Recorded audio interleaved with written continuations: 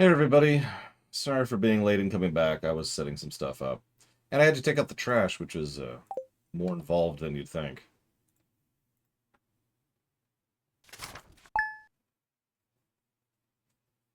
Hmm.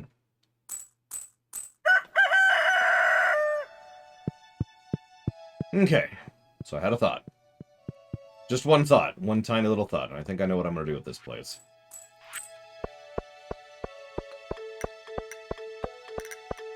So, I know what I'm doing there. I know what I'm doing here.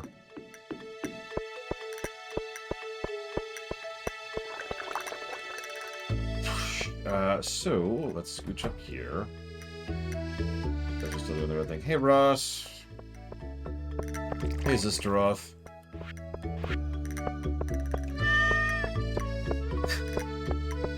I just realized I actually have like 3 separate, viewer votes going on at the same time. Not really all at the same time on purpose, it just kind of ended up that way. Get the rice in the fridge for delicious cooking.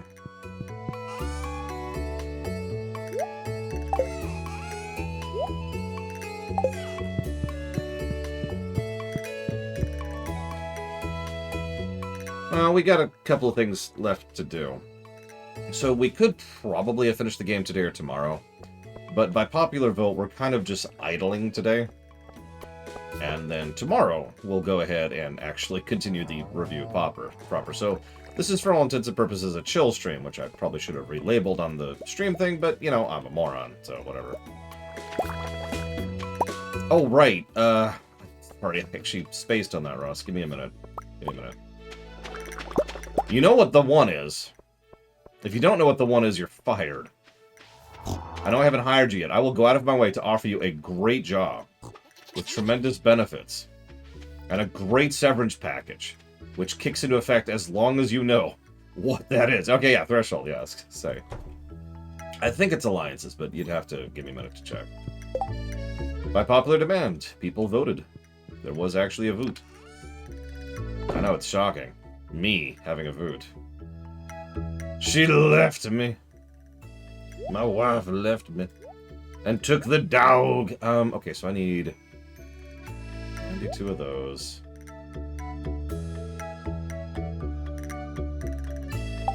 Let's get stuff off these while we're at it.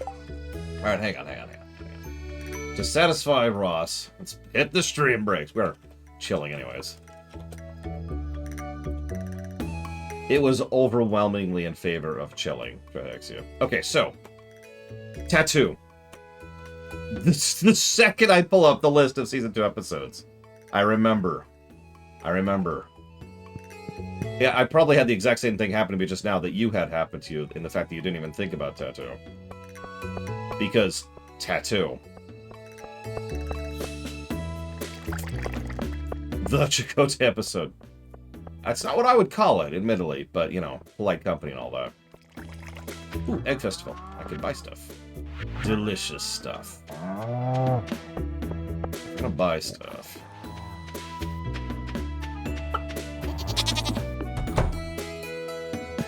Whip.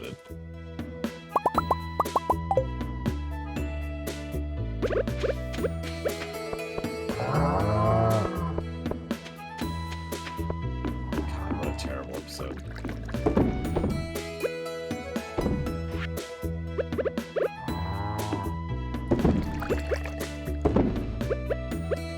The best part is Tattoo automatically has just kind of baked into it that extra little something that a lamentation requires.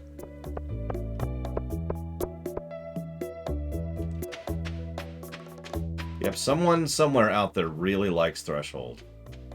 And I'm happy for them. Right as I drag them into the mental health facility. Because whatever's wrong with that poor person's life, we need to fix it pronto.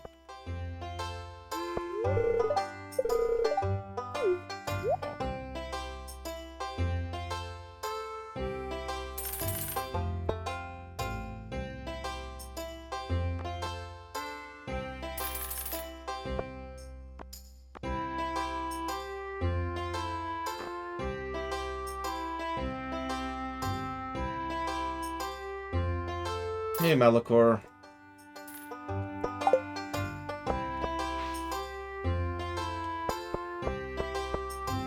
Hate to run and gun, but we've already done this festival twice. So, you kids enjoy. No, Meld was an orange or a red. I forget which.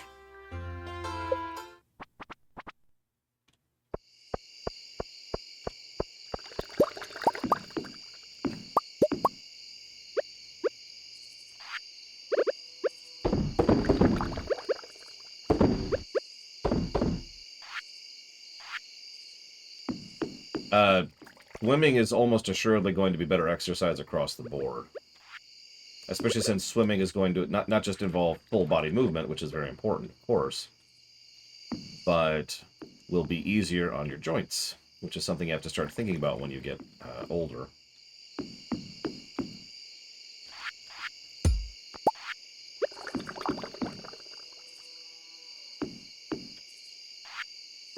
Like, swimming is essentially a full body exercise. Nope, nope, nope.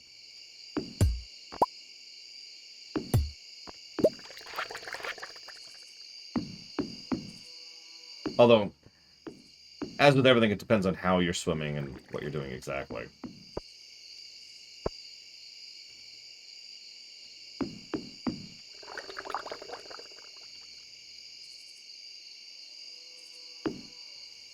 And yeah, how much of a tide you're fighting against, if anything. Like, there's a lot of variables there. As there often are. Yeah, game. Spent all day buying stuff from Pierre.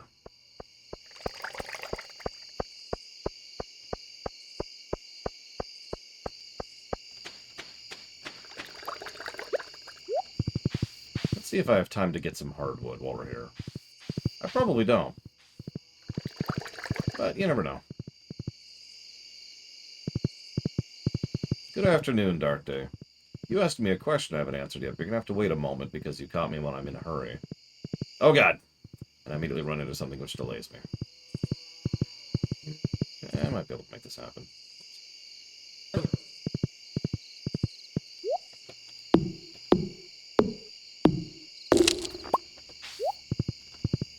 One more. Just the one. Oh, or we could get stuck on something.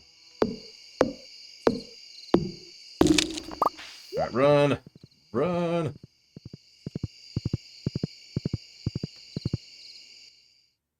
Oh, I remember the question. I remember every question.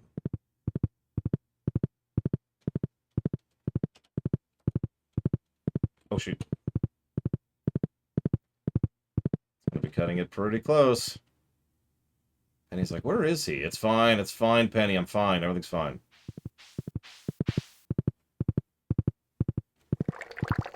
Everything's fine.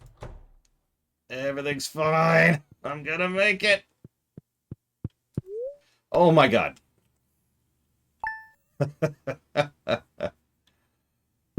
Okay.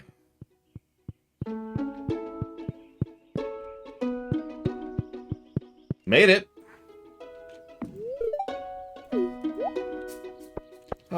Merry Christmas, Sean. And thank you for the sub, as always. Give me a moment.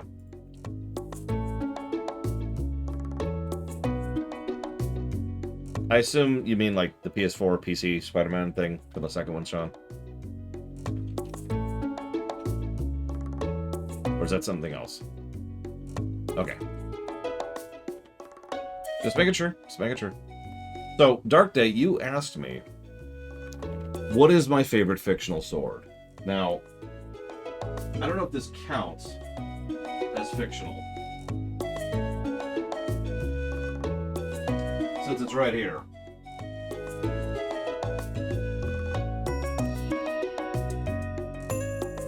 But if I had to pick one, I feel like I would pick this one. Because this is an awesome sword. It's technically a mace. What sword is this? No, we're done. We're done. I'm gonna have to ban Dark Day forever. Sorry, Dark Day. Unpersonal.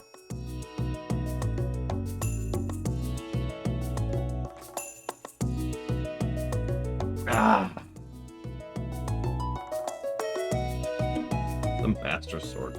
You're funny, Malachor. I actually have one of those. Not here. Because that thing is honestly pretty flimsy, but it's cute. I like it. That's true, it is a dark day. I'm sorry, dark day. Tell you what, I won't ban you. This once.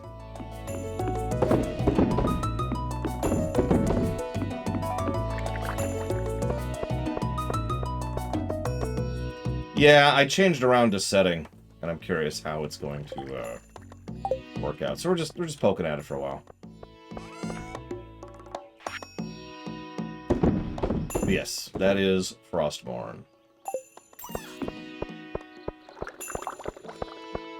Okay.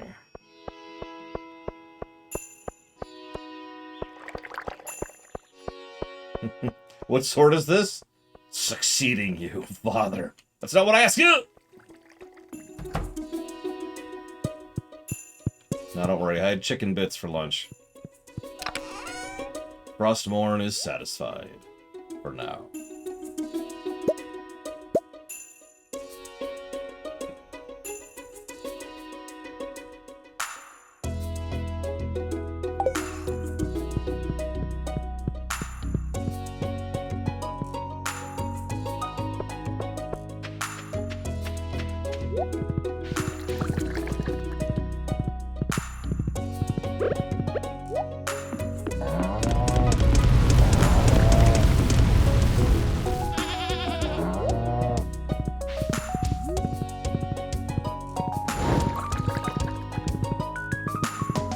I mean, there is a lot of tremendously excellent storytelling in Warcraft.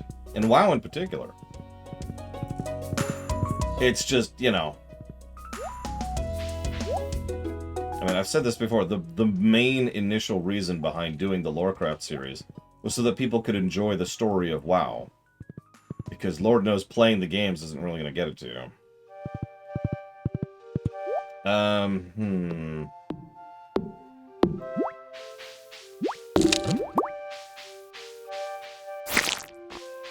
Honestly, I don't think I do Tidbit Retro. Other than the basics like Dungeons and Dragons, which is may or may not be what you're looking for. Or... I don't know, depending on what kind of board games you're into.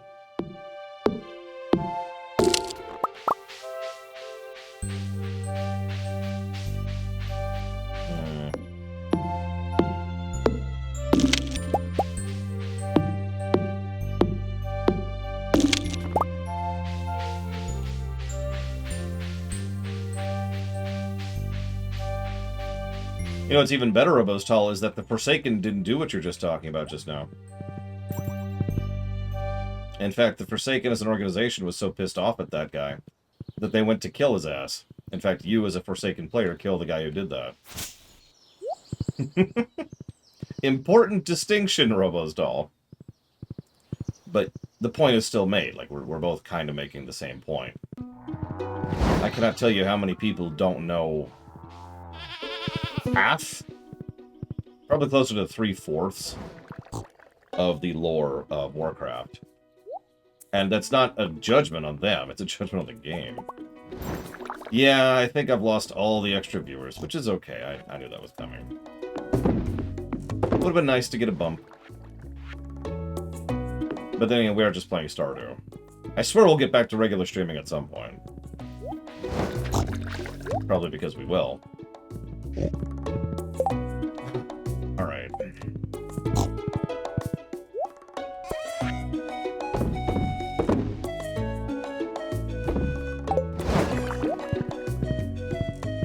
Stardew does have an end, although we're probably not going to get to that.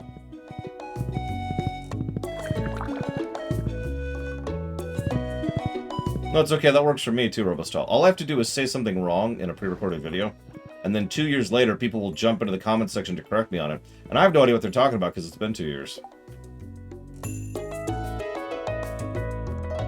Thoughts on Ash Williams? I don't think I have any. It's also been an extraordinarily long time since I've seen that series. I need lumber. I need lots of lumber. So I think we're going to pretend that we are Joja Mart. And just buy our way to lumber rather than go chop it all down. let's make some money.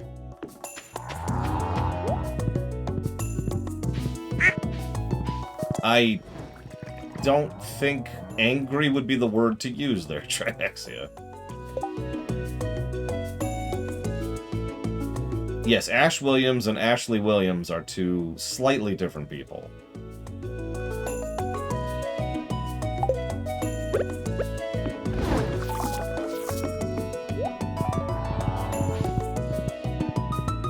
I mean, I don't know if you were picking that on accident or not, Malachor, but I did get those comments. Those exact comments on that exact room.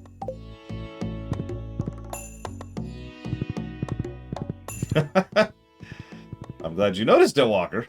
And good afternoon. Oh.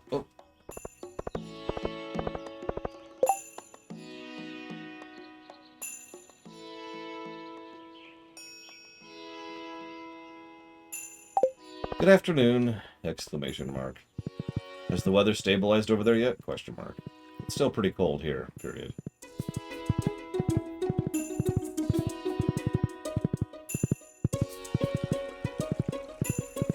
So I need,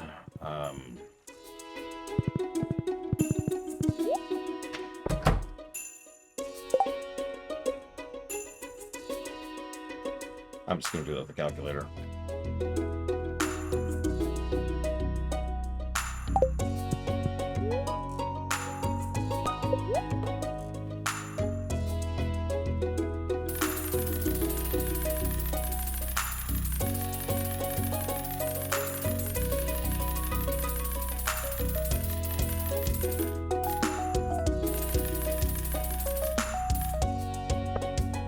Do you count STO for that, Ross?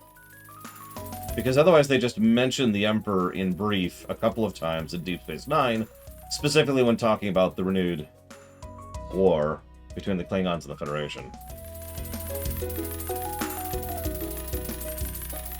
This takes a minute.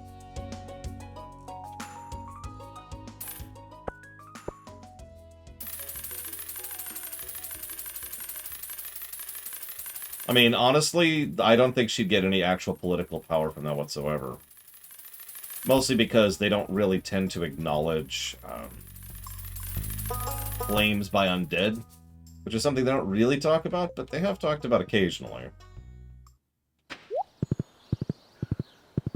And in general, undead don't, like, the moment you die, whether you get back up or not, you tend to have lost all your political stake. So that would mean Greymane's son has no stake, or no political claims.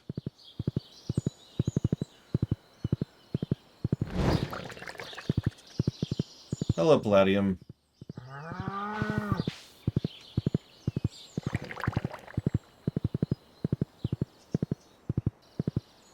I guess I'm just waiting now. Playing the waiting game. Oh.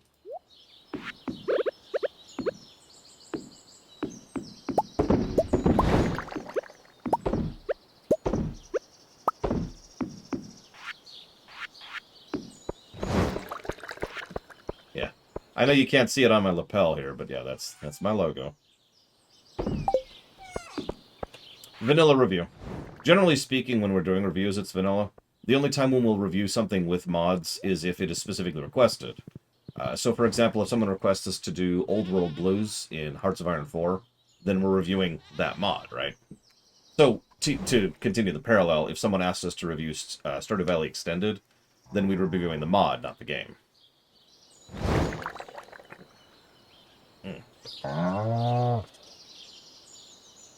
Good afternoon, Evo. Right now, I'm admittedly spinning my wheels a little bit, Palladium. Mostly just trying to spend some time, because this is kind of a co-op play, and my beloved sister is otherwise just unavailable today. And I don't want to hit the new island, Ginger Island, without her. So I'm doing a little terraforming, and making a little bit of extra money on the side to try and get things going. I did have a nice lunch. It was chicken. With onions!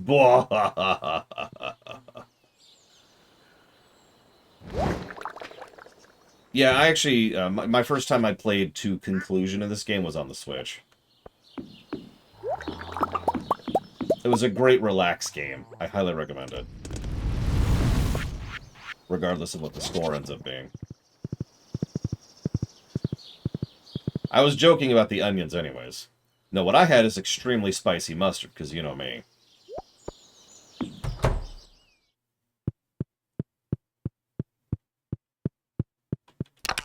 There we go. Okay, let's toss that in. Hey, Russ.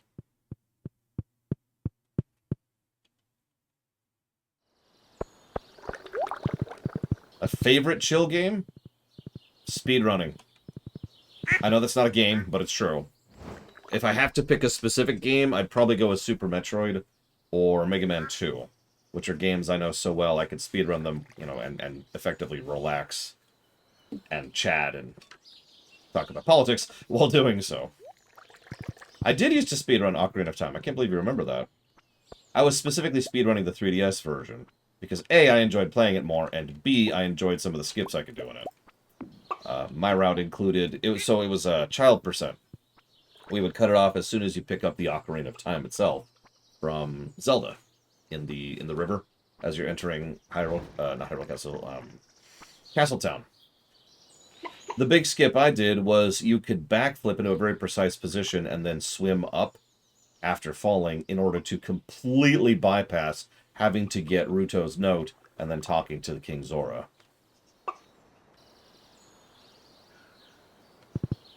What am I doing? I am selling stuff. Right.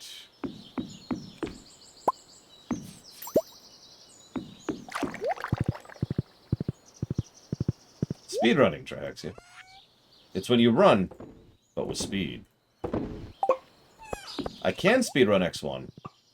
My usual for X1 was either 100% or 100% all, or excuse me, 100% or 8 bosses, or 8 Mavericks if you prefer. It's actually a favorite category of mine for Mega Man speedrunning in general, is to do the first 8 bosses as quickly as possible. I also happen to enjoy doing Buster only, but that's more in Classic. In X, it's just too much fun and too interesting to use the additional tech of the weapons. Whereas in Classic, the weapons are mostly just there to be other ways to kill enemies. Apparently, Robo's doll. Okay, so that's... Right, so, I had an idea for what I'm going to do with this area over here. Because remember, I was trying to figure out what the heck to do with this nonsense. The first thing we're going to do is get rid of all of this grass. Get rid of it. Get rid of it. Get rid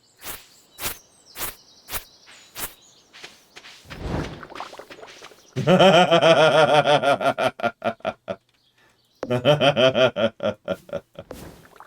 I'm sorry, Dark Day. That just... no, he doesn't need a crown, Evo.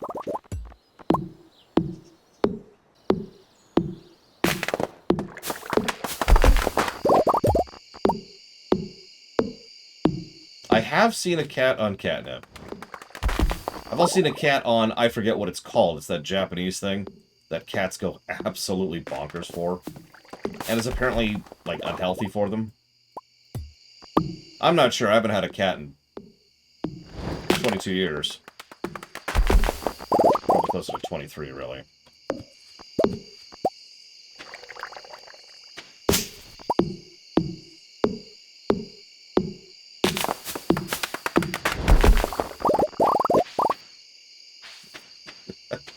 I'm sorry, Dark Day. It's just...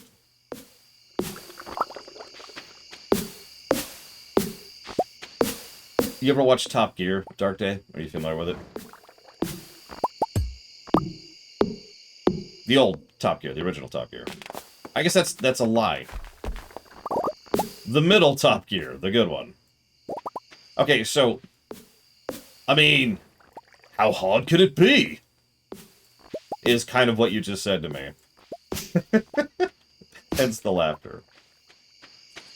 Okay, I think that's everything. Nope, I missed one. I think that's everything.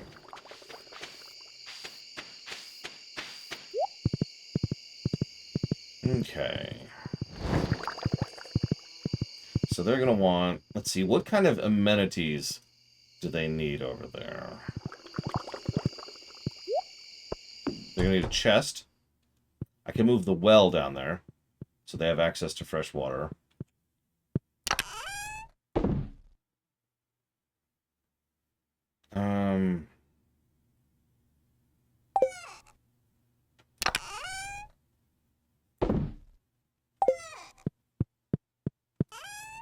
Well, don't worry. The Stardew Valleys will soon be over. I mean, don't mistake me. I enjoy streaming Stardew Valley, and it's been a pretty chill couple of weeks, but we really do need to move on at some point. That's okay. We'll probably move on soonish.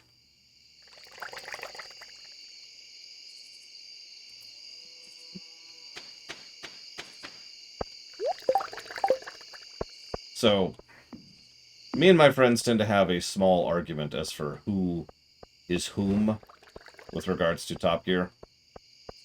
Gary insists that he's Clarkson. I think I'm a little bit more Clarkson in terms of just being the maniacal mwahaha. But he insists that I am someone else, Captain Slow. And he's got a good point. Not because I'm slow, but because I am boring. So you see, this thing is fascinating, because this moves over here and goes with this thing, and I've done everything properly, as you might expect. Meanwhile, Pax is Hammond.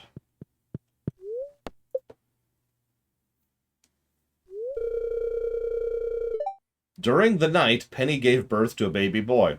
She was pregnant? Okay. We shall call you...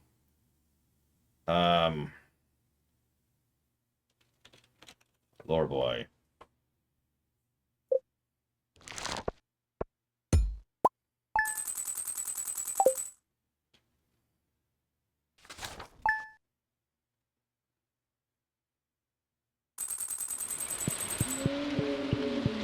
Well, Penny, you okay from that middle-of-the-night pregnancy? Everything went well, and now little Lore Boy is part of the family. We're very fortunate. Hello, little Lore Boy. He's sleeping. Well, he's not a bit... Shouldn't make jokes. Well, there goes the rest of my life. Or Penny's. Or both.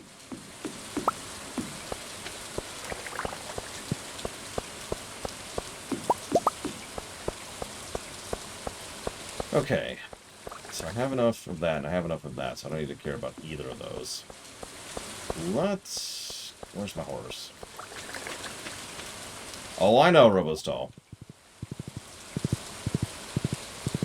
I have taken care of brand new babies, as well as young infants, and basically from the range of age 0 to 10, I have experience in taking care of.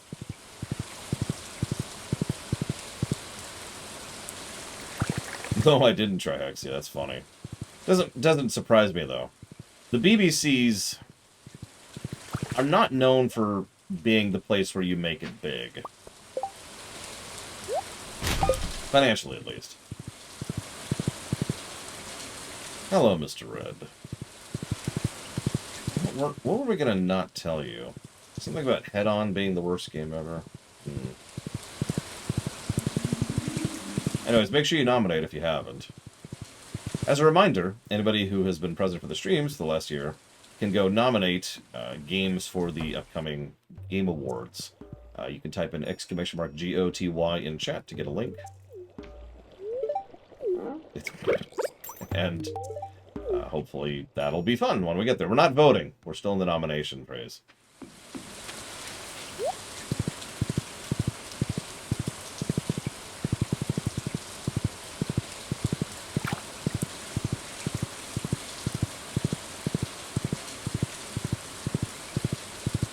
The list of games that are applicable is available on the left side of the spreadsheet. And, of course, the stuff that people have already nominated is on the right. Please don't double up. Doubling up, of course, it just means I have to delete it later. Because that doesn't work. Yeah, the best game I've streamed this week is probably Stardew Valley. Then again, I have streamed Guild Wars 2 for a few minutes this week.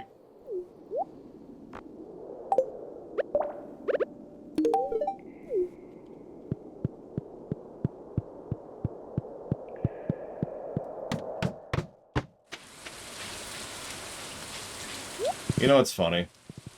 I don't think Big Roads Racing, or Big Rigs Road Racing, or whatever it's called, would actually surpass either of our two top worst games ever. I'm dead serious about that. There's not enough meat on the bones of that terrible game to qualify as that bad. To get that awful, you need to just spend time and be nice and long and continue to be terrible throughout the course of the game.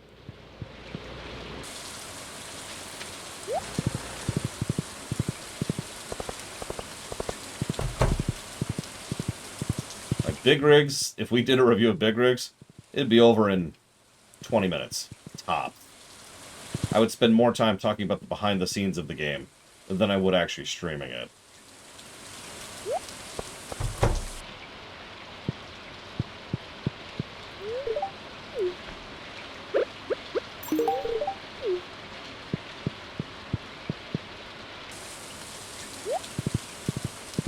I didn't know AVGN had actually done Big Rigs. I first became aware of Big Rigs via a speedrun, ironically, at GDQ. Magic Underwear. Leisure Suit Larry?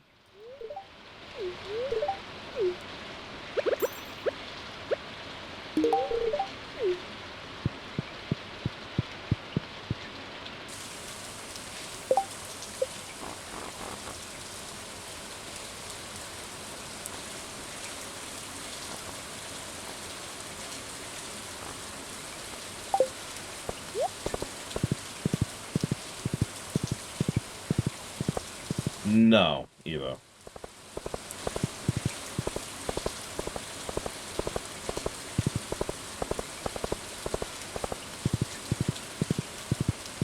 I mean, if we're being totally honest, it would be really easy to find a game that's an unfinished, buggy, broken mess and call that the worst game ever. All we'd have to do is hit Steam Greenlight for a few minutes. There will be hundreds of games there.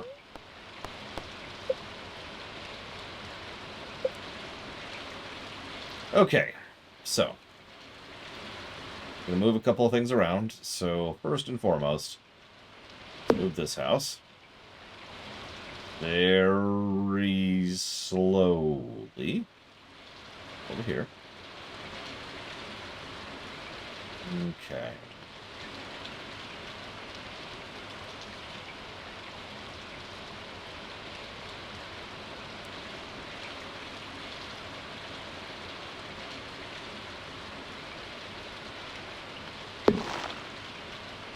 Yeah, exactly, Mr. Red. Nah, to get to be a really bad game, you gotta earn it. You gotta work for that.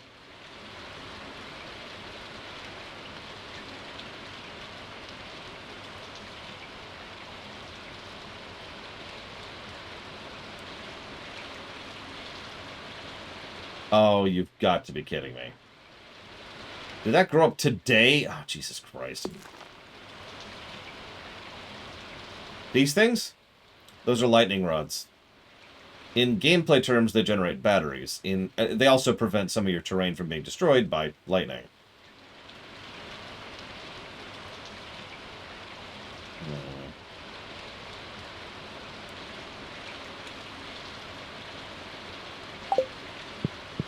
Oh, yeah, no, asset flippers are bad in general. Slaughtering grounds is not great.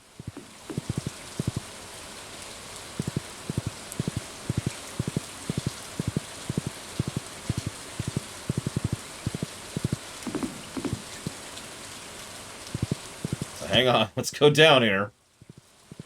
You can get lightning strikes, and they will destroy terrain. They'll break stuff. So if one hits a keg, whatever was in that keg and all progress that was being made towards brewing, gone.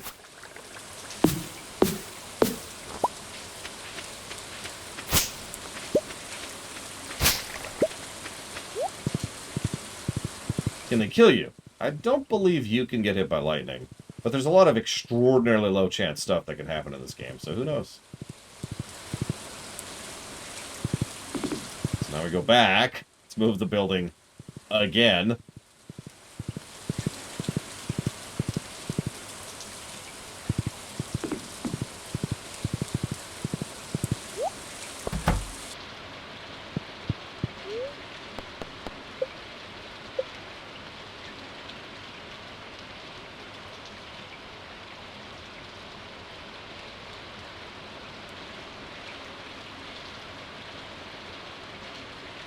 Anyways.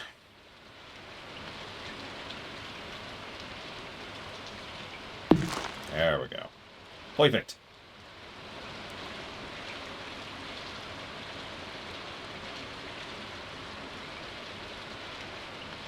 Thank you, Evo.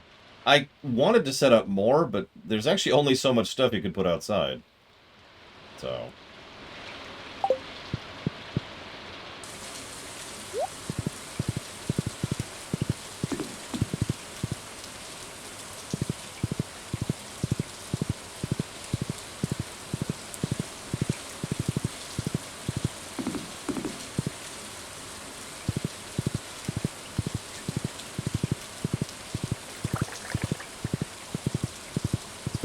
stuck exactly how it should.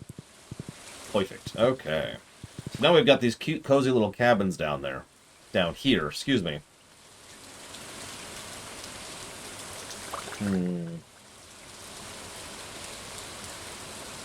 What else should I put down there?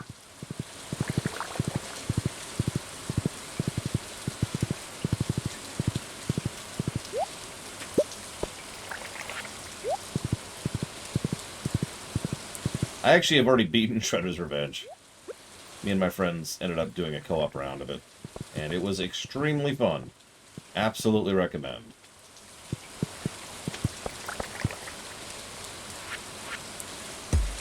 I haven't reviewed it yet, obviously.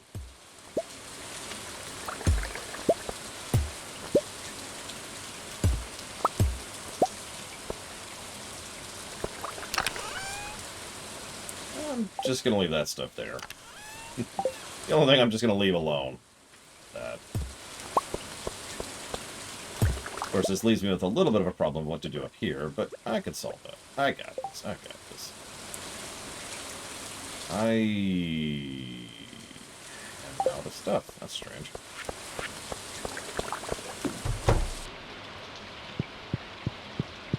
I forget who it was, but someone was talking about how there's no design to a beat-em-up, and the only reason to enjoy a beat-em-up is nostalgia. It's one of the stupidest comments I've heard lately.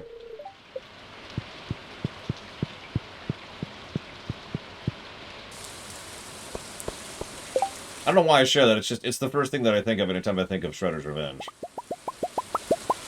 Yeah, there's no design to a beat-em-up.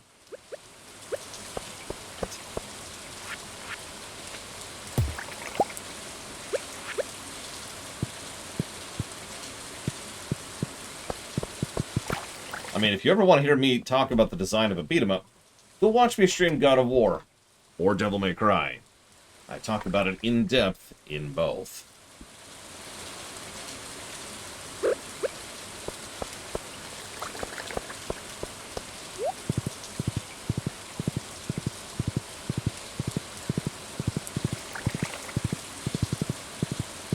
I'm not sure what to do over here.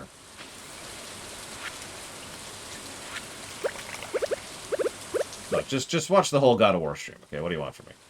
The whole thing, just the whole thing.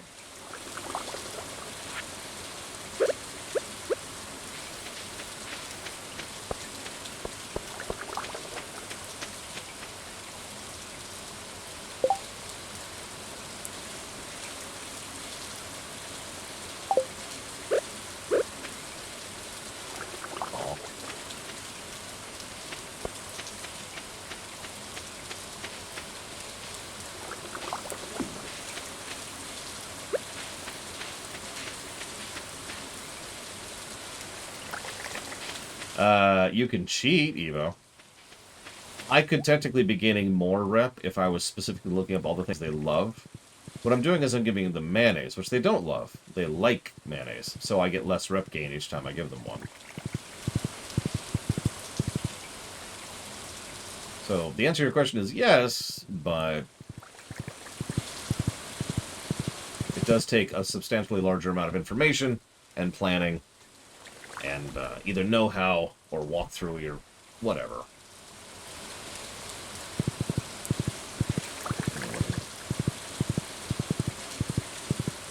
Did I put... I did. Okay, good. See, now I gotta decide what I do up here. I could just leave it. I don't mind it just being as is.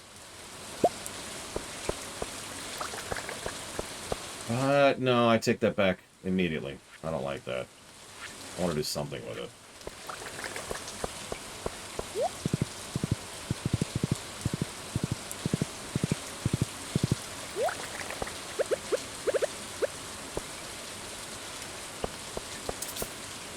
Really? I can't recycle this? Oh, okay.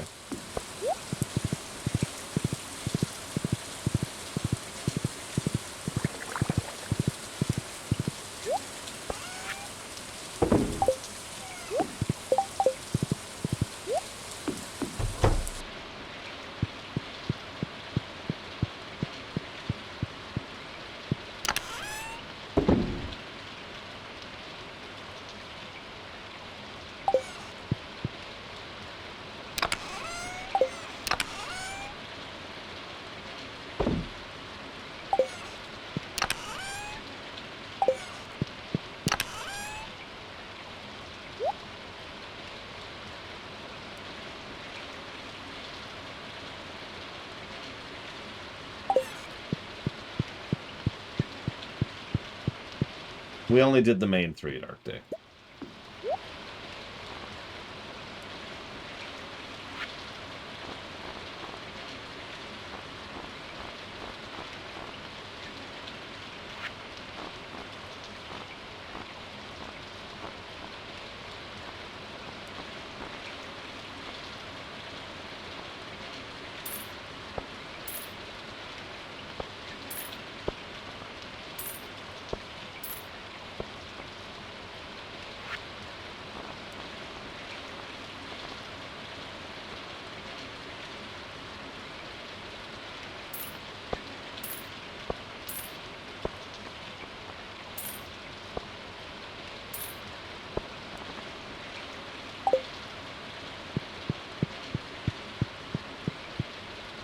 Or Thanatos.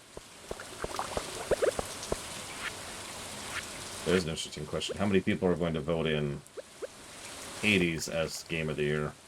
I imagine it's not a small number.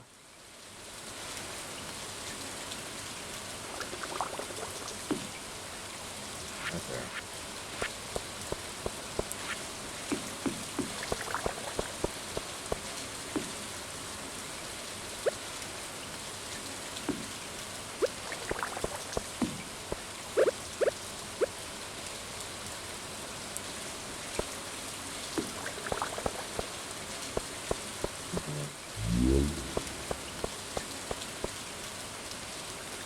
Will you vote for anything else, Evo? That's the real question. Because that's how ranked choice voting works.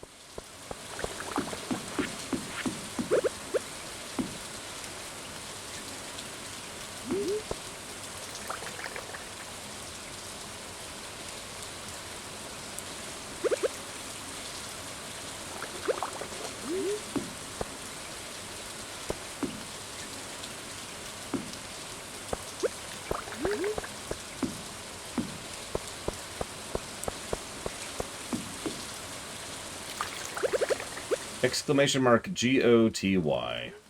Although we're not at the voting phase yet. We're currently in the nomination phase.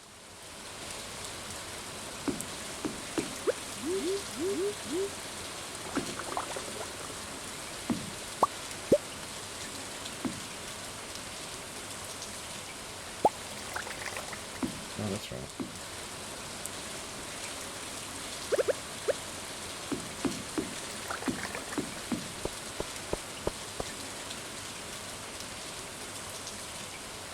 Yeah, I probably do need to do some cleanup on it soon. Maybe not. I don't know. I'll check in a bit.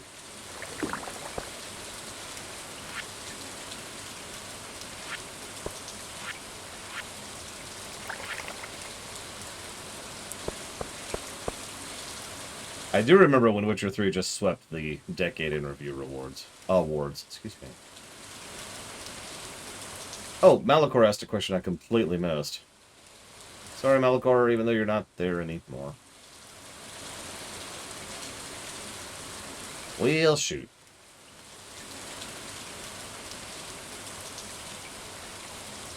Should double check this while I'm at it. How is this voting thing going?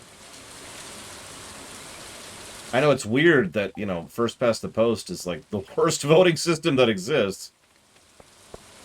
Literally. Just everything wrong with it. And everyone in the universe knows that.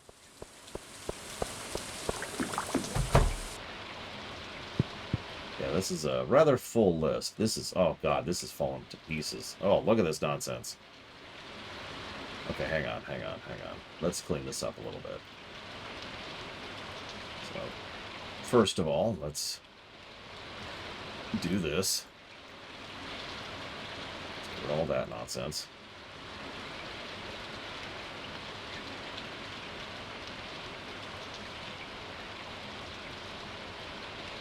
This. Secret of the Stars is already on here. Please don't duplicate. Portal 2 is already on here. Please don't duplicate.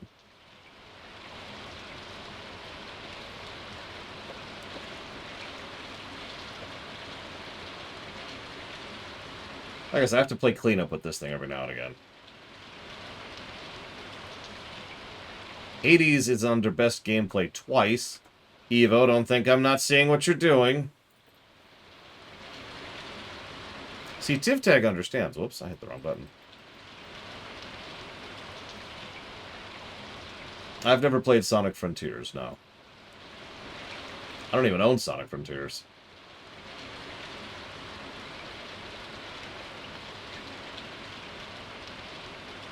Hollow Knight and Titanfall 2.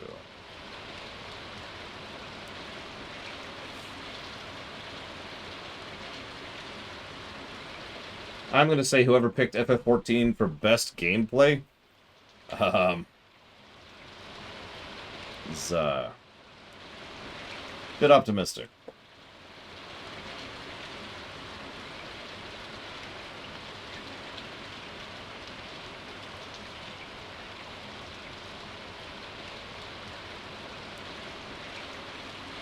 It's a shame John goes in here. You could see someone nominated Fallout 1 for worst gameplay of the year. Valhalla is on best gameplay or best music twice. Hollow Knight is on best music twice. Mass Effect 2 for best music? Really? That's a strange choice. Sorry, I shouldn't say that. I think that's a strange choice. What else we got here? Did we cover System Shock 1 this year? We did! Oh my god. We did cover System Shock 1 this year. Holy crap.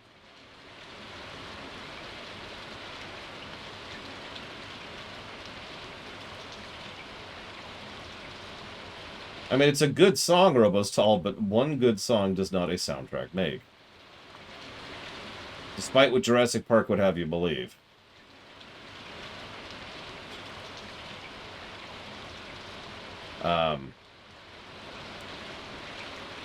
Huh. Someone nominated Star Trek Shattered Universe for Best Sound Design. Tempted to delete that simply because I think that's just someone who's trolling.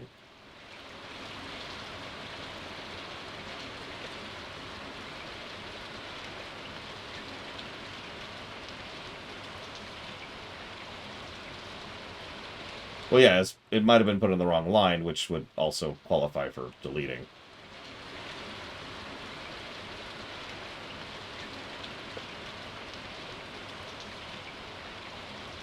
Ironically, we have covered such absolutely terrible games this year that a lot of the worst games are probably going to sweep a little bit. I'll clean up the rest of that later. It's taking a while. Please be as organized as you can. It makes less work for me later.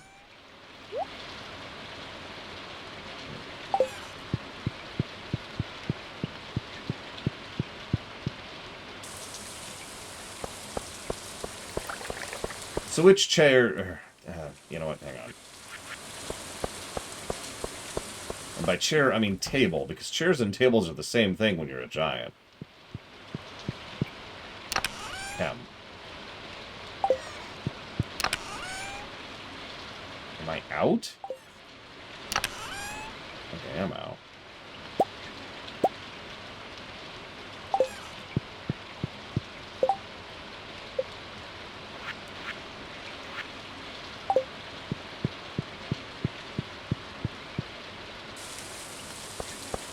Yeah, remember, doubling up on nomination doesn't do anything. It just means I get to delete something. And if that's your goal, is to make me do more work, then mission accomplished, but... Okay, so which of the 4 tables do you think best suits this spot right here?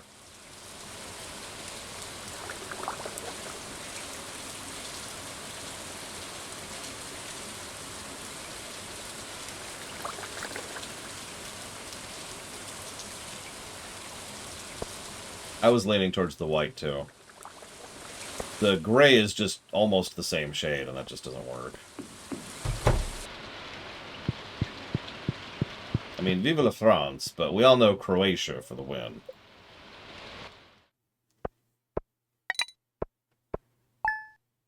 Let's see if anybody started responding to this.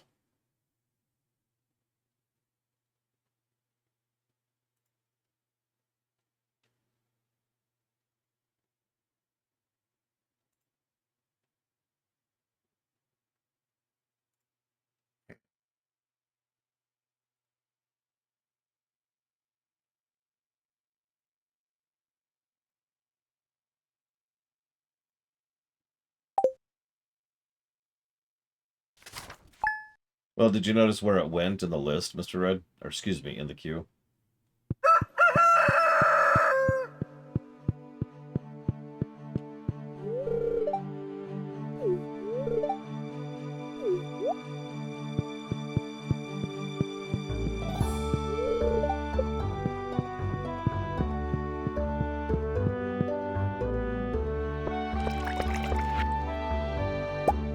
Thanks for the stone, George. I admittedly don't understand the question, Evo, but it's like this. I can't tell you how often I will have someone pop into stream and be like, I never heard of this game before.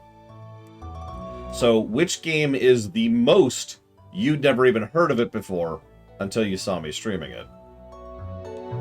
I don't think so, no, Robustal. Yeah, I think I'm going to go with white as well. Oop.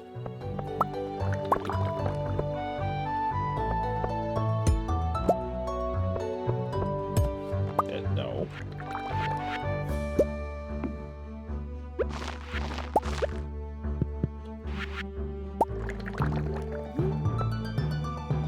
Right there.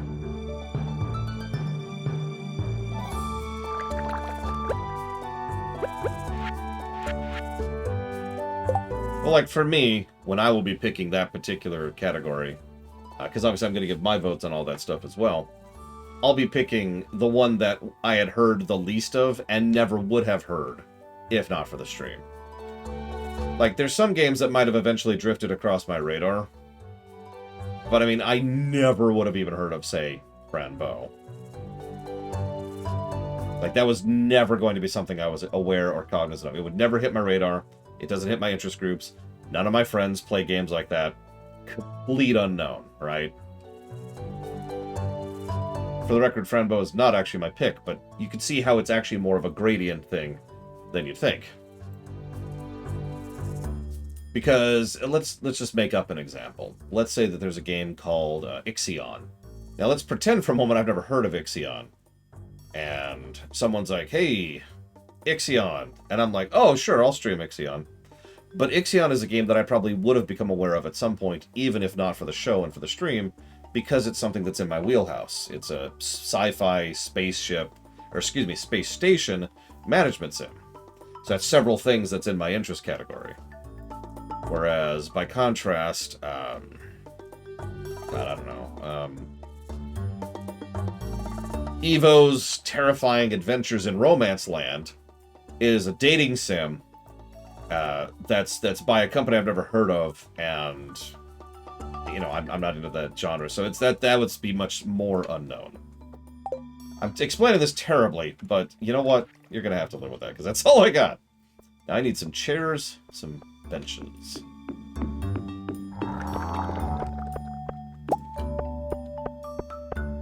What? It's some terrifying adventure. She barely survives. All those people trying to romance her. And the whole time she's just like, please, leave me alone.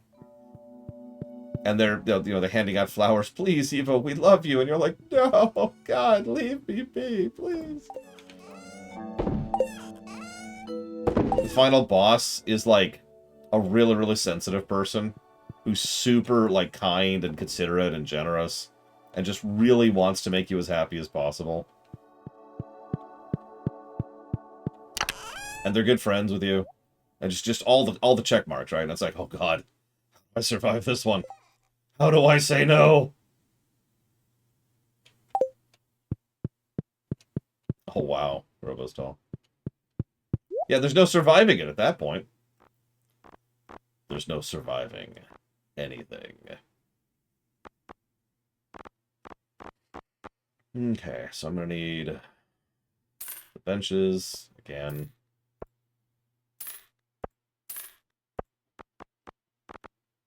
And I'm gonna need some chairs. Which I don't have room for right now. I don't have room for a lot of stuff right now. Hey, Sarura.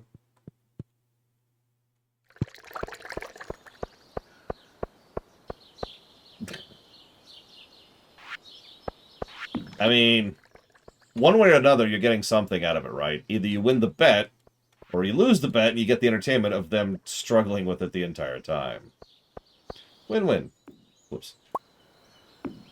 No, actually, I don't want that there.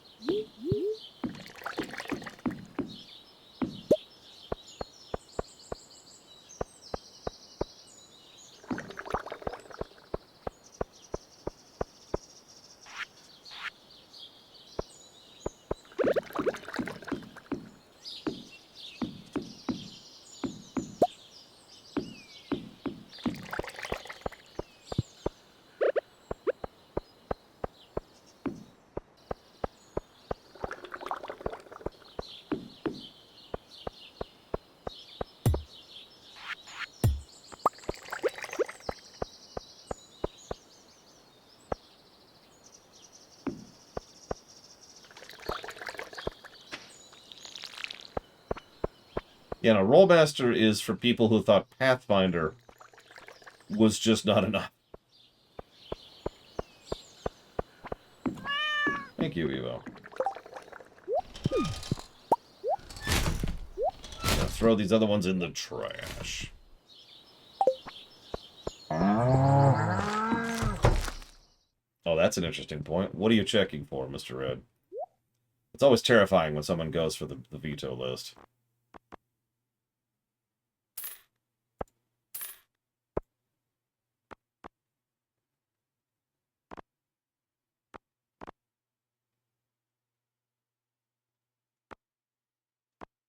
I'm afraid you cannot, Dark Day.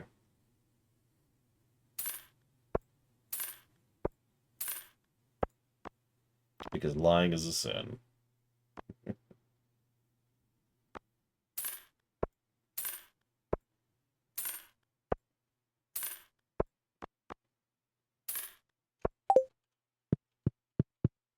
You can vote for Lorsis as the best streamer for the year. Although you'd fail to do that because there is no such category. You can try, though.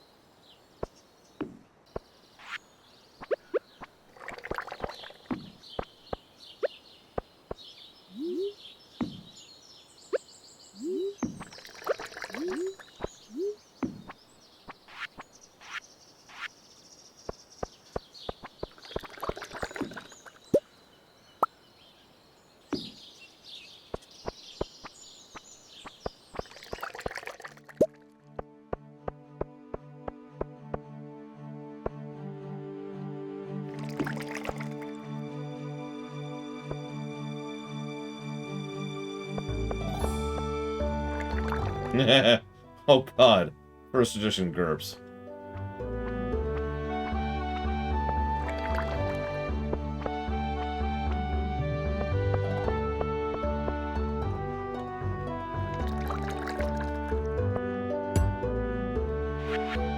Well, the whole point here, Evo, is that everyone gets to pick whichever chair they like best. Hence the variety.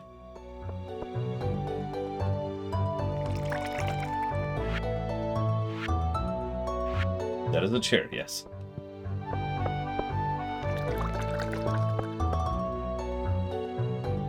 I need some trees.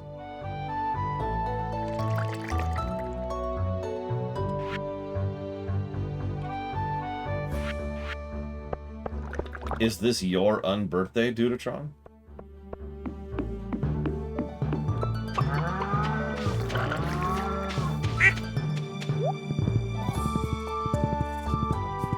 So, one of the biggest flaws me and several of my friends have when watching GDQ, Robostall, is we're like, man, I'm in the mood for playing insert game here.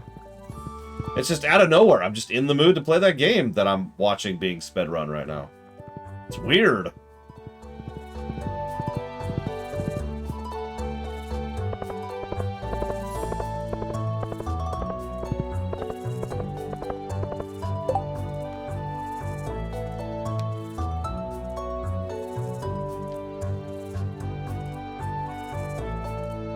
No, I haven't, Sarura.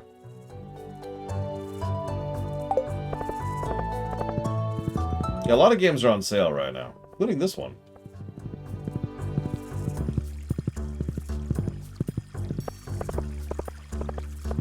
Hi, honey. Mwah. She gets a drive-by horse kiss. From me, not from the horse.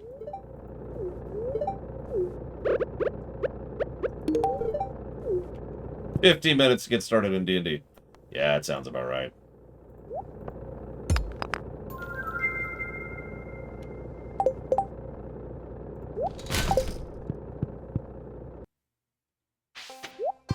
Oh yeah, that's what we were. Why I was mentioning you, Mr. Red. I can't remember the exact contents, but earlier we were talking about Lord of the Rings games. And if you could pick one genre of a game, let's assume it's a good game, to be set in Lord of the Rings, what would you pick? Someone picked an MMO, and I was like, that's a good pick. Then Lord of the Rings would finally have a good MMO.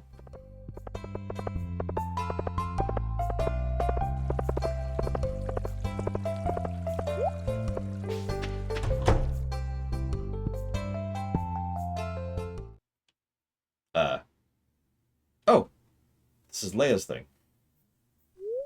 What did Abigail make? What's it stand for, Robostall? Because I might just veto it right now and save you the time. In fact, veto! There we go. Okay, done. Whew, that was rough.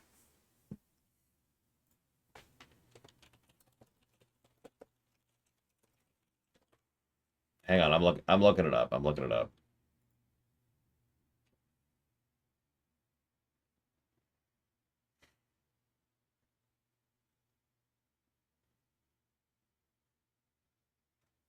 Yeah, no, Lotro is a game I essentially refuse to stream. I've said that before. There's a difference between chill streams and boring streams. And Lotro has so much padding and so many seconds and minutes problems. It's a little silly. No, I do not like Silent Hill. Not at all.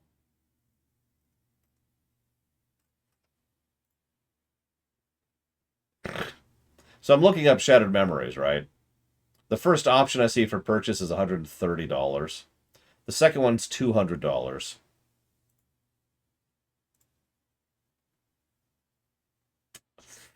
Hang on, I'm gonna do my due diligence here, but I don't think this is happening.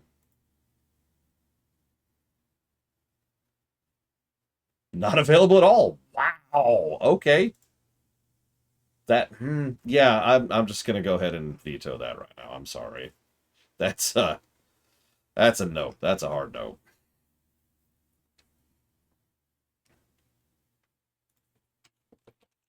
Yeah, let me update the list right now. I mean, I don't like horror games in general, so end statement. We could just stop right there and be done with the sentence.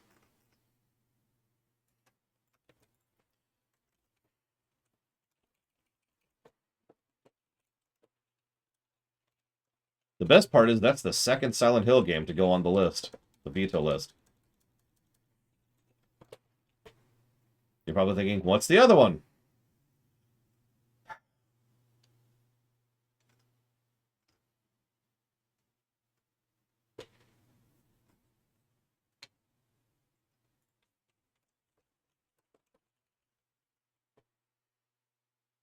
Okay, apparently it's actually not on the veto list. Sorry, my bad. But it's Silent Hill 2. It's the big one. The one everyone loves. And you're probably thinking, why, Lore? Because getting a hold of a copy of Silent Hill 2 now is bonkers. And there's that terrible, terrible remaster, which everyone who was suggesting donating for it all agreed, no. Yeah, Konami is Konamiing. Anyways, Lore, you're here. Okay, guess I better introduce my pieces. Wish me luck. You got this, Leia. Okay, everyone. Thanks for coming to my art show. As some of you know, I came to this town because I wanted to draw inspiration from the beautiful surroundings. This place really feels like home now.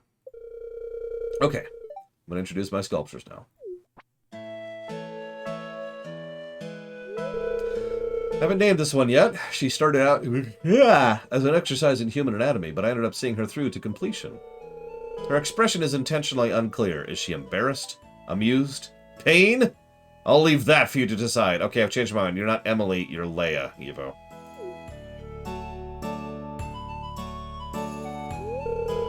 This one's called Post-Dimensional Null Space. Definitely Evo. It represents the boundary of human imagination. Shape and color came to me vividly when I was in trance state.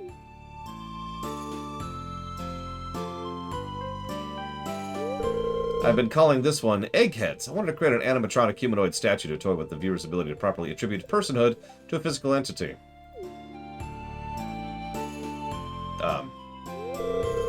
The last one's called Wood Sculpture 3. It's a celebration of my favorite sculpting material. Wood. Well, those are my sculptures. She was blushing the entire time. One last thing. I'd like to say thanks to my special friend, Lore. Aw, he gave me the idea for this show and the courage to go through with it. I know that sounds cheesy, but it's true. Proud of you, Leia. Events like this really breathe life into our little town. I love your art, Leia. Post-dimensional null space is my favorite. Thanks for doing this, says my wife. Thanks, everyone. I applaud Frostmourne. Now clap! No, now let's start the bidding on these wonderful art pieces. A Marvel addition to your home. Do I hear 5,000 for the pink one? I do not have that kind of money, buddy. Hey, who's that random stalker over there who's definitely not her ex-boyfriend? Him. What the hell was I doing before that happened? Oh, right. Okay, so let's talk to Krobus. I think this is where we're at.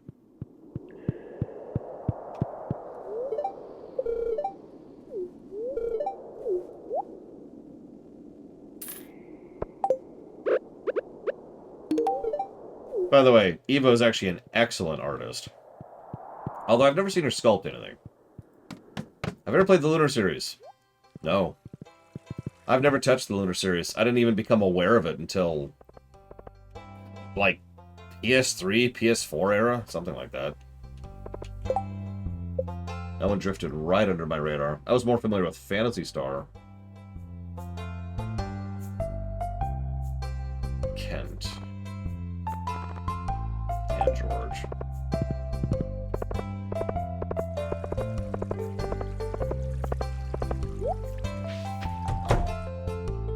Yeah, I'm the restraining order. I have freaking Frostmourne. You got a problem with that?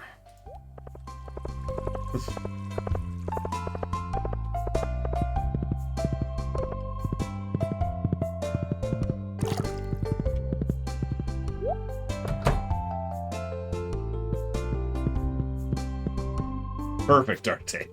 Thank you for being a demonstration. Now get back up.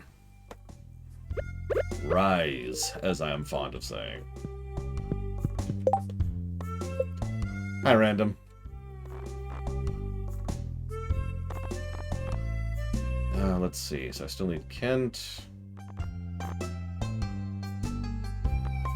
The wizard. And then the two people I don't care about.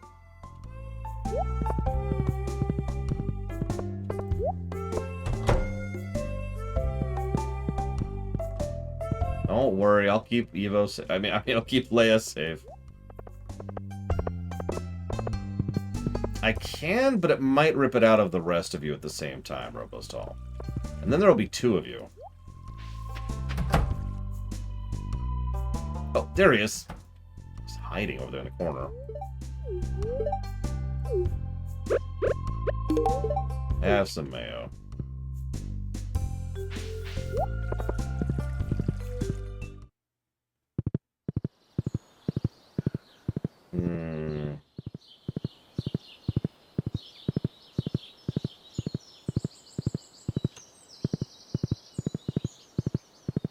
So we got a bunch of interesting answers, Mr. Red. Nobody suggested a run and gun. Someone did actually suggest a Souls-like in Lord of the Rings. And honestly, it's kind of built for it. There's a lot you can do as a Souls-like in Lord of the Rings. But a run and gun. Let me think about that for a minute.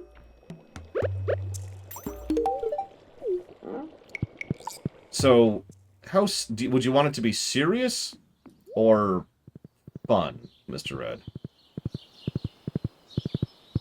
Because I could think of a way to do both.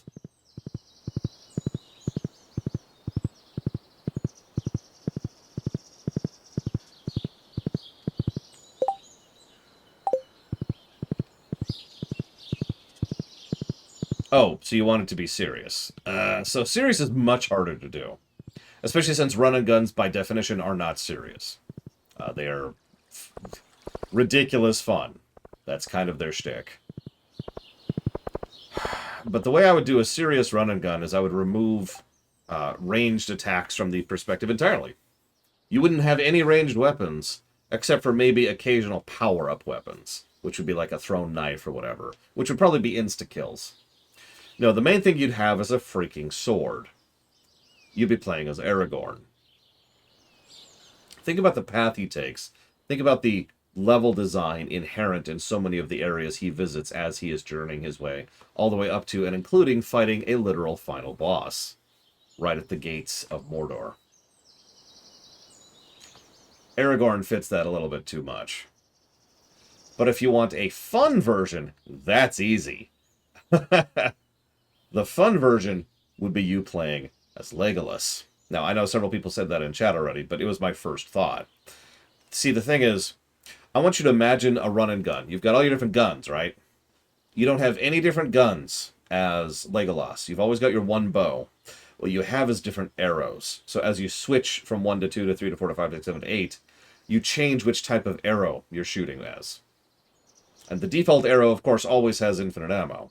But you're going to have trick shot arrows, and you're going to have explosive arrows, and you're going to have chain arrows, which like you shoot it at someone and it wraps around everybody nearby and groups them all up into one spot.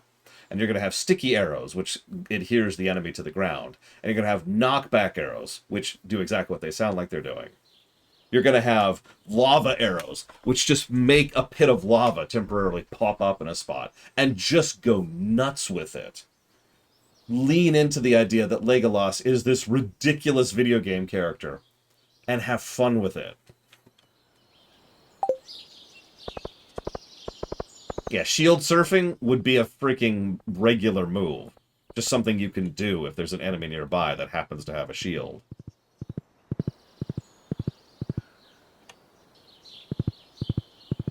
Yeah, no, like I said, Evo, just go wild with it. Have fun with it. That's why I call that the fun version. Yeah, kind of DMC-like. I'll admit I'm a little inspired by the DMC ideas, but just lean into that hard.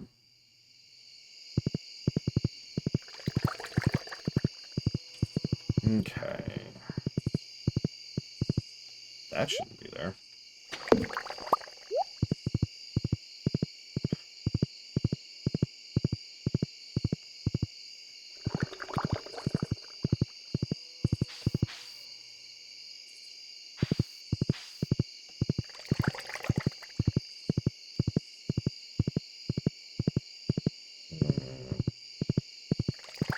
Which one was that one, Trihexia?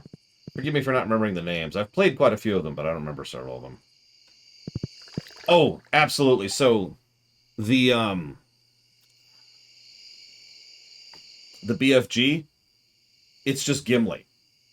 You just throw Gimli, and he just turbo kills everything in the room. Boom! Shunk, shunk, shunk, shunk, and he's just throwing axes all over the place and like whirlwinding around, blade storming around the room.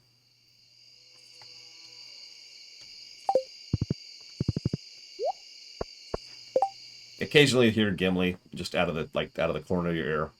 I was only 12. I'm up to 15. Yeah, Gimli, exactly. Gimli's the nuke.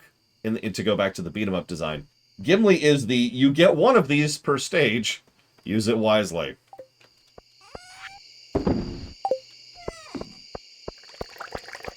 I need some trees. Shadows of Mordor is a great game, which I highly recommend, actually. Believes it or not. I still need about 200 lumber, too, which also means I need money.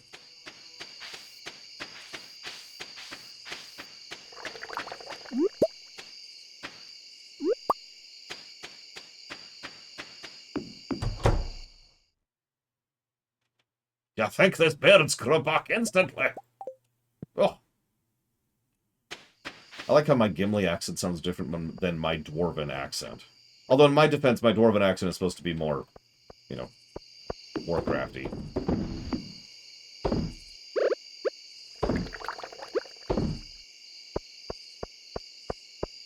I mean, several of the Lord of the Rings games were actually pretty legit, all things considered. We had that FF10 clone, which I don't mean as a negative thing, I don't know what else to call it. And then we had, I need to make 2 more of these things. The RTS. And we'll make 2 of these right here. Right here. Actually, they'll go over there, but whatever. You can stay there for right now.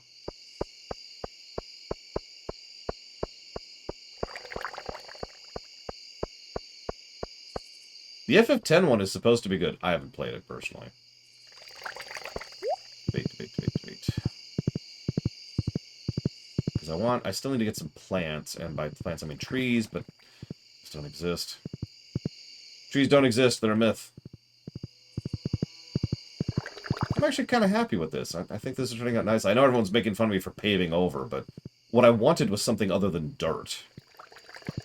I wanted a look that wasn't just, here's open tracks of dirt. It felt, obviously, dirty to me, but also felt undesigned to me. It felt like I wasn't making a home.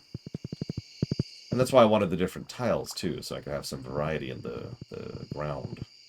And of course, we still got dirt over here, in the farming area.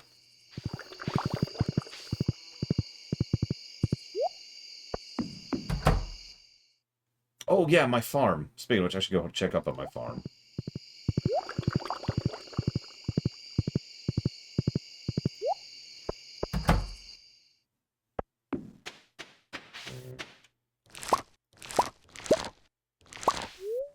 You. And of course, that's not done. That won't be done till the 1st. And we got a nice little, group just chilling. I want to put more plants there. I just need to get them yet. This is the hanging out dining area where we can serve food. This is kind of the crafting station, but I dressed it up a little bit so, people can have some nice ambiance while they're working on stuff. I think the 3rd age is the FF10 one. That sounds right.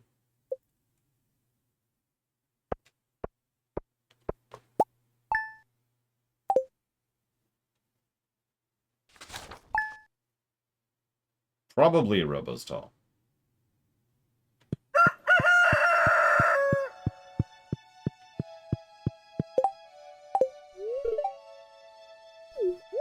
Aw, thanks.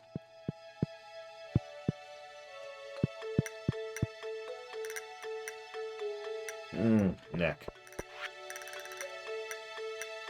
Leia sold nearly all of her sculptures. Nice. Congrats, Evo. I mean, don't kill me, Evo.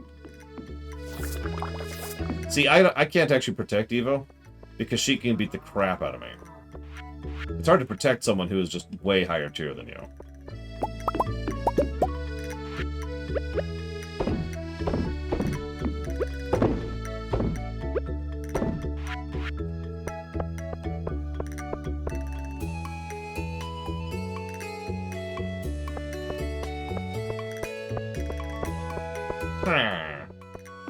You gotta say it right, Pygmy, for How is my little kid doing? Sleeping forever. I love how we're just generating butterflies in the crafting area, too.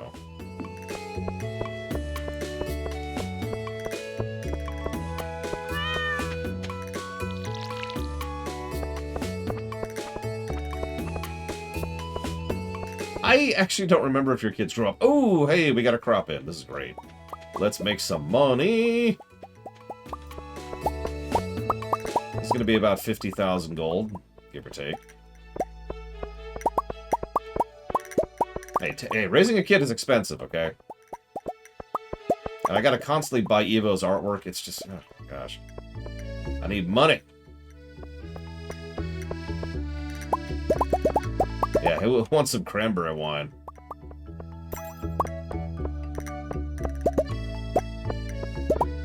I believe they're attracted to several decor, but yes, they are attracted to butterflies.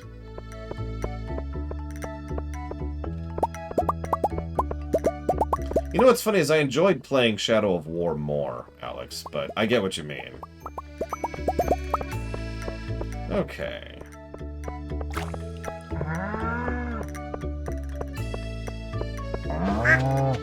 Would you believe I don't actually know about that, Sarura? I'm not asking you to spoil, it's just I legitimately don't know about that. You don't own a Switch, Mr. Red? Okay. You should buy a Switch, Mr. Red. And I mean that with sincerity. I think that you'll get a lot of use out of it. There's a lot of good games on there, a lot of which are obviously enjoyable and good games, but there's a whole lot of just chill games, right? Or games that you can use to de-stress, or games you can use when you're trying to figure out what you want to do with yourself, or whatever. There's a gargantuan variety of games on the Switch. Yeah, ask us in chat. We could probably come up with a few hundred game recommendations. And that is not an exaggeration. My only regret about the Switch library is it's not even bigger, but that's just me being greedy at that point. Okay, I've got to know who this last boss is. Hang on. Give me a second.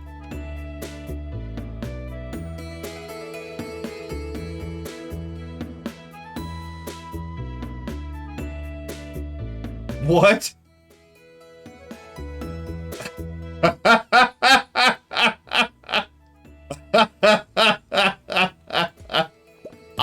Whatever I was expecting, it was not that.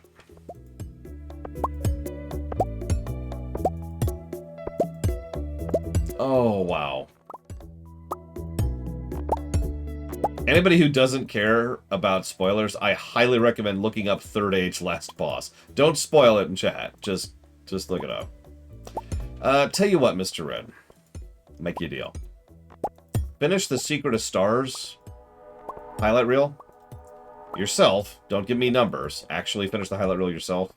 I'll buy you a Switch.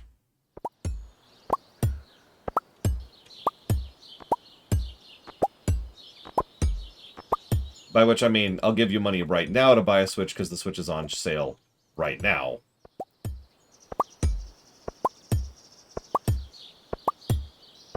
I'm going to leave it right there. I'm going to leave it. Look, Alex, look. I could fix this so easy.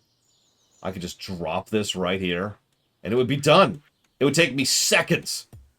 It would take me 1 second to fix that. Oh, sorry. Sorry, Alex. I'm so sorry. I'm so sorry.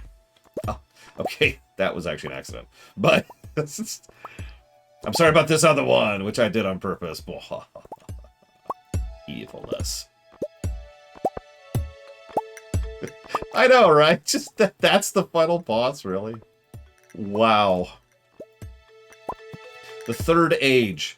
Lord of the Rings, The Third Age is, I believe, the full name of the game.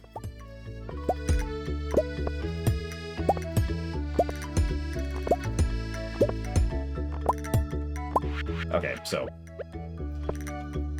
So you only torture someone for so long, right? Can't torture them forever, so there we go. Much better. Okay, so we need to do this.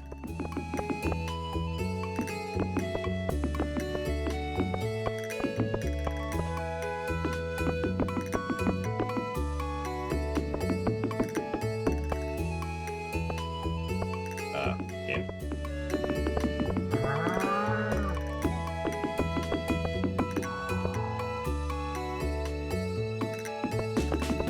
Ah!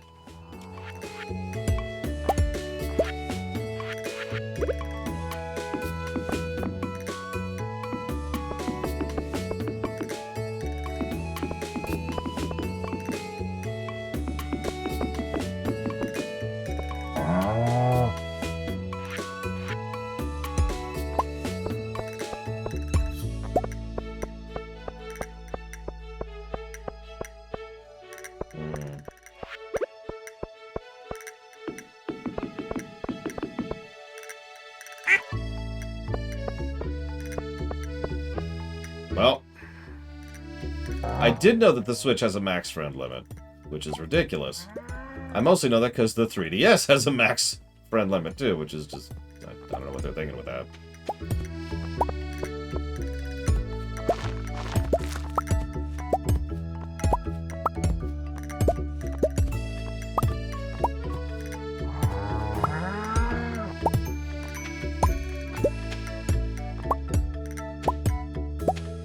I need to watch a video of that later to see what exactly happens to make you suddenly fight Gimli, who was actually the final boss of that game. Yes, that's the FF10 clone.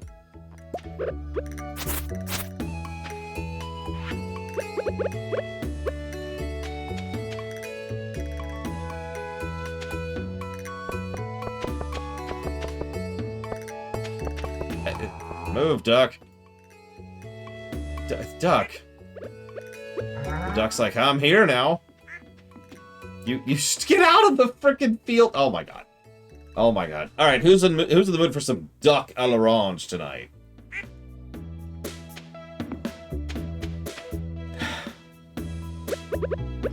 Duck. Oh my god. Get out of here, you stupid duck.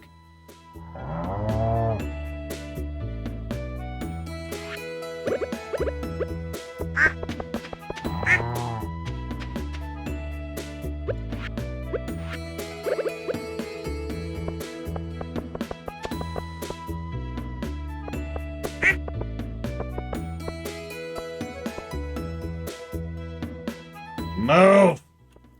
God! Hi.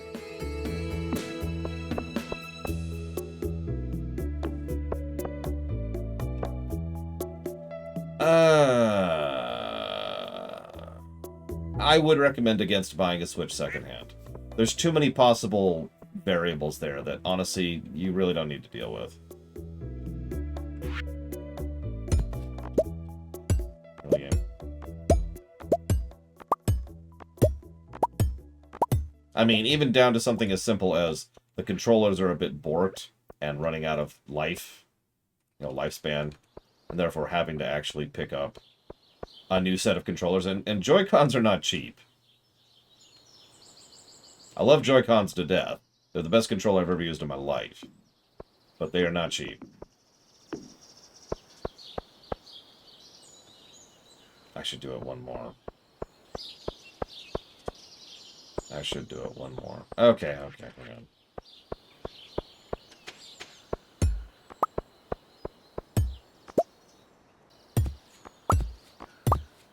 I would recommend against OLED, personally. Speaking of someone who is currently playing on an OLED monitor, I would still recommend against that.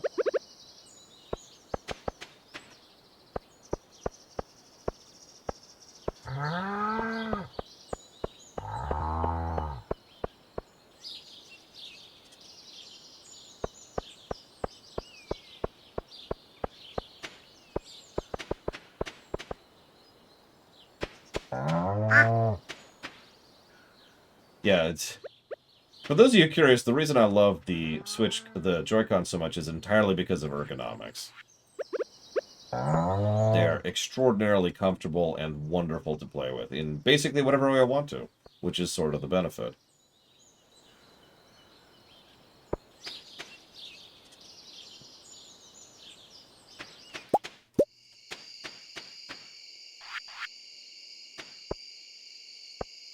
Okay.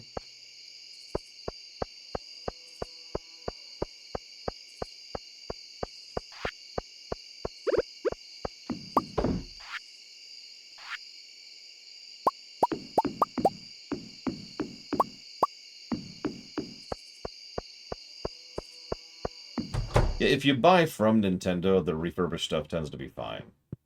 I wouldn't buy secondhand from literally anything else, though. My opinion.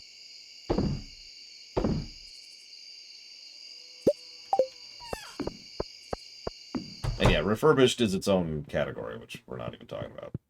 Or are we?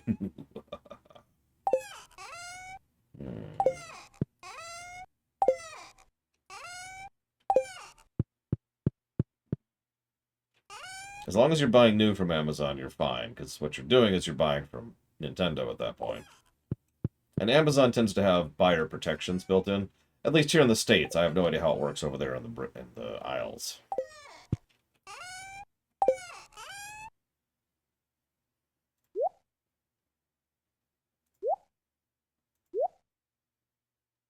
Buying used from Amazon is a complete dice roll, which is why I don't recommend that. Throw some of the wine in there. Why not?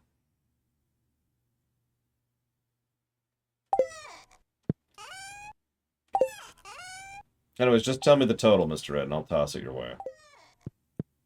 I do need that highlight reel, though.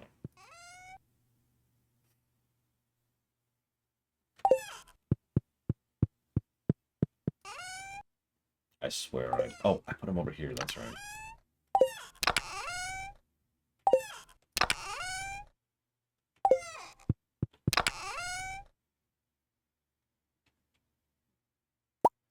That shouldn't even be in there.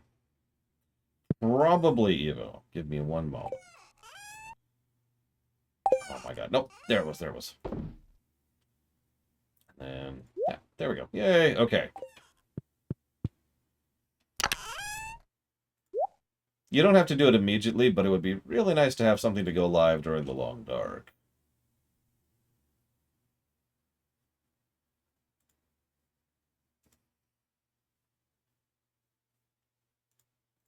Let's see. Evo says...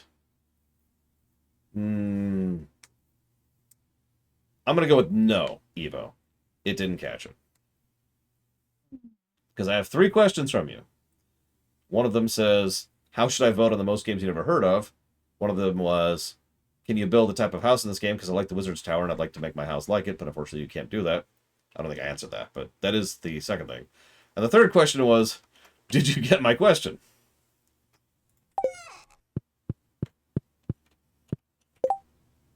Okay, so I want to sell that. I need to figure out where I'm going to put the lightning rods.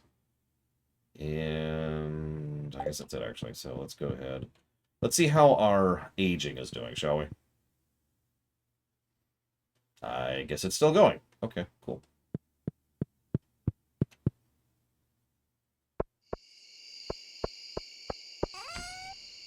It's actually my fault, because I look over and I see 13 questions from various people, and I look at them, and I glance at them, and I think, I'm pretty sure I've answered all these, and then I delete them all. And apparently I occasionally miss one question from you, amongst the 15 questions from you, that all say, hey, can I ask you a question? I'm sorry, I shouldn't. I don't mean to poke fun. Yeah, and I can recommend a crap ton of Switch games if you want to get into recommendations. Where do I want to put the lightning rods?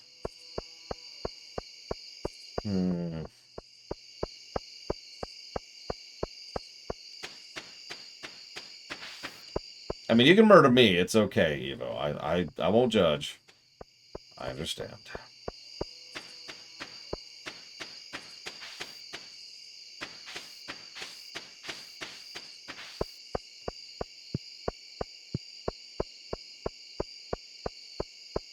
Ironically, the only place left for putting these is over here.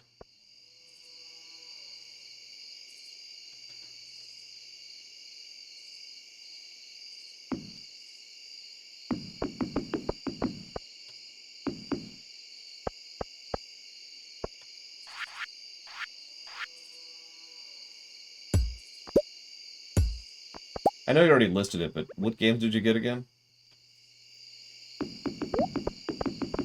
Whoops. I didn't mean to do that at all. There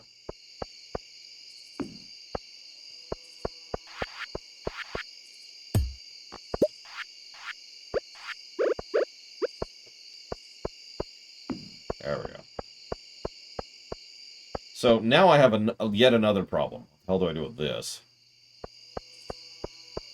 As usual, I keep having a space I don't know what to decorate it with. How are we doing up here? Oh. Cauliflower's done. Yay.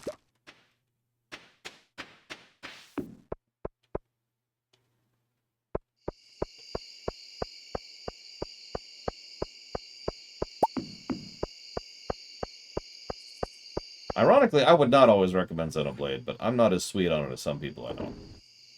Not to be negative, I'm just saying, for me to recommend Xenoblade would involve some asterisks.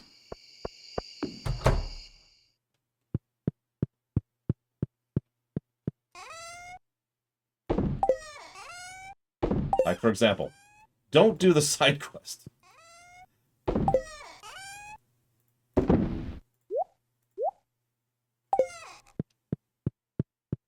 Like, there's some really good gameplay in those games, especially 3. 2 and 3 especially, I should say. But there's some asterisks. That's just what that is. There's some asterisks. Oh. Xenoblade 1, 2, and 3 are part of one contiguous story, Dark Day.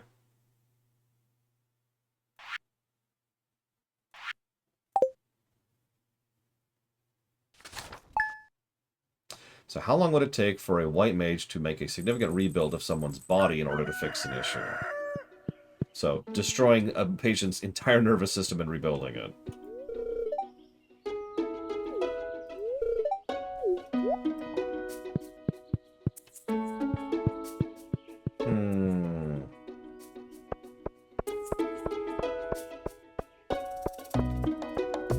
Let me chew on that for a minute. So, Metroid Dread, absolutely. Great game. Best game I've ever reviewed. Stardew Valley, yep. Luigi's Mansion 3, fantastic game. Looking forward to the replay of that. Odyssey, ditto. Animal Crossing New Horizons, not actually into that, but I think you'll like that. And I don't mean that as an insult, Mr. Ed. I talked about the difference between Animal Crossing and, for example, this, like a week ago. Skyward Sword, absolutely. Sonic Frontiers, haven't played that. Mario Rabbids 1, hell yeah. It's a pretty good list. I know a few people who flat out will not be buying Breath of the Wild 2 unless they fix the durability issue. And I know what you're thinking. Oh, you're just exaggerating. No. The problem with the durability issue is it is a non-stop problem in Breath of the Wild. It is the definition of the rock in the shoe problem. So, whether it's a huge issue for you or a small issue for you, it's always an issue. It really does need to be fixed. And, as we'll discuss when we cover it during the Zelda block, it's not just the fact that there's durability, it's every related mechanism attached to the durability system.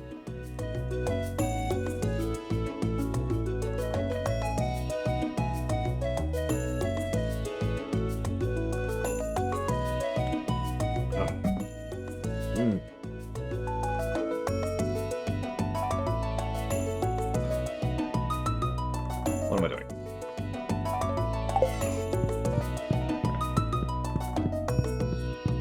If they keep durability, which I want to stress, I think they shouldn't, then they need to fix the concurrent systems. I've actually talked about this before. How many of you have played Dying Light 1, specifically?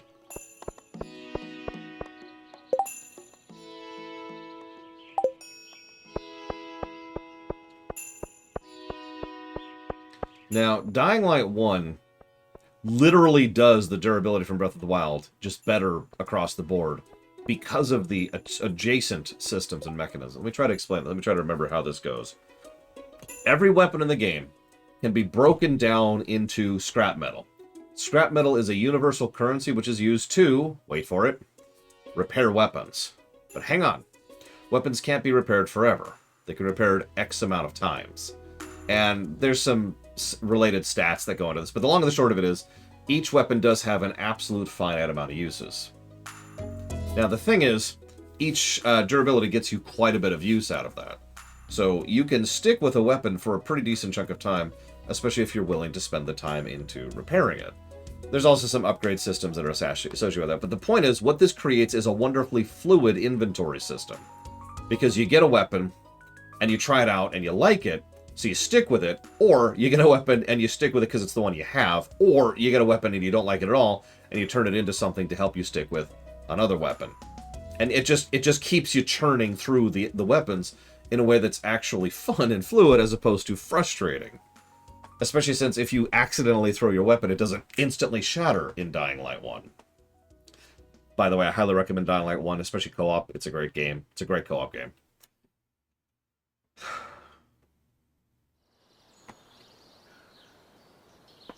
Oh, that was my elbow.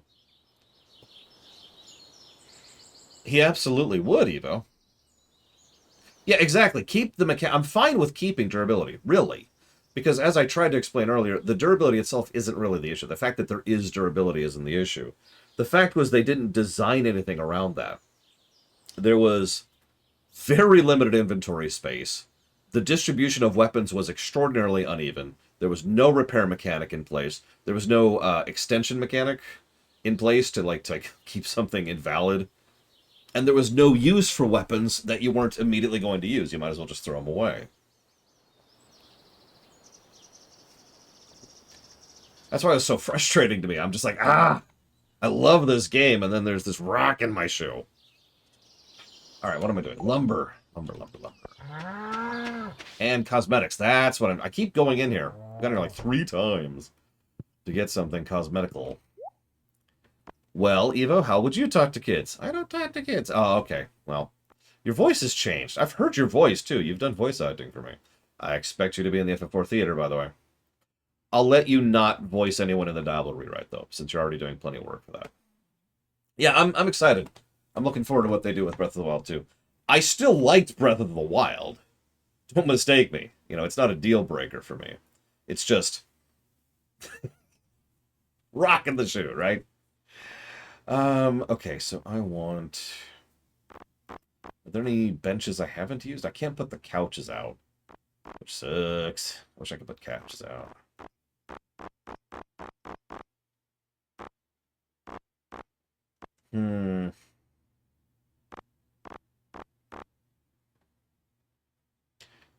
Games I'm looking forward to this year besides Breath of the Wild 2. There's several. I, of course, don't remember any of them because brain havery is not one of my skills. But, gosh, I don't know. There's so many. There's honestly so many. There's a lot. I don't even know where to start. I would literally have to pull up a list and start perusing it to come up with how many things I'm looking forward to this year.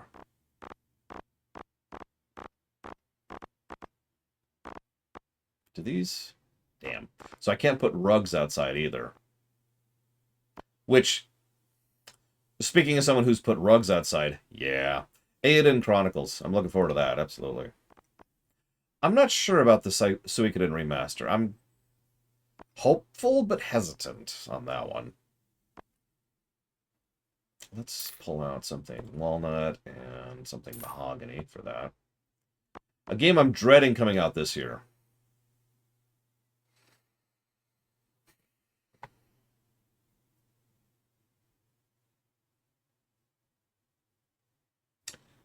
Final Fantasy 16, as weird as that may sound. Because there's really only 2 options there. It's either going to knock it out of the park, in which case it'll be a long wait until I get to play that, or it's going to suck, and that'll suck. Can't go put bookcases outside either. Jeez Louise. I'm so restricted. All right. I'm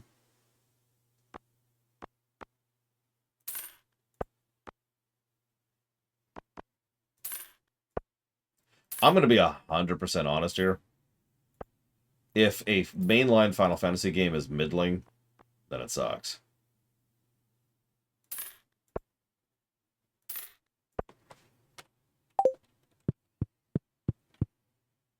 We've talked about this before. It's the restaurant analogy I like to use. You go to a nice restaurant, you expect a nice meal.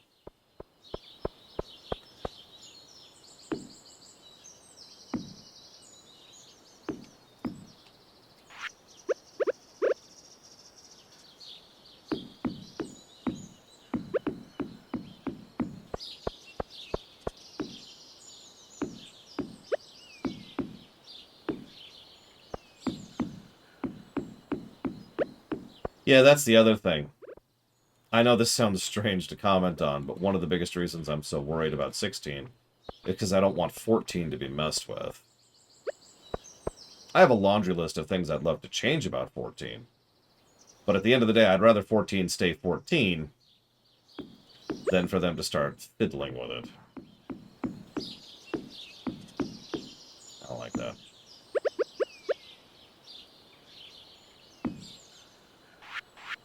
I don't like that either. Aw. Okay. Okay. Ah, I can't put them on the table. Okay, fine. We'll put that one there. That works better. That works better. I like that. Let's do outside, though.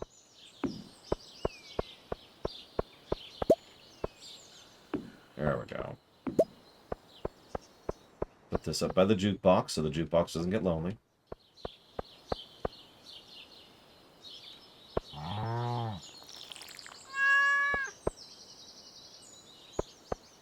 Correct, Evo. I mean, the only other way I know how to answer that is to literally just be like, alright, give me the dialogue, I'll write it. Nobody wants that.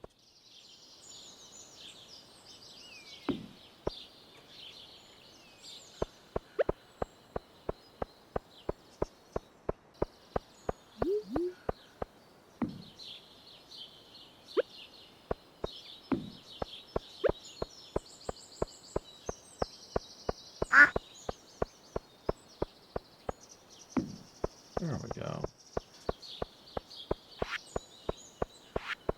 I'm actually pretty excited to get back in the wheelhouse, or the saddle for theater production. I've spent pretty much this entire year non-stop streaming. Just 100%. And don't mistake me, I love streaming, but I have other things I want to do with my life, too. I know, selfish.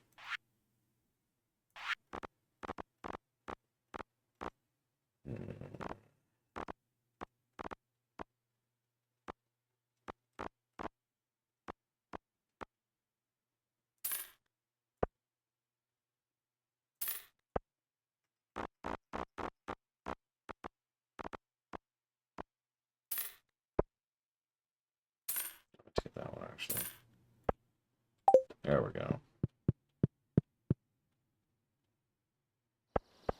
I don't... When did the LTTP theater go live?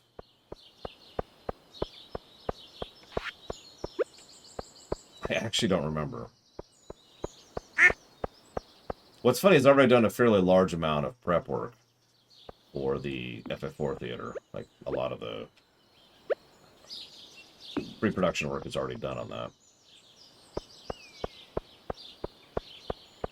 Was that August? That feels like I did that for an anniversary thing, so that makes sense.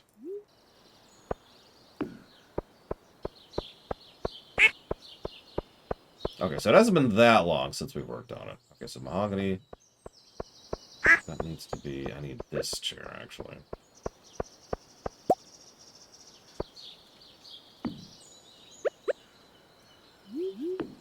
There we go. There we go. Not as flowery as I'd like, but apparently just doing flowers is harder than it sounds, so whatever.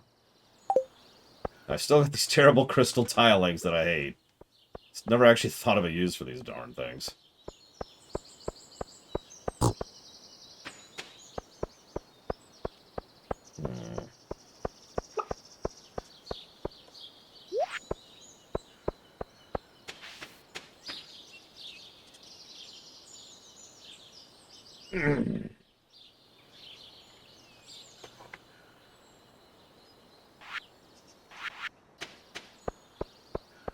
Still don't know what to do. Anybody have any ideas what to do with this giant pavement area?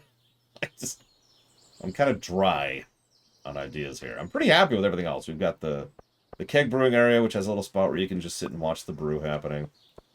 We've got the little benches on the road. We've got a little community area. We've got a outside dinner area. Got this thing going on. Art exhibition. I don't know, Evo. I've heard from someone. I'm not going to name names. The art in this game is terrible. Let's see. What do we got down here? What do we got?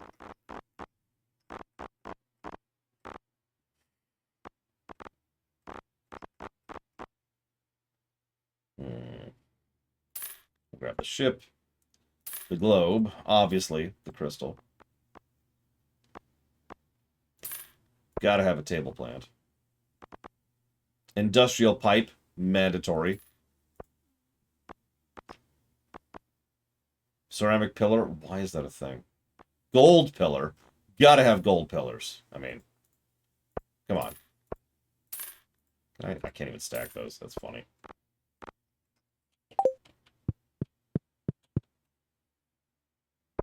I don't really need the silos. I could build some more just to say screw it.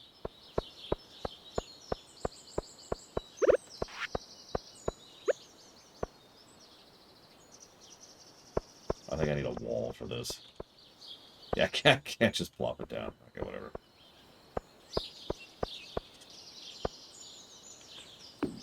There we go. Oh, yeah. We're styling. We're styling.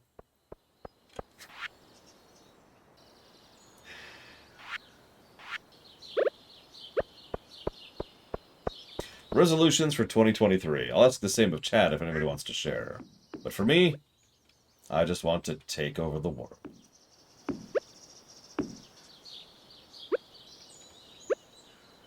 Wow, the table plant can't go on the table. That's... What's the point of it, then?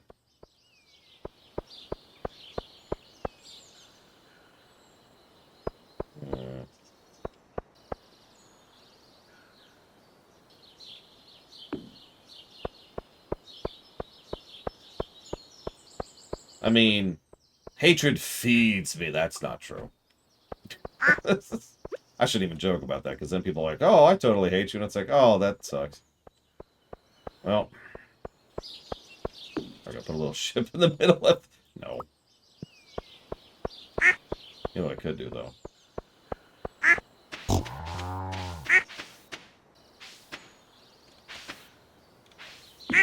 We're gonna put the ship over by the water.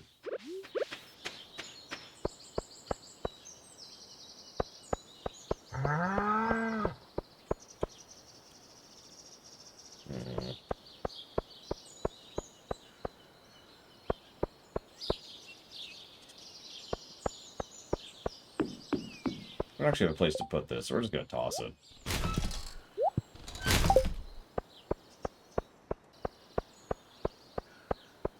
Beep, boop, gratitude, engaged, start day. Thank you very much.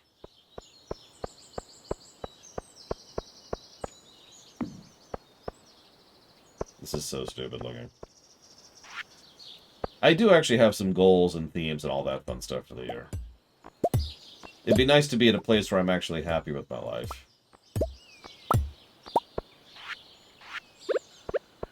Which, I just realized that sounds really depressing, but I don't mean it as that. Quite the contrary.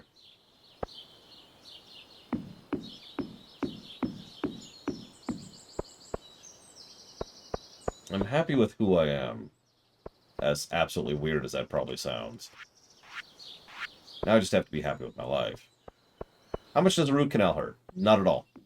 I have actually had a root canal. I didn't feel nothing. As for this tooth right here. Now, it was extraordinarily unusual because they keep you awake during it, and you could hear them chopping and sawing and ripping your teeth apart and pulling out the dead root and the rest of the tooth, and just putting chunks of tooth on the tray next to your mouth. So it's a little freaky, but it didn't hurt. Now, spoiler warning, I have a huge pain tolerance, so that may factor into that.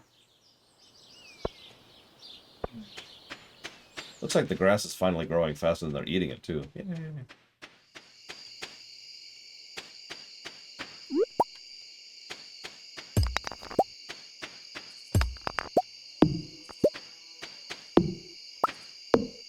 Yeah, the quality of how they actually implement the topical is very important as well.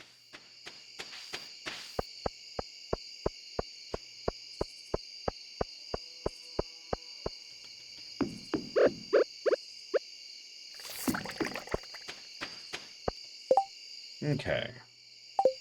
Tomorrow, I think I'm as happy as we're gonna get. Why are they all sleeping outside? Why are you sleeping outside? Can you not get inside? Oh my god, I think I've blocked off the way too much? No, they're in. That one just teleported in. What are you doing sleeping outside?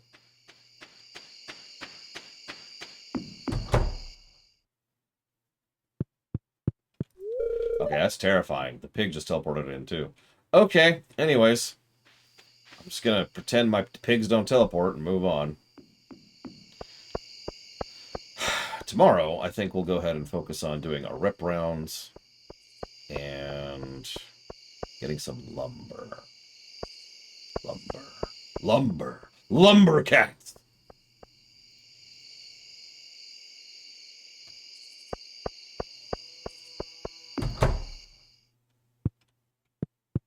I'd watch that.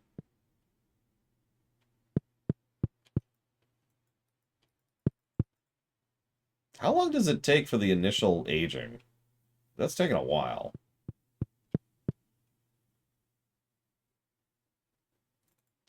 Speaking of which, where's my setup for this? Here we go.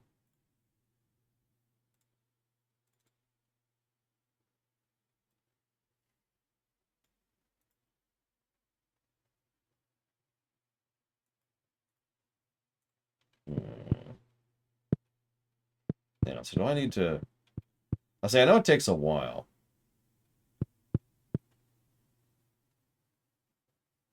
Alright, Mr. Red. I meant what I said. I don't mind buying your Switch. I mean, I don't mind paying for you doing editing work for me is probably a better way to phrase that.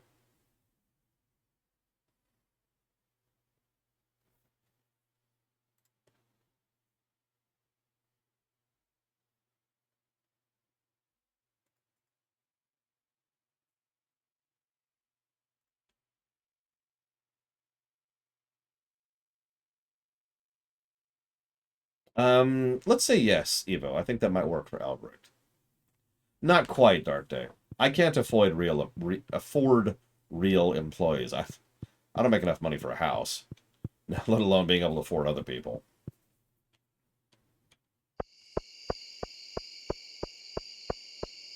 Someday that's another goal. That's another little midterm goal of mine. Be doing well enough off that I can actually hire people and be like, hey,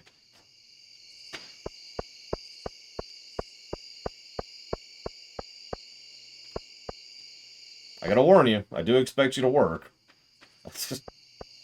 But I'm told I'm a decent boss, so hopefully I'm not terrible.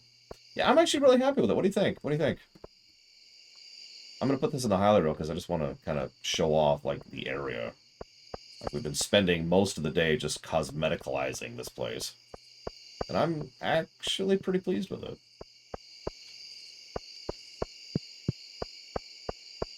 Obviously, Space Cadet.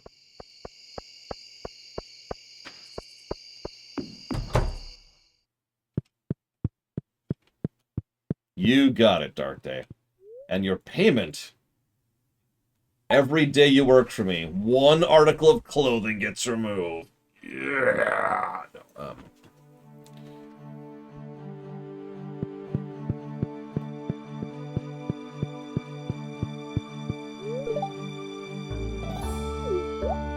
Maybe a second... Penny, you just had a child. Why do you want to have a second child already? Oh my gosh.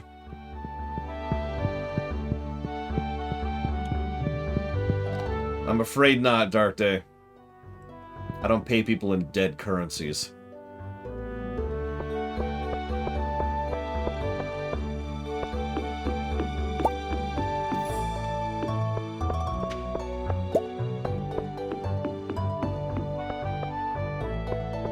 Okay, how are we doing over here in the greenhouse? More green beans. Yay. Ironically, a lot of my current long-term plan in-game is waiting until the 1st of summer. Which is why I haven't... I guess I could? Dragon Quest XI.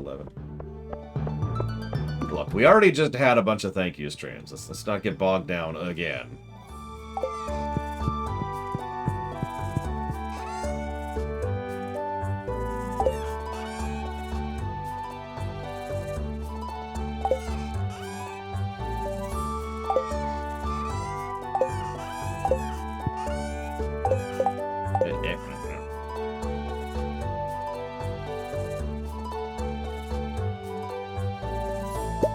Yeah, I think the only thing I have enough of right now is cranberries. Oh god, random. No! No! Even though it was a fun game.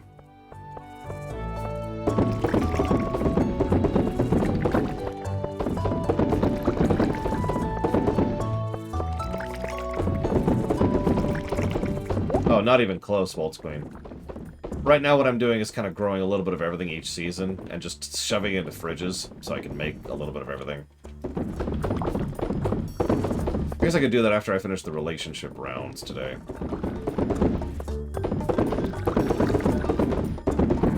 That poor dead mayor.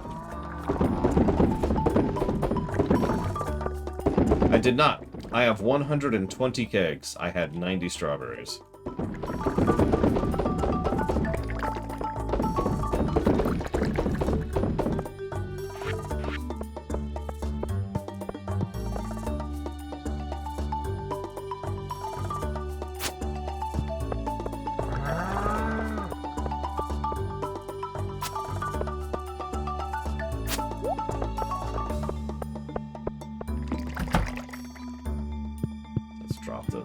Quick.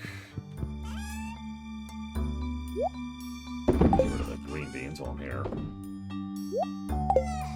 And the iridium. It's... Get this iridium out of my inventory. God, it's so worthless. I need to be checking the kegs every day, too. Okay.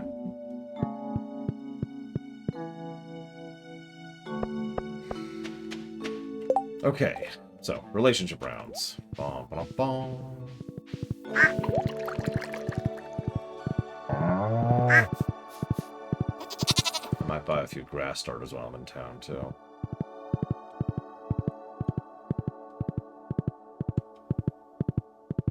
Secretly, yes, start day. We've never been the same since.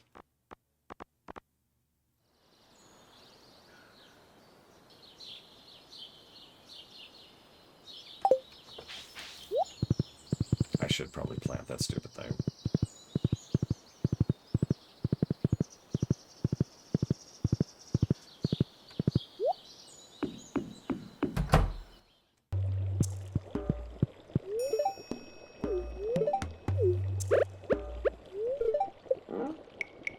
Where are we at this week? Hang on.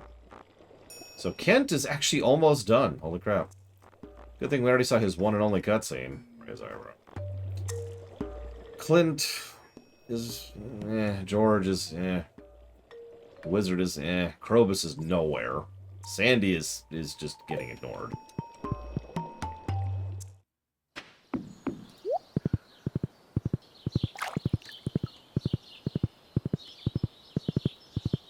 I found that Stouffer's tends to have really good frozen dinners. I don't do them anymore because I like cooking, but can recommend.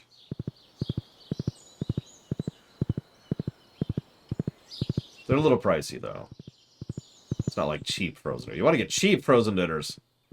then you might as well just go grab a hunk of cardboard and start chewing on it. But you can do that.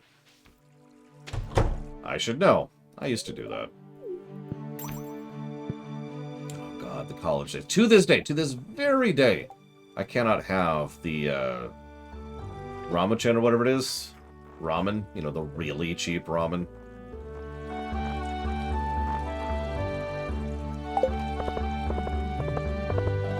The ramen that used to be 7 cents a bag.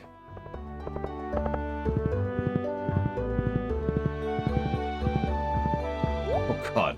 Outer Worlds flashbacks, yada.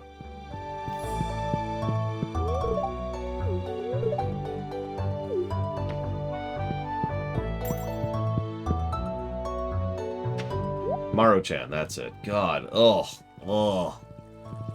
That and those little, like, soup, the giant packs of burritos. Can't do those anymore. Yeah, let's run over the mayor here really quick.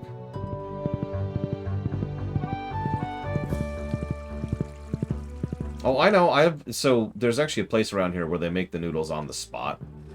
That's good stuff. But, a little expensive. That's kind of a once-in-a-while treat sort of a situation.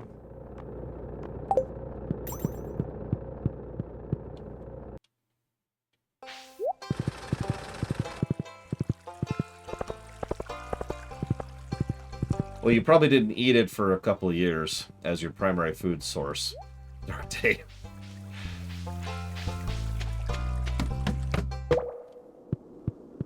God, that was 20 freaking years ago. I still can't deal with that. 20 years later, my body's still like, ugh. Just thinking about it, I can feel my stomach kind of clenching a little bit. Just, oh, no. No, thank you. No, thank you. Ugh. But yeah, good ramen, good noodles. Oh.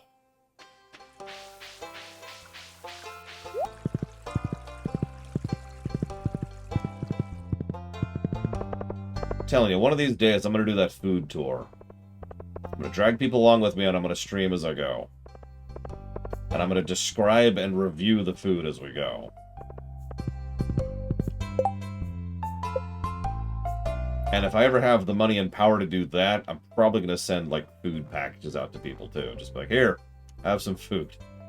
Enjoy!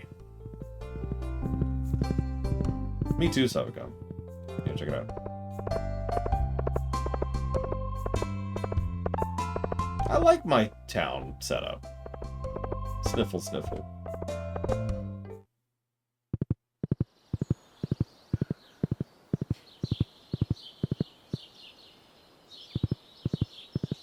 Hi, Giga Pudding. I'm sorry you had to deal with that. Like, really.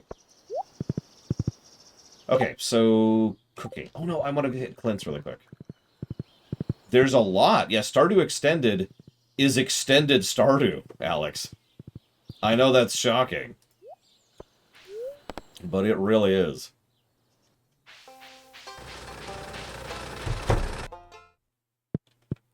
There's new characters who have new story arcs and new friendships and new activities, and there's like a whole other, like, community center style thing you could do. It's really cool. I do highly recommend it if you're playing the PC version. I haven't completed it this time, and I don't like to play these games solo.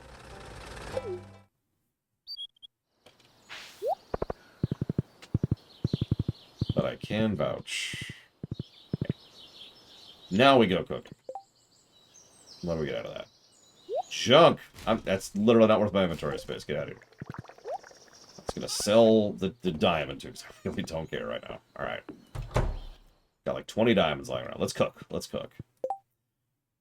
Okay, I gotta keep track of what I haven't cooked yet. So, where is that? Where's that? Oh, here we go. Cooking. I haven't cooked anything. Holy crap.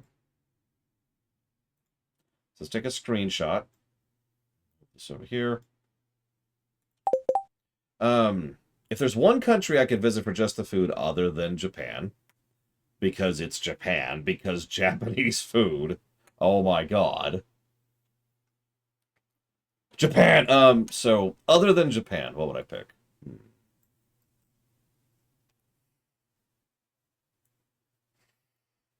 It's actually a tough one. In no particular order, my first thoughts are Spain, Sweden, and Italy.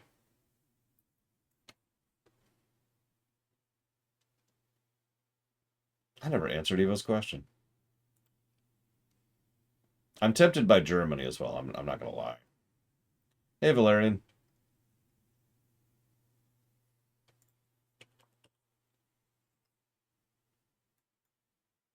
I've had what I've been told is real Italian food twice in my life. Both times it was so good, I still remember it to this day. So, Evo, you were talking about the rebuilding of the nervous system. Gosh, so it depends. It depends on how extensive the damage was. It depends on what the species was. It depends on how up to date their scans of that person are. Like, let's assume for a moment that there's an imperial citizen who lives in a core world. They probably go into their doctor or their medical bay on a regular basis just for checkups, right? So all of a sudden, Space Cadet shows up and gets rid of all of their nervous system. And they get rushed to the hospital, and there's a white mage pulled in very quickly. That white mage will get there in less than an hour, probably closer to minutes, because of infrastructure and transport. They will also be able to be contacted very quickly in order to be able to do that. They will have readily available scans to be able to see this is what their system should be like. And they'll be like, okay, we got this. And they'll be able to, on the spot, be able to start generating the nervous system to make sure that they're okay, and probably have that done inside of an hour. But that's like a very emergency system with all of the infrastructure in place, right? So, kind of goes up from there. All right, so I need to cook omelet, which requires egg. How have I not put any eggs in the fridge? Could that be done in the frigate? Yes. Obviously, there would be less infrastructure, which I feel like I said. But with less infrastructure, all that's going to do is make them have to make certain steps, other steps, or whatever's necessary to get the information they need. Okay, so eggs. I'm just going to get eggs. Just eggs. Just eggs! If you're not in a core world, it might take closer to 2 hours.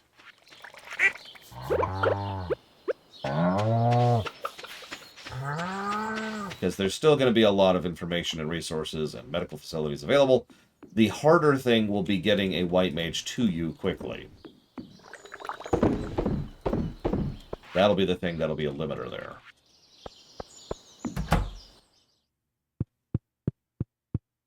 Correct, Evo.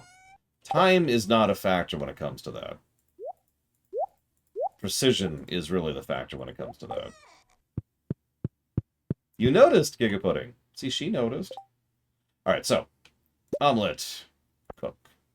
What's the next item? Whatever this is. Salad. Cheese cauliflower. Cook. I need sunfish and bream. Moving on. Parsnip soup. Then I need a beet. I don't need beets. Let's just do this in reverse. I need fried calamari. I need a strange bun. Ew. What's inside indeed? Apparently it's periwinkle and void mayonnaise.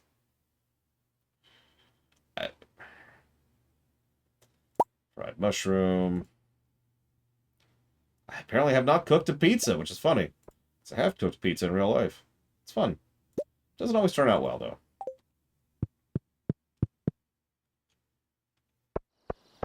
Like what, Evo?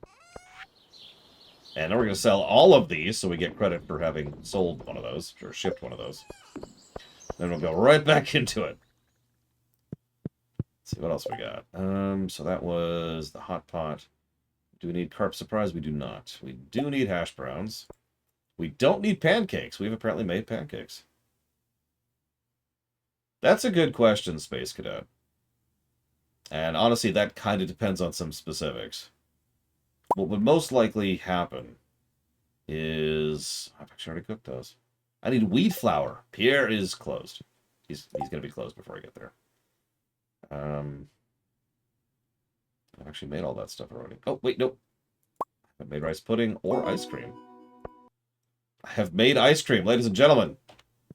I have attained and achieved culinary perfection. Well, yeah, I mean, you're asking me something absolutely bonkers, Evo. But again, the problem is, as weird as this may sound, is going to be availability of the white mage more than anything else. A truly talented white mage, a high-level white mage, yeah, they can do that because they can do all 3 types of healing. Okay, so let's just buy some things here.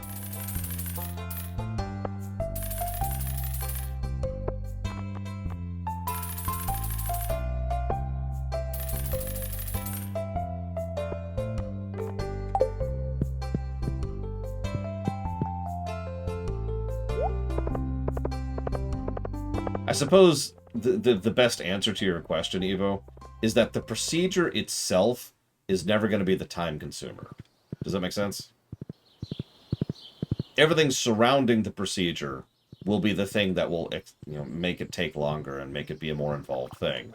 But once it gets down to having a talented enough white mage right there in front of the patient, that doesn't take long. It may take effort, it may take concentration, it may take a huge amount of mana. But it will not take long. Does that make sense? Ironically, this is admittedly based off of real-life procedures. But, you may have to wait in line 50 years, but once they get you under the knife, it's done. I don't want to say there's nothing they can't cure, Evo. I myself am fond of coming up with random new things they can't cure. Or I suppose I should say haven't cured. Might be a better way to phrase that. But just assume for the sake of writing that if there's something that can be cured, there's a pretty good chance it can be cured. And the reason why is because 3 methods of curing. Most types of diseases in one direction or another can be covered by all 3 types.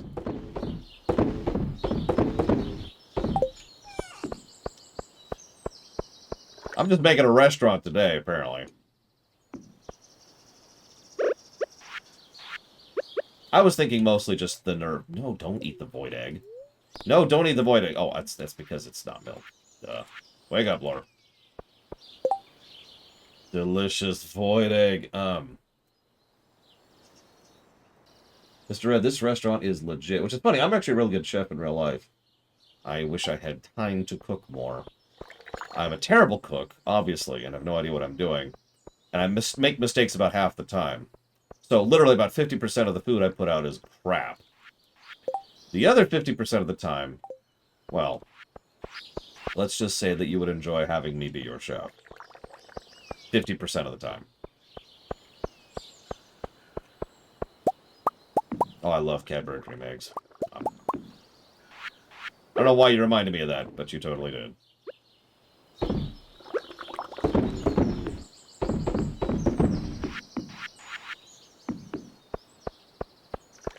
Okay. So what else do I need? What did I do last? Cranberry sauce, I'm pretty sure. Yeah. So now I need a miner's treat, which is extraordinarily useful, by the way. Favorite way to cook up scrap food? Skillet. I know it's boring. Get a very small amount of oil. Just enough to, spread whatever flavor you want to get around in there.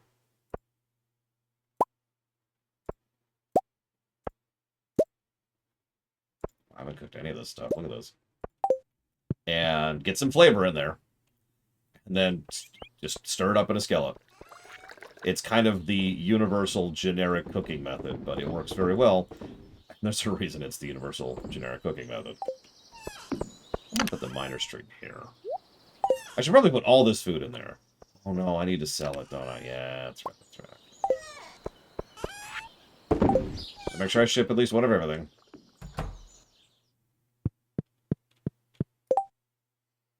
Okay, so that was blackberry cobbler. Yep, I need a lot of this stuff. Cranberry candy. Yep, yep, yep. Crab cakes. Gross. I guess that's everything. Everything I can currently do. Yeah. That's a little bit better. Can a white mage bring a person back from a coma? Yes. Now, coma recovery would almost assuredly be rewinding. That's just going to be the most likely to succeed methodology there, but still doable, obviously. I like the fish tab. Yeah, I've definitely been fishing. How have I not sold a crab? I've got a crab right here.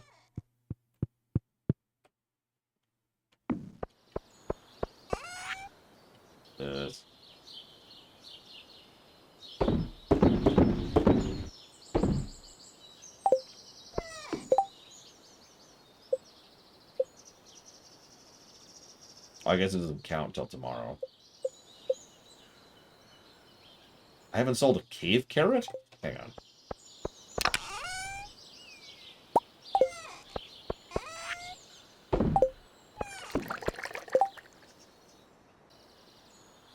Resurrection requires soul. Soul alteration is a completely different field. I think I've mentioned this before, that the number of people who can accurately alter souls is limited to about 2 people in the entire setting. It's like I haven't sold some rice either.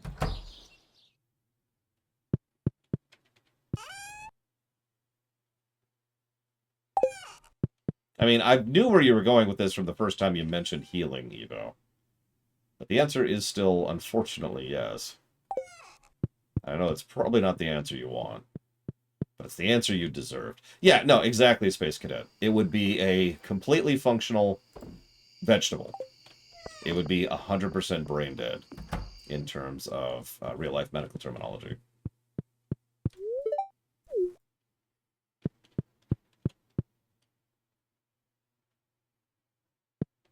And there's no functional way to reattach.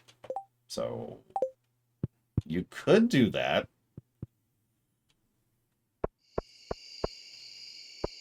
It's okay, Evo. I know secretly, deep down within your blackened, viscous heart, a void egg. It's just a void egg in her chest. That is a surprisingly small amount of money for how much food I just sold.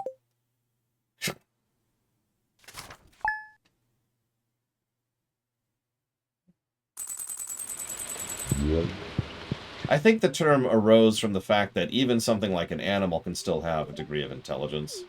So you can't say, you know, they're just a dog or whatever, but you know, a vegetable, no activity whatsoever. However, where it came from, I don't know. I don't know the history of it.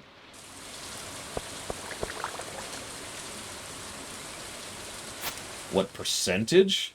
Yada? I don't know. Maybe like 5. I will say the Empire has absolutely no hesitation about spending properly for something that needs to be spent on properly. And medical care is one of those things.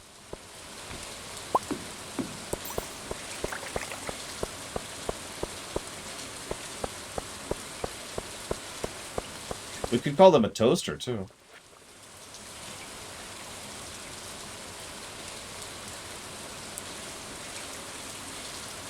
You know, instead of a vegetable.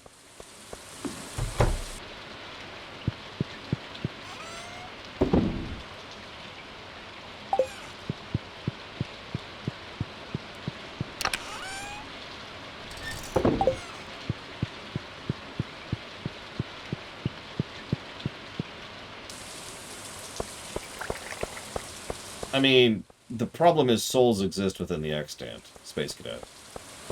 Even a 3-minute-old baby still has a soul.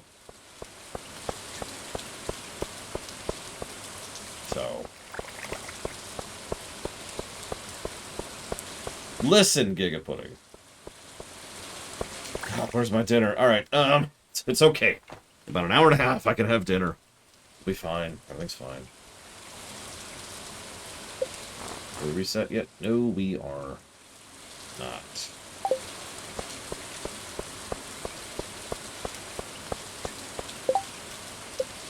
Well, how are we at on this?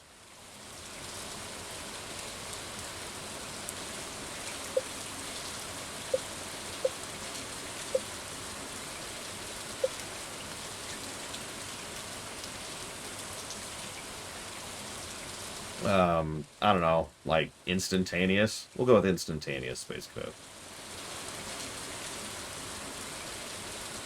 Thoughts on Brave Little Toaster? Oh my god, that movie is so horrifying. Have you ever seen The Brave Little Toaster? Because I have. I actually enjoy the film, and unironically enjoy the song Worthless, not just because I associate with it, or identify with it, or however you want to say that. Still, good, terrifying film.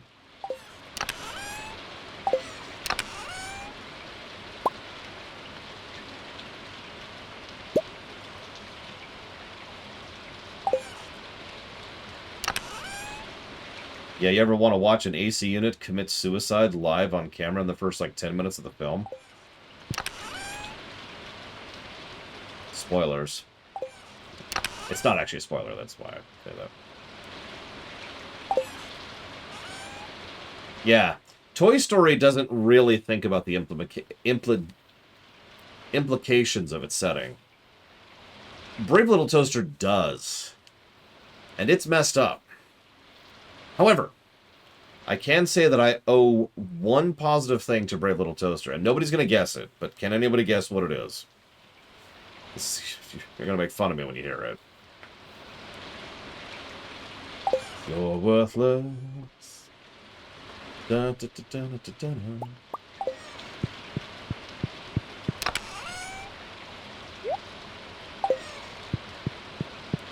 Dun, dun, dun, dun, dun, dun, dun.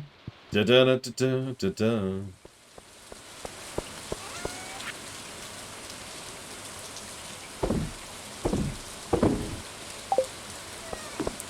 Bon, bon.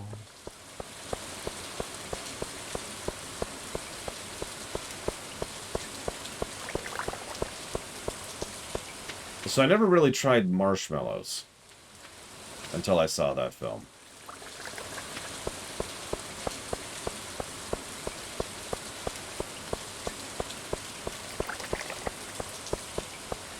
To this day, something that I enjoy as a snack is just one of those big old, like the oversized marshmallows.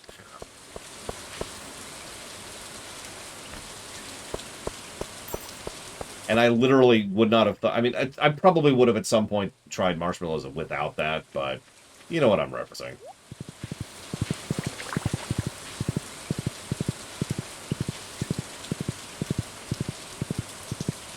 I mean, I have no method by which to toast them, so I just would go. Now, if I had a method to toast them, I would toast them, because I love toasted marshmallows.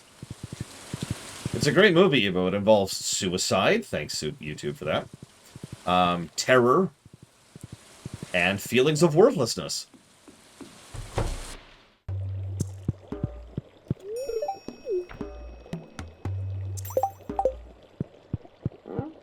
One of the most amusing uses of the, and I mean this with total sincerity, one of the best written segments of that film is when they decided to go ahead and have a repair shop be treated as a horror film.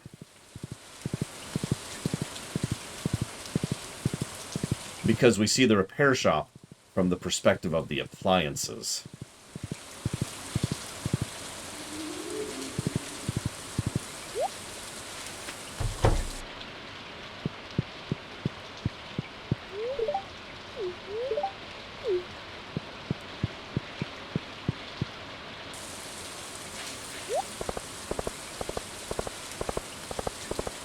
Yeah, what's really messed up is the movie doesn't really end on a happy note anyways. I mean, it pretends it does. But it super isn't.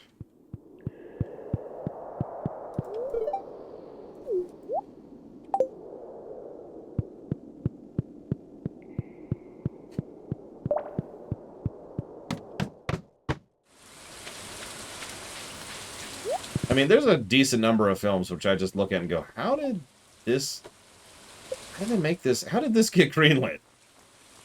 Who signed off on this?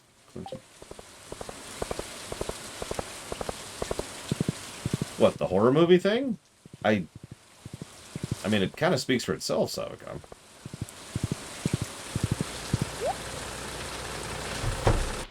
Where do you think the extra supplies come from to repair the other appliances?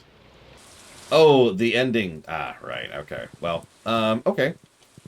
So they end, and it's a happily ever after, and he's seen the light, and he's found all his old appliances, and he's super happy with them, and that's great. And everyone's happy again. They even bring the AC unit back from the dead. And the moment I say that they bring the AC unit back from the dead, you probably understand why it's kind of a fake happy ending. Because it's very, very obvious that it's a fake happy ending. It's there to have a happy ending. All of the implications, all of the nightmare fuel that the whole film has been pushing, the entire narrative, literally from the first few minutes, just kind of doesn't exist, and it's okay, everything's happy now. Because we got our owner back for right now.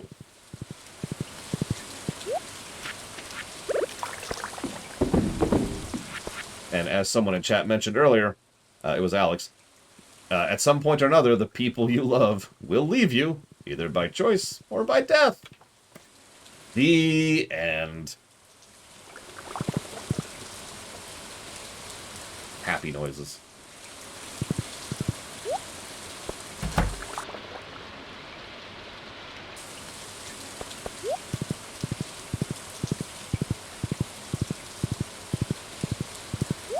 We were just talking about Brave Little Toaster, random.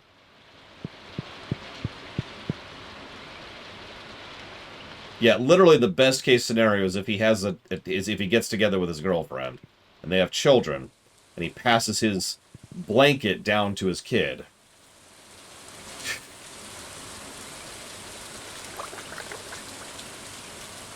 I love Worthless, which is the name of the song from the Junkyard. Seriously, do yourself a favor, if you don't mind. Pull up YouTube, type in Brave Little Toaster Worthless, and just listen to the song. It's not long. It's only like a minute and a half.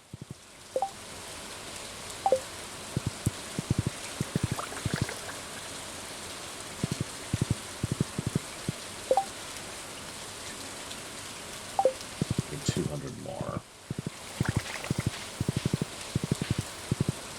There's a lot of scenes that some people tend to forget about in that film, like the waterfall, which is exactly as terrifying as it sounds for a series of electrical appliances. And the repair shop, which I've already mentioned.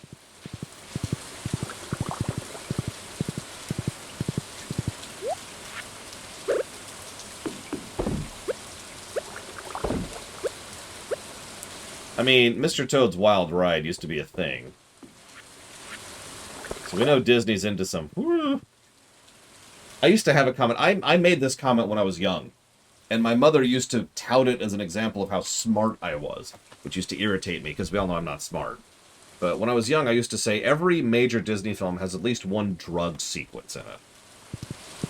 And that was true for a really long time.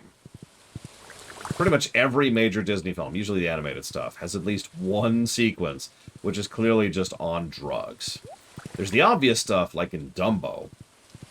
But there's also, like Pinocchio or Snow White. Or I guess that's all the void eggs for right now. Yeah, Dumbo's is pretty infamous. But they all have at least one. Fantasia has one. Yeah, Pinocchio is...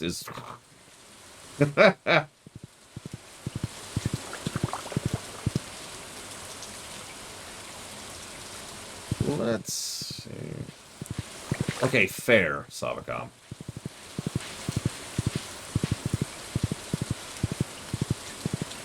I mean, that doesn't make it better, Sean. That makes it worse. He got so angry... He killed himself. But it's okay. It's okay. It wasn't a deliberate suicide, which makes it worse. Oh yeah, Jungle Book. Yep, Jungle Book had one.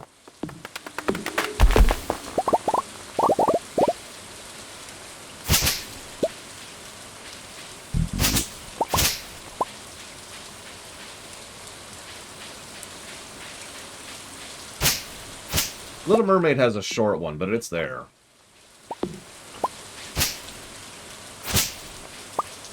Pocahontas has one. Lion King has one. Ironically, by the time you got to the Disney Renaissance, they kind of stopped doing that. And by the time you get to the more recent stuff, like Princess and the Frog, they pretty much discontinued the drug sequence. Simba, Alex.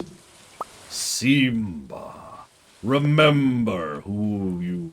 Like I said, they were kind of on their way out with regards to the drug sequences by that point. Toning it down a bit. Ironically, the much bigger budget Pocahontas had a much more overt drug sequence in it.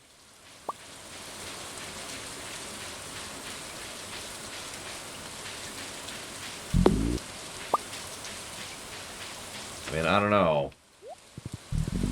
But I don't want to argue it. You know what? That's fair, Darkrai. I'll actually agree with you.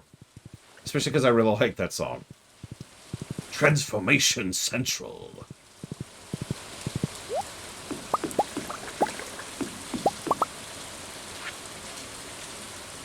I hope you're satisfied. If you're not, don't blame me. Blame my friends on the other side. Sorry. I shouldn't half sing. It comes out worse than when I try or when I don't. I mean, I don't really have much of an opinion of that film other than the fact that Keith David as Facilier, or whatever his name was, is like the best part of that whole film. And not just because of Keith David. Like, he was a fascinatingly pathetic villain. And I don't mean that as a negative thing. It actually worked really well to have such a low-tier villain for a film like that.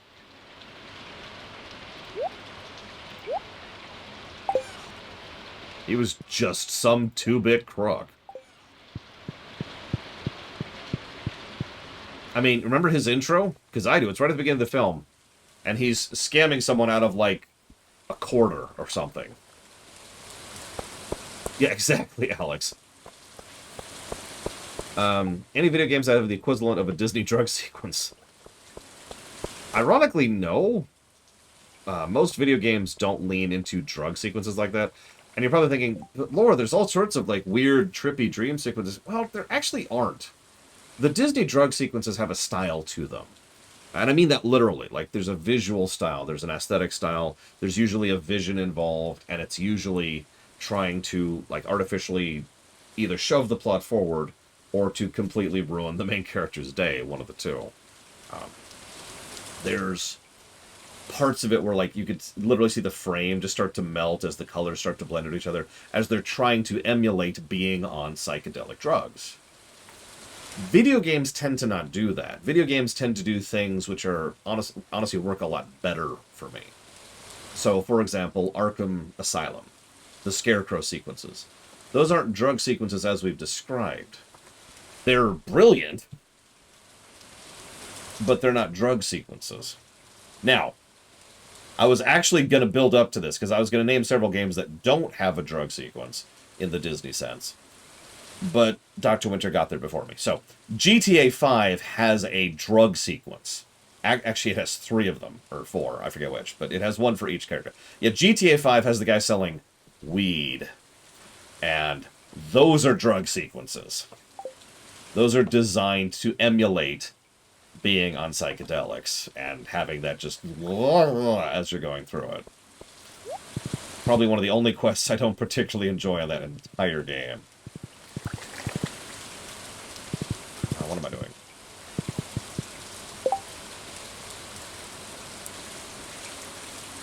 And yeah, and then Franklin tries the weeds and he's like, what? Is that all you got? Aren't you gonna go freak out a bit?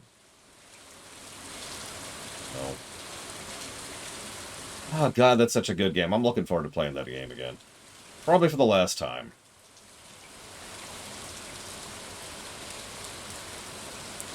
Have I sold a duck egg? Yeah, I'm just sitting here like, what am I doing? I'm kind of waiting, is the problem. I'm kind of waiting for stuff to happen.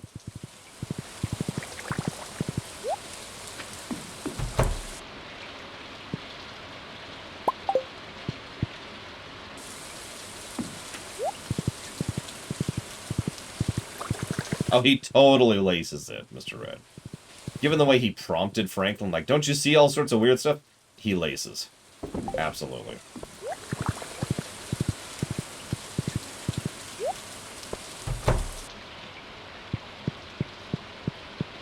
Aw, Penny's in bed by 10.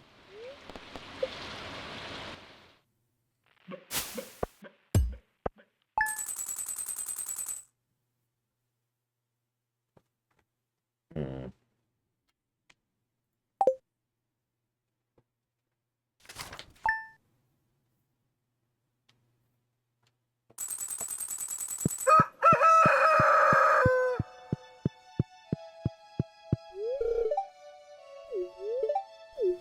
Aw.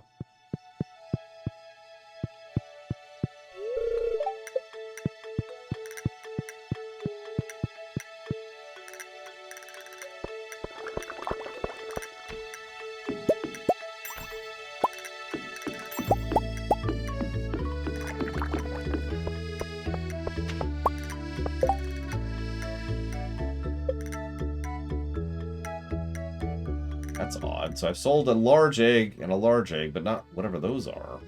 I just sold a duck egg. Which is right there. Do I need to sell regular eggs? Is that what I have to do?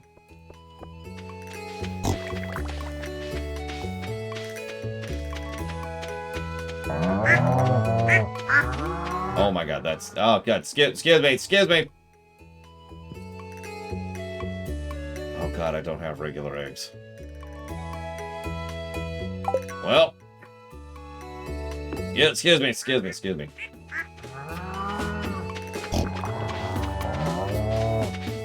That would be a good quality of life feature. Something you could, like, have an indicator on the icon saying, you haven't sold this.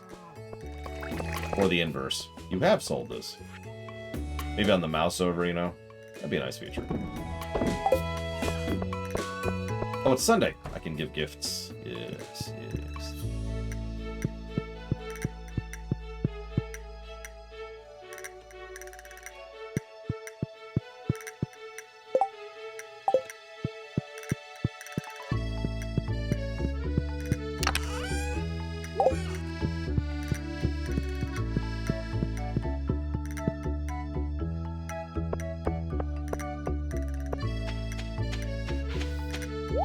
Let's go give some gifts, shall we?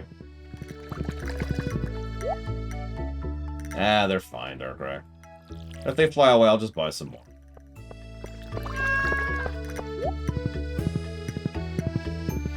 There is actually a way to beat this game. I don't think I'm going to make it.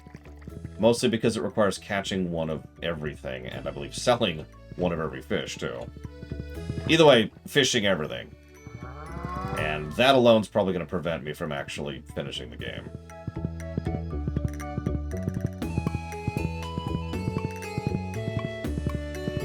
It's only 120, Dr. Winter.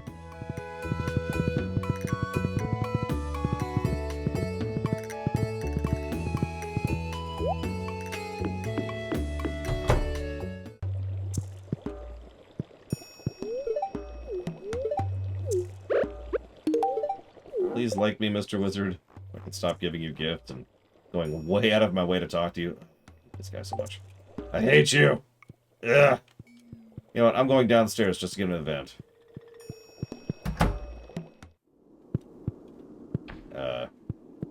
Well, that's gross. And not what I was expecting. Maybe that's part of Stardew Extended.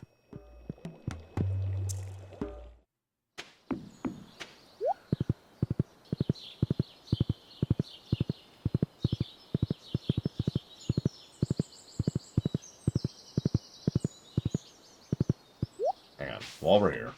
Oh, I forgot to...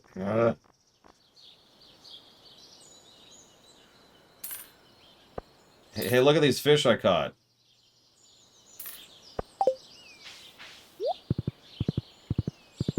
I'm just so good at catching fish.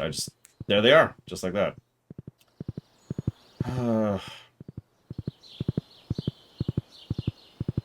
I wish there was a late game way to just get lots and lots of rare candy. And just dump it on people's face and be like me! Like my sister has already done. Hey, Jody. Mwah. Hello, Jody's husband. Have some mayo.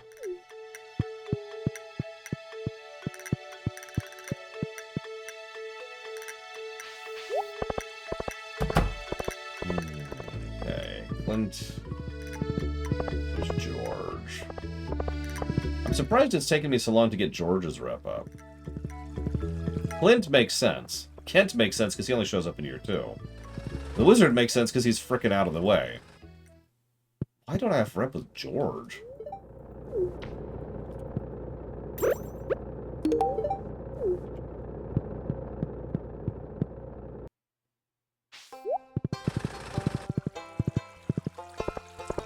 Yes, I did, RJ. And you get a specific... So for those of you not aware, if you time it right, you can get the mayor's underwear. And then either hold on to it or have it in time for the event. And then dump it in the soup for the luau. For the potluck. They, don't like the soup very much.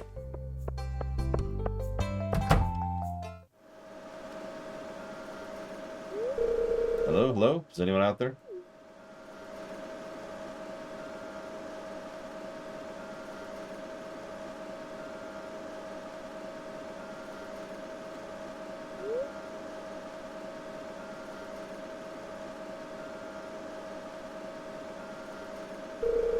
This is Dr. H at 52 North, 53.5 East, seeking aerial response. Anyone out there?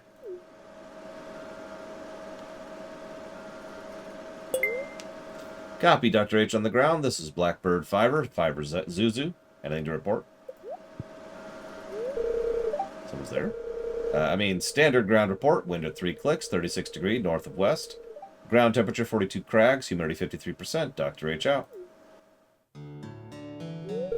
Yikes, my pulse is soaring. Lore. Why are you all flustered? I was just on the radio and I made contact with a real pilot. As a matter of fact, we can probably see him flying overhead right now. Quick, get over here. Okay. Look.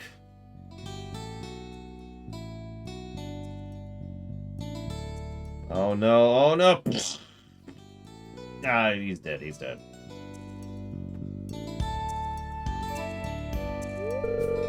As a kid, my dream was always to be a pilot. You're a doctor. With my bad eyesight and crippling fear of heights, that dream started to fade away. Yeah?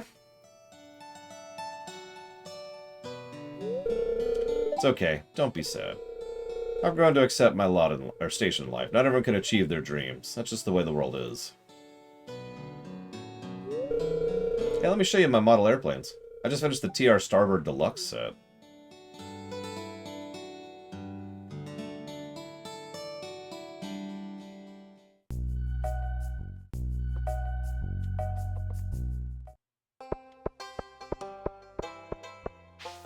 Poor Harvey. It's cool, Harvey. We still love you. No romance, though. Just need George. George, where are you? Oh, I know where George is. It's a Sunday.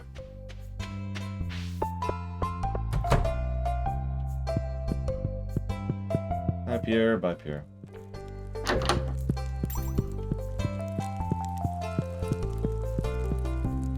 Kent, Jody, and George are the only people who go to service. That's interesting. Oh, have some mayonnaise.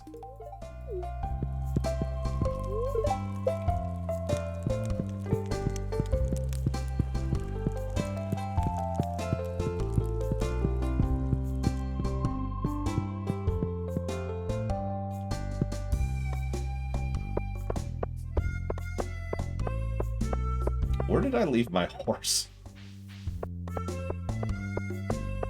I know I took it down here. Pretty sure I took it over here.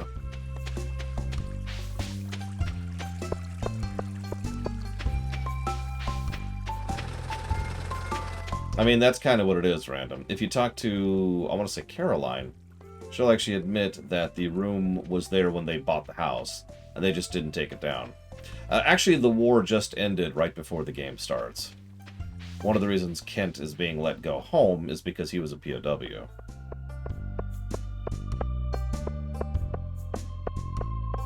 And there's no guns. Oh my god, I don't know where my horse is. Yeah, tensions are still high. The evil empire is described as being both an empire and evil. And Kent has pretty bad PTSD. Which sucks. Is Jojo involved with the war? I don't think we have any information on that. But if you ask me my gut answer, I would say yes.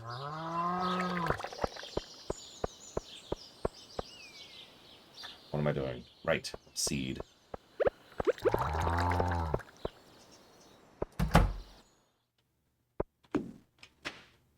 Well, again, the war was finished before the game actually got started. I don't actually remember the name of the evil empire. Hang on, give me a sec. I'll look it up.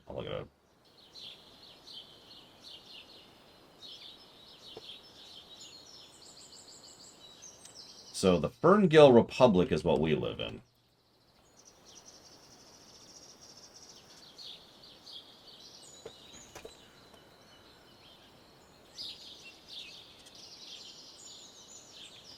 Here we go. The Gotoro Empire. That's who we're fighting. We're fighting. Across the Gem Sea, south of the valley. And yeah, the traveling cart specifically carries goods that are smuggled from the Gotoro Empire.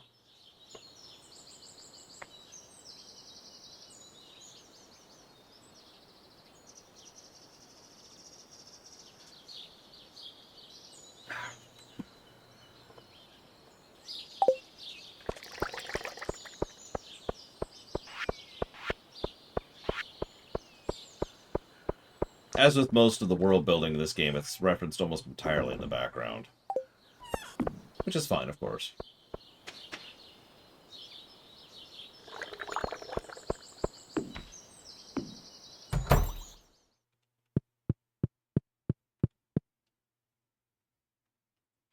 See, I gotta admit, if I was doing this, I would have committed to making it not dark. Best berry with chocolate? Cranberry. Something that has enough sweetness, but also like an acidic bent to it. So it's got that tart aspect. Best mustard to go with steak. Again, something really sharp, like a really good Grey Poupon or spicy honey mustard, something like that.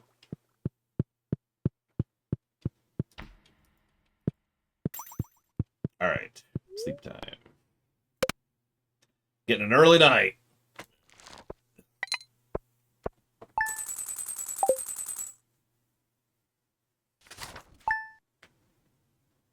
See, to me, that just ruins it for me, Alex. But I know. I'm the person who thinks Pokemon shouldn't be bad. So what the hell do I know?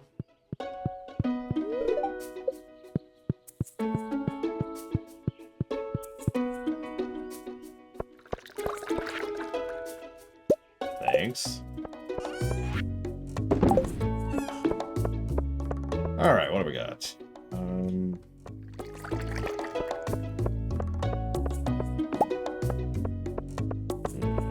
We're at the point where I'm going to start sleeping now pretty regularly, just to kind of fast forward time a little bit. I don't think we know if Haunted Chocolatier is even in the same setting, do we?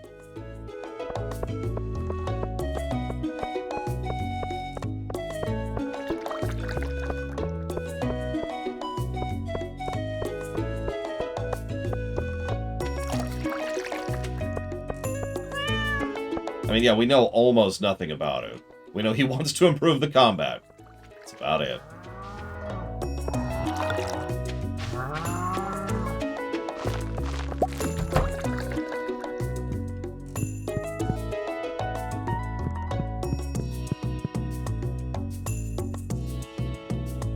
Well. Oh, but yes, hello? You have a 10,000 gold Jojo rebate waiting for you. Please mail your credit card number to this place.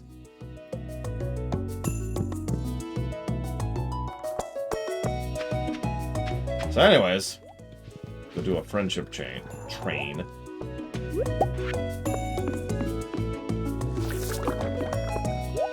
You know, I'm not sure I've sold just regular green beans. Let's go sell a green bean.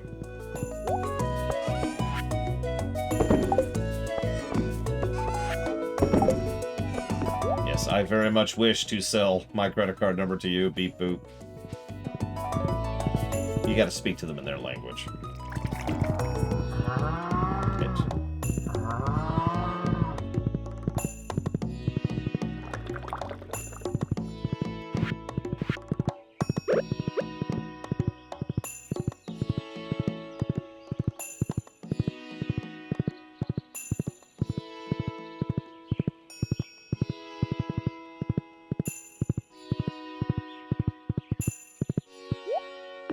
Just to continue that point a little bit, I know you've never seen it, Alex, but My Little Pony is kind of what I mean in terms of preference on this.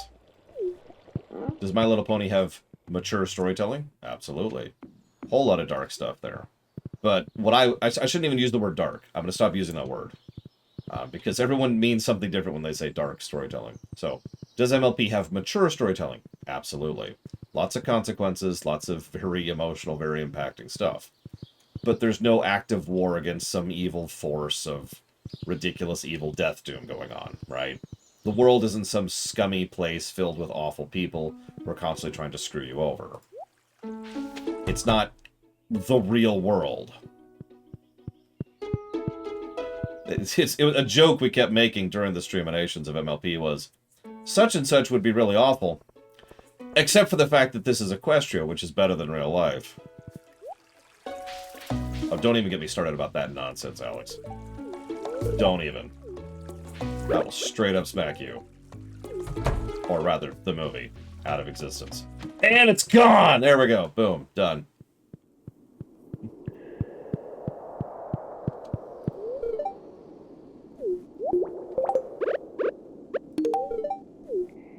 God, that movie sucked. I know why it sucked. I did a video on it. But, man, it sucked.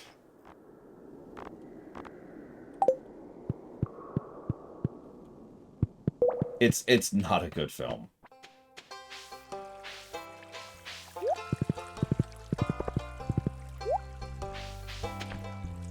That's a good question, RJ. I don't know.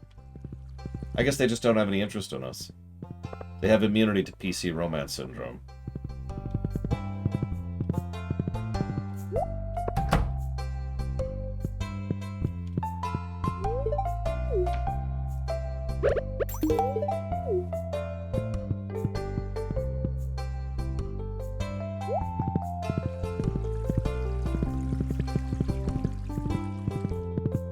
Having said that, I don't think the movie actually contradicts my statement overall. There's this one asshole who is badly written, who just decided to go on a conquering spree because he wanted to. And he was a marauder. I've actually talked about marauders as a concept several times. And so he maraudered it up for a relatively brief period of time, did some stuff. It sucked. Then he was beaten, and everything goes back to normal. That doesn't contradict what I was saying. That's not Jojo Mart, right? That's not, you work a soul-crushing job behind a desk where they literally have a camera on you to make sure you're meeting your quotas. That's not Walmart. I'm okay with that. The movie still sucks, but I'm okay with that.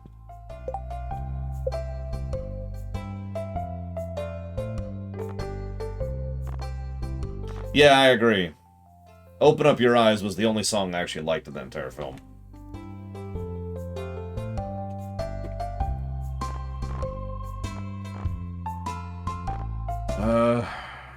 Oh, did I forget to give a gift to Krobus? I think I did.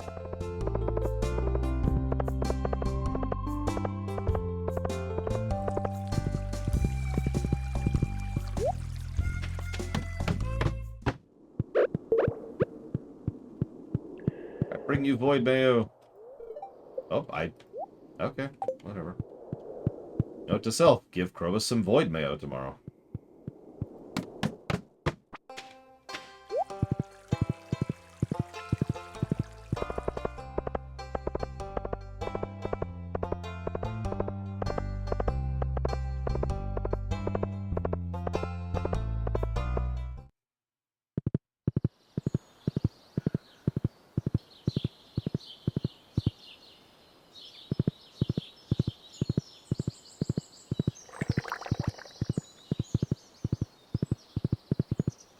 Interesting that all these different tilings all sound the same.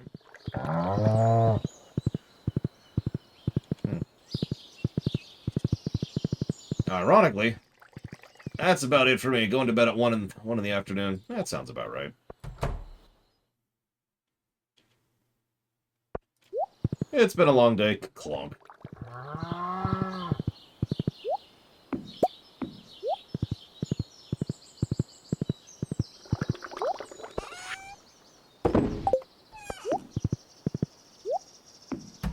Like I said, I'm just kind of burning time right now. We need to get to summer. Yeah, summer.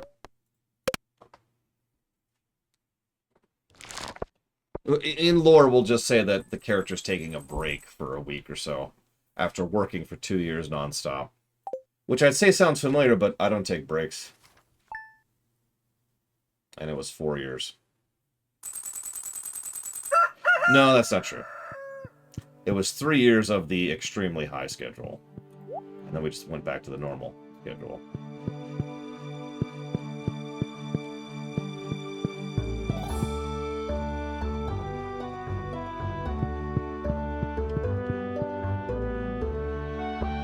Tempted to just lie back down, like, yep, I'm good. Flower dance? Yeah, I'll do that. I might be able to buy some flowers. Decorate a little bit more.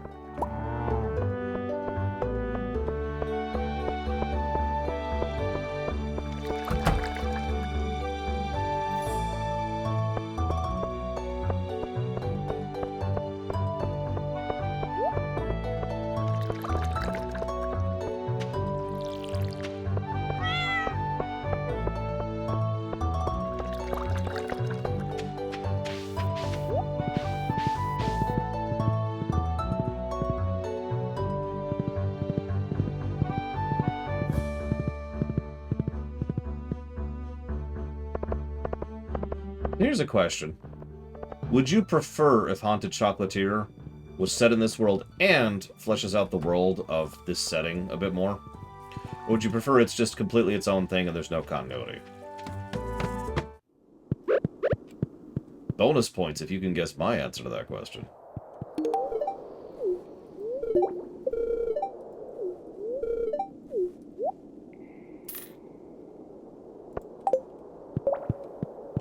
Let's assume for a moment that it's good.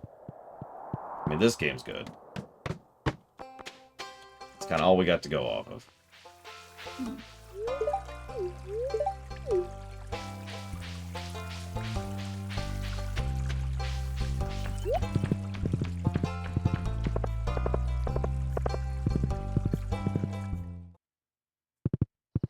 I mean, I think I could say that Haunted Chocolatier will probably at least be a good game. Might not be great, might not be amazing, but it'll at least be good.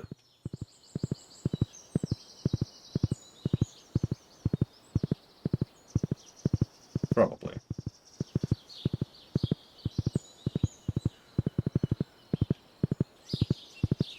I hate this wizard so much. Why do you live in the middle of nowhere? What is wrong with you? Wait, hold on.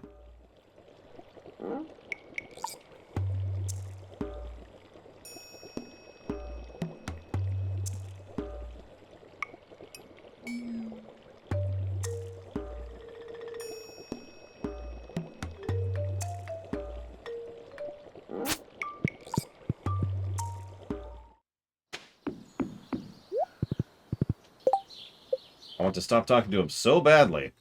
I'm actually going to figure out what he likes and give him that. Just to speed this up. He likes solar essences and void essences, which we do have several of.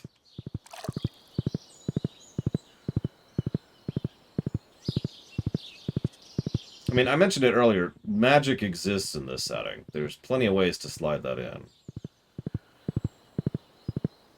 Everything yada, unless you give me the ability to teleport.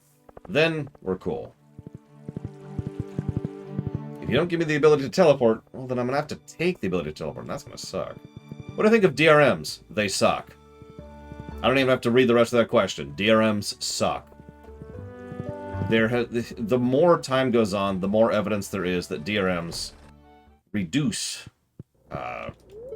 sales and cause more damage to actual valid customers than anything else.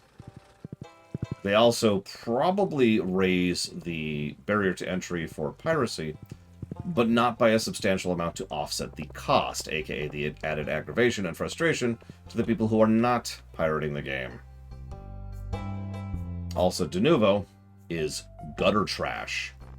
It is literally the worst of all of them. And no, I've already maxed down on gifts with Krobus. Yeah, it probably says something when there are developers who will literally use "we don't use Denuvo" as a freaking selling feature. Like that's part of the pitch is, hey, we don't have Denuvo in our game. I strongly suspect that either there's a massive scam going on and Denuvo just has blackmail material on everybody, or it became industry standard because nobody actually thought about it for 5 seconds. One of the two. I'll let you decide which one is more likely. Okay. Essences.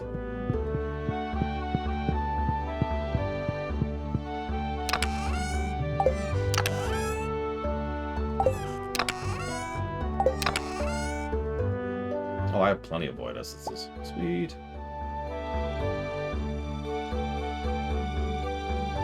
Actually, I just realized I don't need any more ice cream. I'm done with all the people who don't like mayo.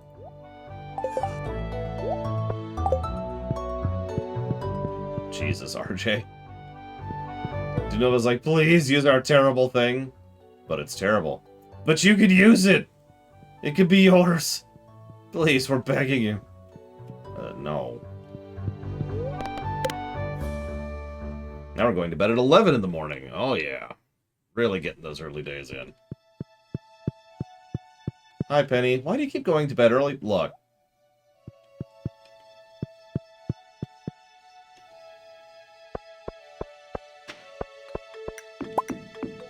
I work hard for the money.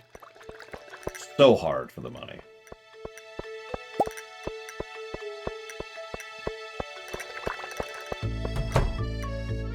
I'd say something really vulgar about Denuvo right now, but I think I'll refrain.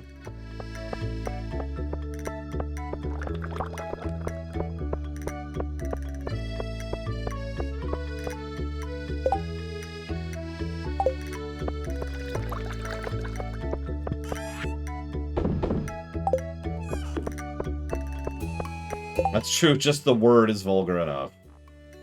Hard to argue. I mean, in lore, what I'm probably doing is hanging out with my friends, of which I have several. I've got a whole area designed for social interaction. Come on. I've got 2 of them, actually. And I've got little side areas for people who don't want to, mingle with the large crowds. I get it.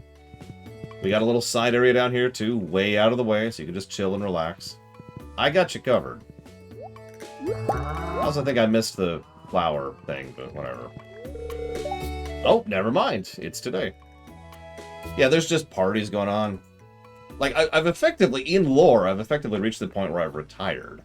I've made my fortune. The farm's set up. I have guest houses for my family. I have regular, animals who are taking care of themselves at this point.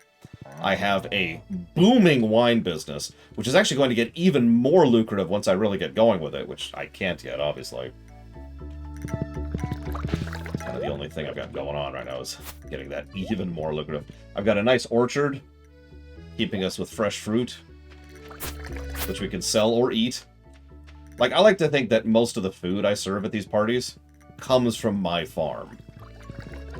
Literally have some wine I just finished aging, like, yesterday. Have some fruit I just picked today, you know? Here's some cheese I made today. You better believe we're totally just... all these resources in lore are going towards just splurging on friends and family and loved ones. And obviously taking care of the kiddo and helping out with Penny, obviously. Duh. I think I've proven I can take care of small kids recently.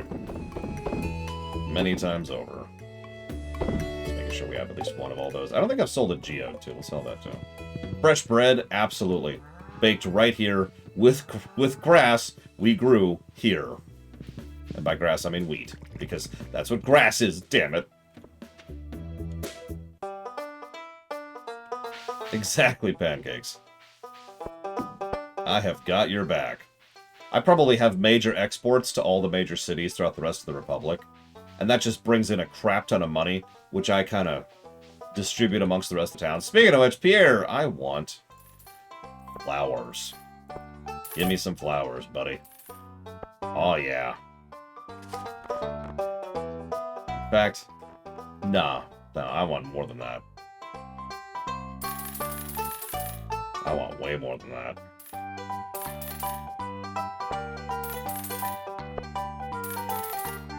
There we go. Let's get some flowers up in here.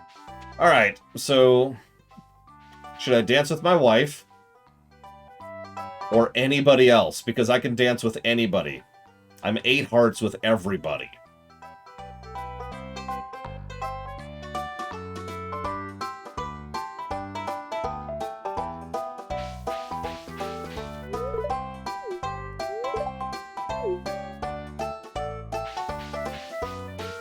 Dance with Penny's mom. Alright, Pam. Where's Pam? There she is.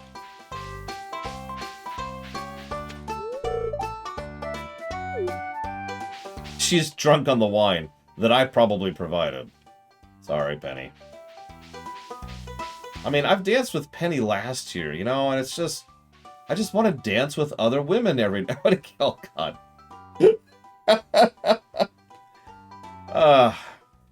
Don't read into that. Don't read into that.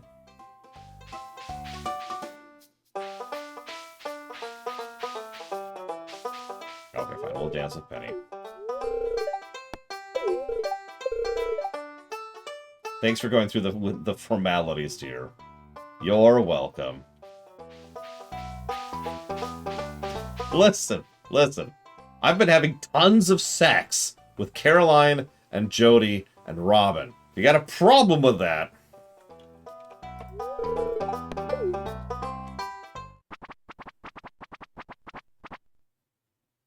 I mean, dancing. Sorry.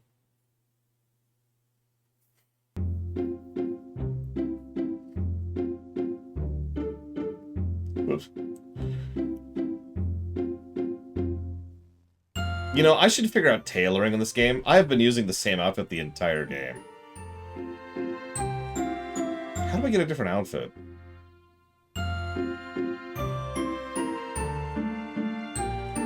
Oh, absolutely. In unrelated news, we just got a lot of extra fertilizer, and the wizard house is now empty. I also took over the fishing shop.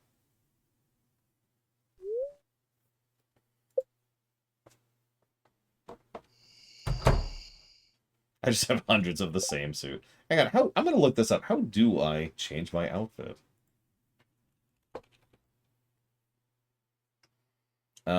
Tailoring, maybe? What's this? Aha! Okay, what do we got?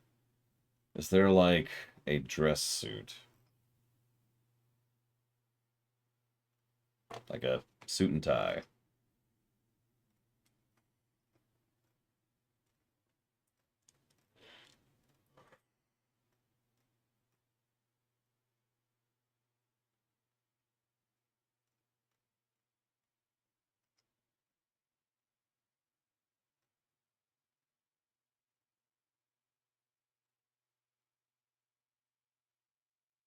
Well, there's the outfit I have on.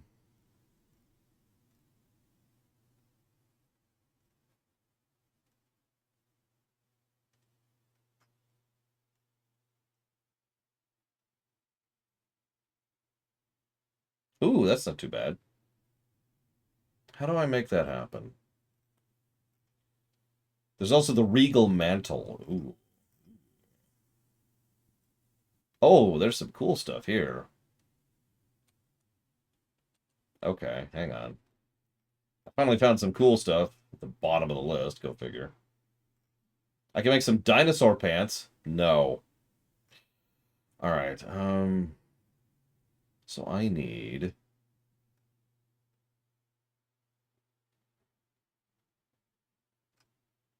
oil of garlic.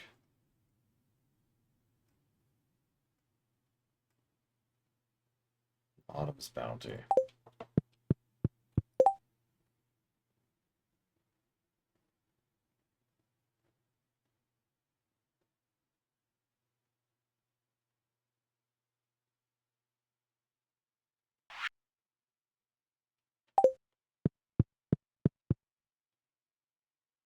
You missed dino pants. Oh, wrong thing. Damn. I need a yam. Well, oil garlic. Garlic oil. I can make that happen.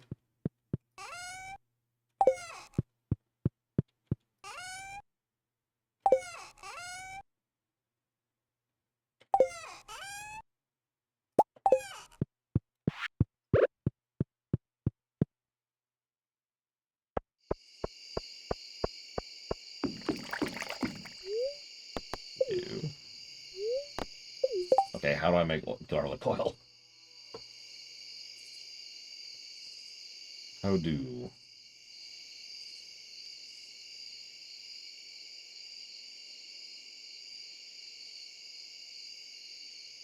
Oh, it's...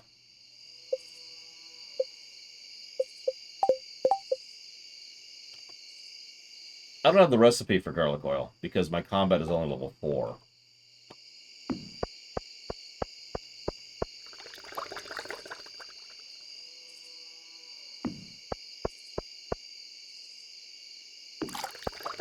It does, actually, Evo.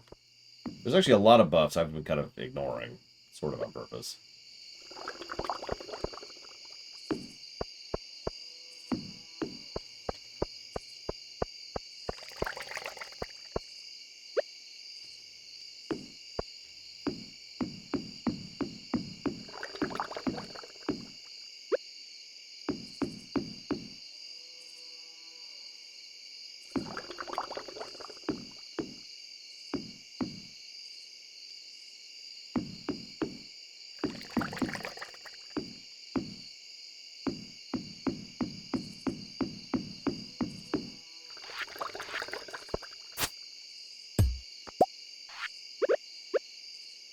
There we go. More flowers.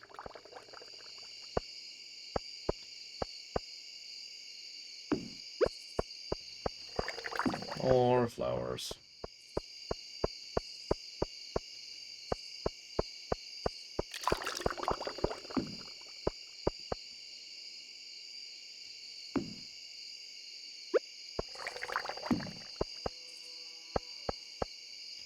And that'll do for right now. I have other ideas for the rest of those flowers. Hi, Penny.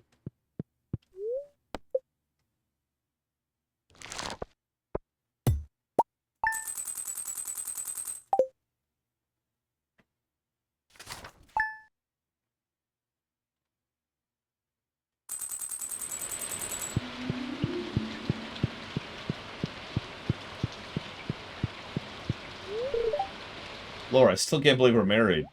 Yeah, me too. Hey! Okay, so... So we can pull him out at silver, or we could leave him in for gold. Let's see where the next batch is at, shall we? So the long-term idea is to have regular income of wine And then periodic massive income from aged wine. In fact, I will deliberately be producing more wine than I can age. I've actually already mathed all that out, so... And planned that all out, so that's already lined up. That's ready to go. Speaking of which...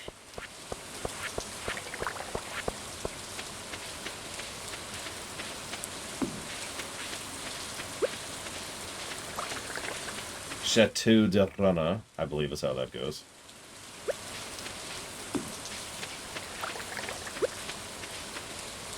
Honestly, and I know this is going to sound funny, I have 120 barrels going.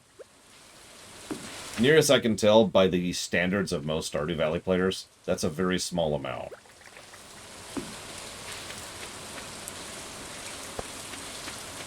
Well, I'm exporting it to all the different cities, Evo.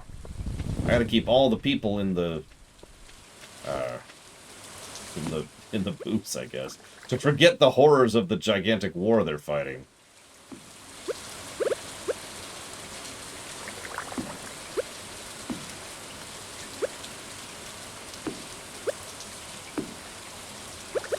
I don't think I have enough. I know I don't have enough.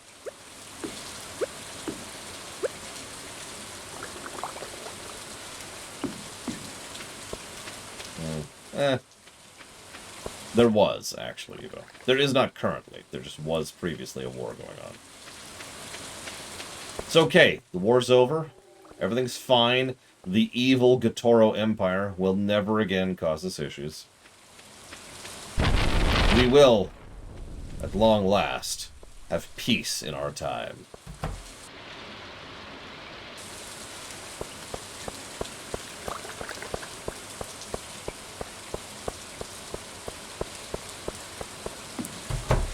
I wonder if Ginger... Don't answer this. I don't want to hear it. But I wonder if Ginger Isle actually has any references to the Gatoros. Because Ginger Isle is apparently in the direction of the Gatoro. Like, if you kept going south from there, you'd reach it. Hold on, we're on Thursday. I've already given gifts to everybody.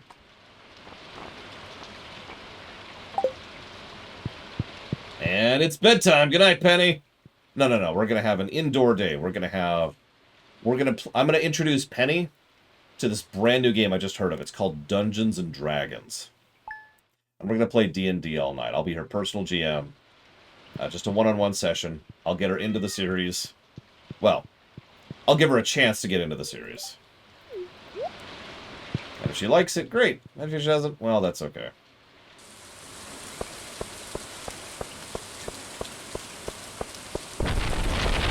Hey! Speaking of wine...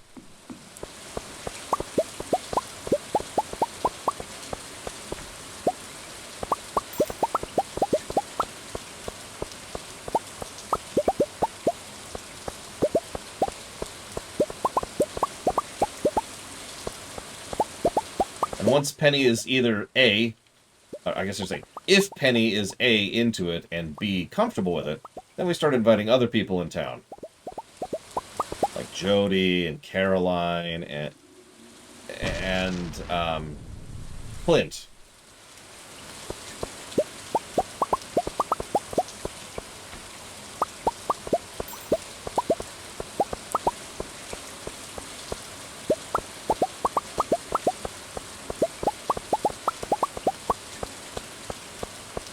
I think Emily would actually enjoy D&D a lot.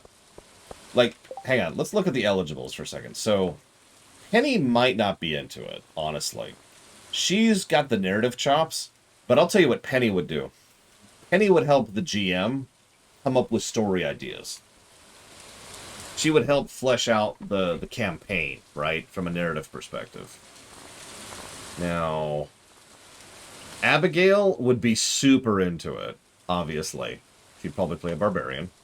Emily would be super into it. She'd play a bard. Meru, I don't think Meru would be as into it as others would, because she would look at it like any other game, and she would probably be more of a gamer than a role player on the axis. Shane would be super embarrassed about the fact that he's into it, but he's in. He's into it. Harvey's not into it at all. Elliot doesn't see the point of it. Leia just wants to hang out. So she's there just to be part of it. So she's not really with it. Haley is a fantastic example, because I've known people like Haley. Haley would be like, oh, I don't think that's really for me. And then she'd play it, and she would be super into it.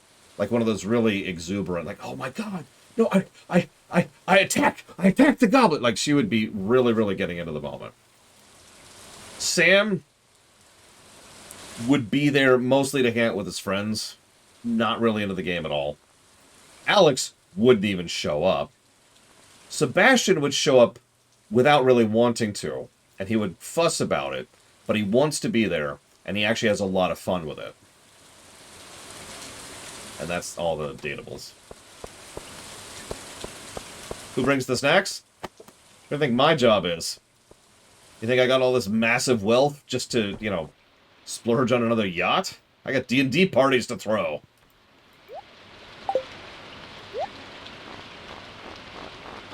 That's a lot of wallpaper. Oh my god, that's a lot of wallpaper. And flooring. Oh my god, it's so much flooring.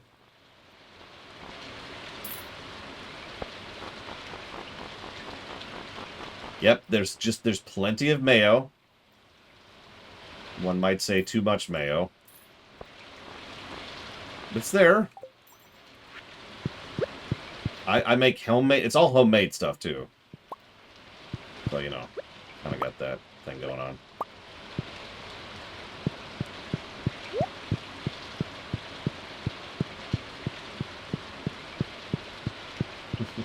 What? I gotta take care of the town's D&D party. I invite the dwarf, and the dwarf's like, I want to play... Well, he doesn't act anything like a dwarf, but he's like, I want to play a dwarf. Okay. You gotta do a dwarven accent. I am speaking in it. No, you gotta do a game's dwarven accent. That's just Scottish! Turns into an argument. 3 sessions in, Sebastian and Haley get into a big argument about whether or not she's acting in character or not.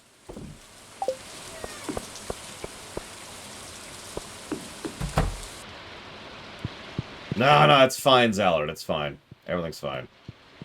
And to sleep. At 9 in the morning.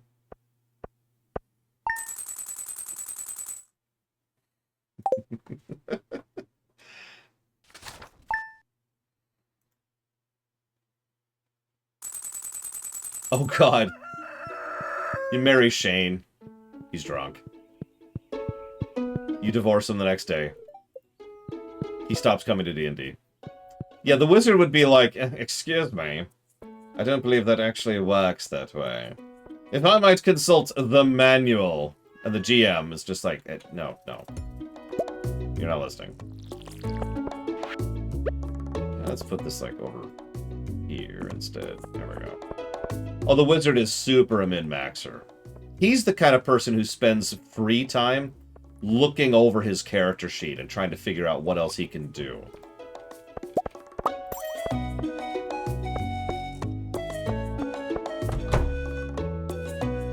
Okay. See you around, Mr. Red. Get some good rest. We're going to chop off soon ourselves, in about 18 minutes, actually. Who knows, we might actually hit summer. I have so little to check up on. Until it's Sunday, I actually have nothing to do.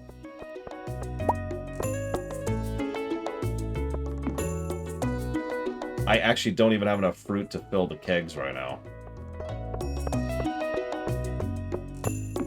Tomorrow will be more Stardew. What's TLD?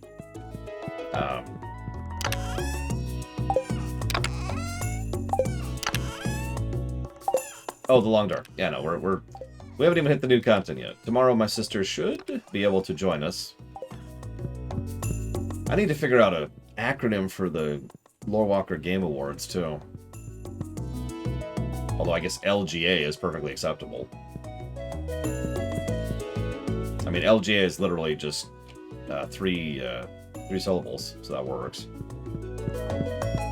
Yeah, I think I'll let these keep going for a minute. Well... Alright, let's do one last thing here, before we go to bed at 8 in the morning.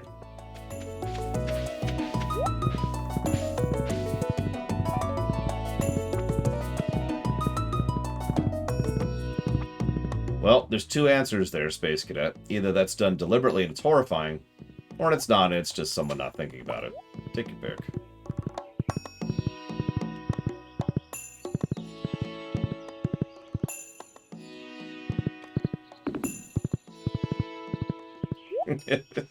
Look, it's been a hard day, okay, Pancakes? It's been a hard 2 years.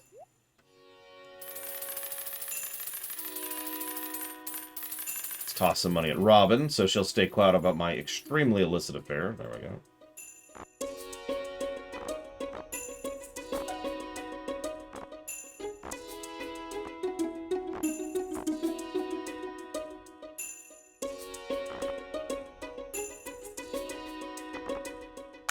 That's what that is, okay. I mean, I wouldn't, Sabacom, you know me. Like, originally I was playing around, but then, I mean, you know, dating around. But then I settled with Penny, and, like, you know me, once you're taken, you're taken. Until that status is rescinded.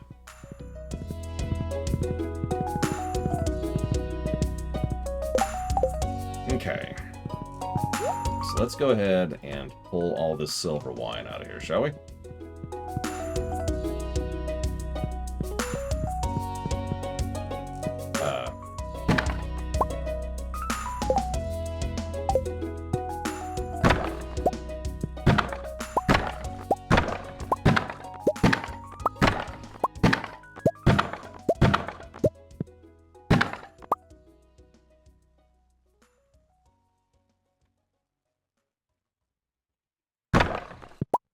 Yes, it can also go up to Iridium, even.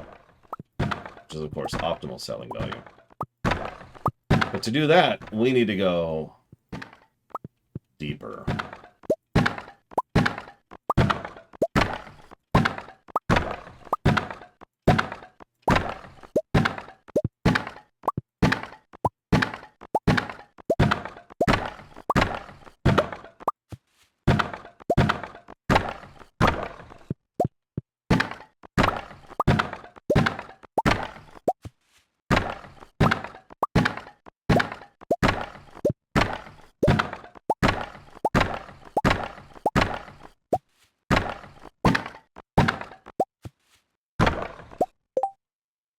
Okay.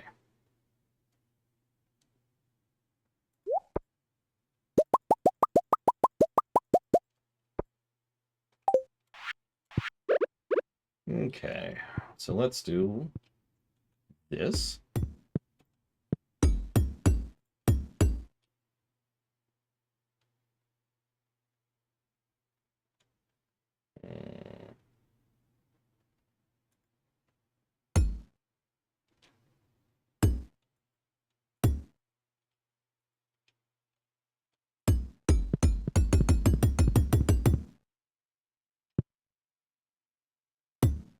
Sorry, I kind of mapped this out in advance. I'm trying to adhere to my pattern here.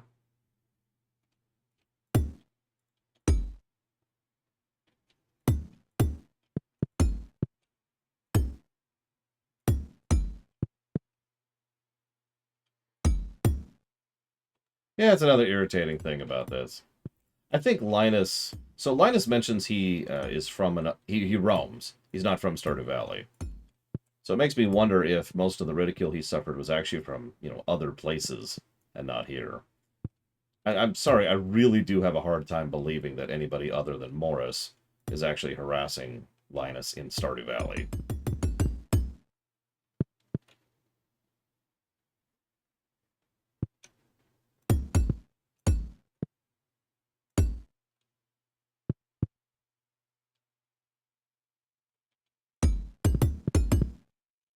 And even Morris would only do it for financial reasons.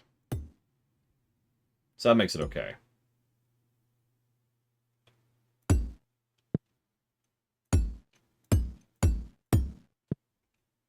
He is, I'd call him homeless, but that's not really an accurate term in his case.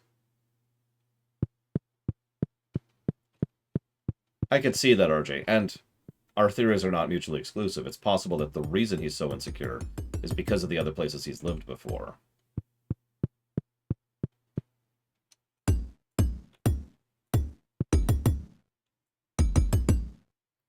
Okay, so I need 2, 3, 4, 5, 6, 7, 8, 9, 10, 11, 19 more.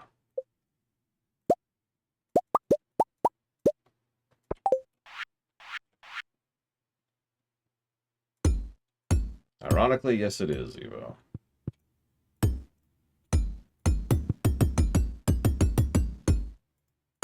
There we go. Now that is a seller.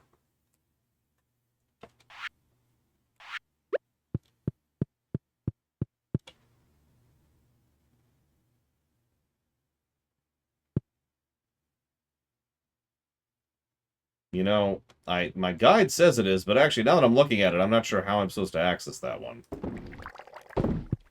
I can get it at an angle, I guess? How do I get it back out, though? Hang on. Oh, I guess I do that. Wow. Yeah, okay, I guess that is actually accessible. Huh. Whatever. Keep producing. Make more money.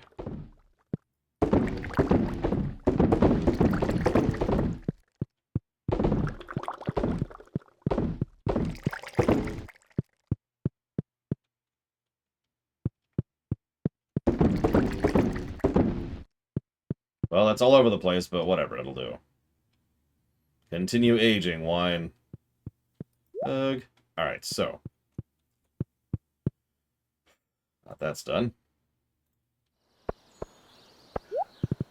Now I just need it to... Now, what I really need is to get started, is to get hurried up on this, and I can't do anything with this until summer 1.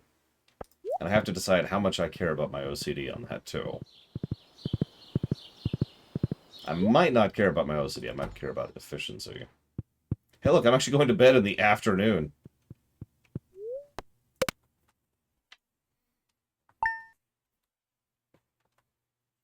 The question I need to decide is, do I want the fruit to be blossoming on the same day every day? And you're probably thinking, how would it not? Well, because what I have to do is I have to effectively... Oh, hey, pepper poppers. I have to line up. So I need to sacrifice the fruit to make more seeds of the fruit to propagate having more of the fruit. And every seed takes a horrendous amount of time to grow. So there's going to be some RNG involved in this, too.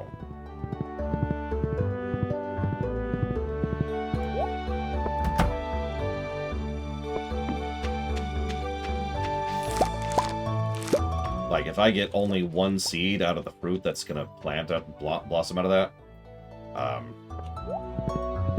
4 times, I want to say, then I'll only be able to plant 4 more seeds across the season. I think I'm just going to not accept. Well,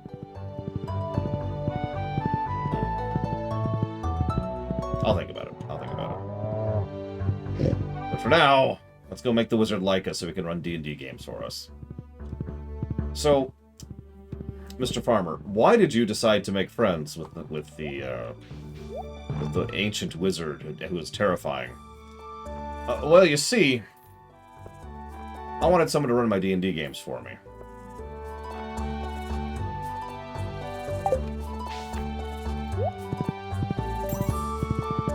Think about all the special effects he could do. Like, he can move the pieces around, they could animate, you know, as they attack each other.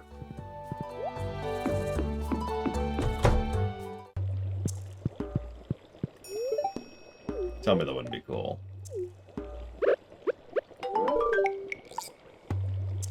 You're welcome. Apparently I had a quest to bring you one of those. I've been ignoring my quests for a very long time, as you can tell here.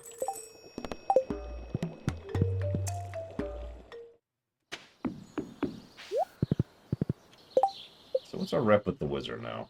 We're done! We're done with the wizard. Screw him. Okay, so we still need Clint, George, of course, Clubus.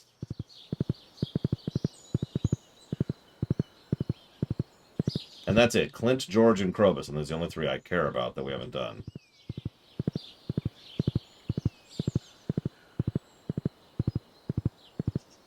I mean, so I know you've never watched My Little Pony, Evo. But there's a character in it whose name is Discord. No relation. He has reality-altering powers. he makes a really good GM. Because, you know, you actually just start fighting and you've got the outfit and you get the idea. Imagine just kind of playing on the holodeck, essentially. Yeah, I'll go ahead and buy that.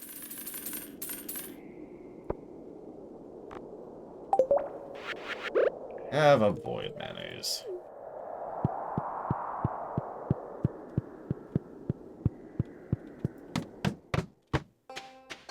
I don't know, he likes playing D&D, which is funny. It's not actually D&D, it's O&O. Ogres and Oubliettes. It isn't, though, RJ, that's the thing. Like, something I've been yelling about for, I think, like a decade at this point, is that we still don't have a D&D video game.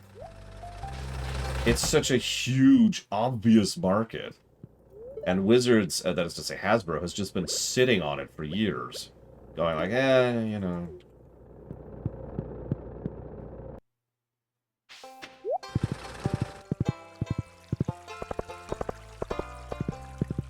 By the way, after I take over the world, I'm going to make a D&D video game. Ideally, it'll be able to plug in different modules. Modules is the wrong word. Different connotations. Plug in different rule sets.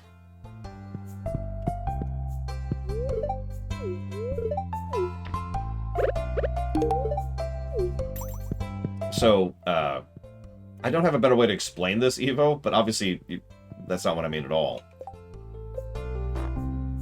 There should be a video game that allows you to play D&D.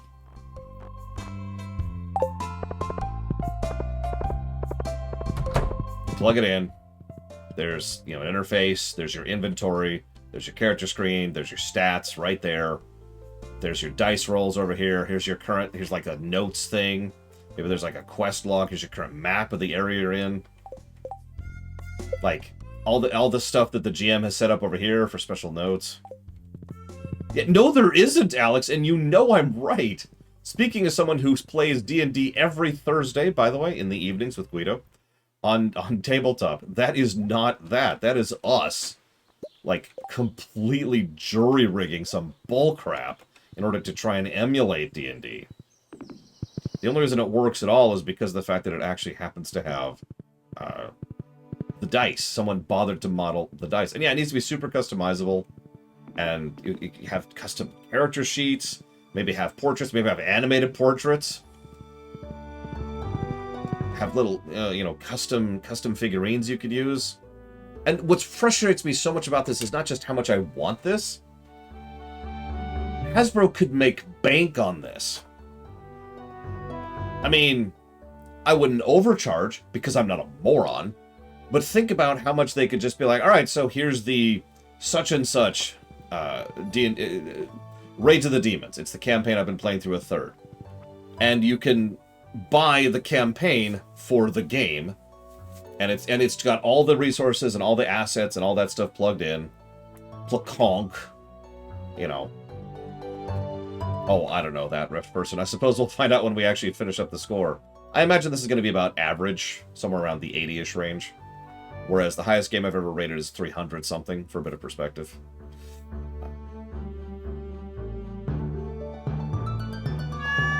They could sell individual stuff. Like, I know you say Fantasy Grounds, but Fantasy Grounds, honestly, kind of has a terrible interface. I've poked at Fantasy Grounds several times. I kind of hate it.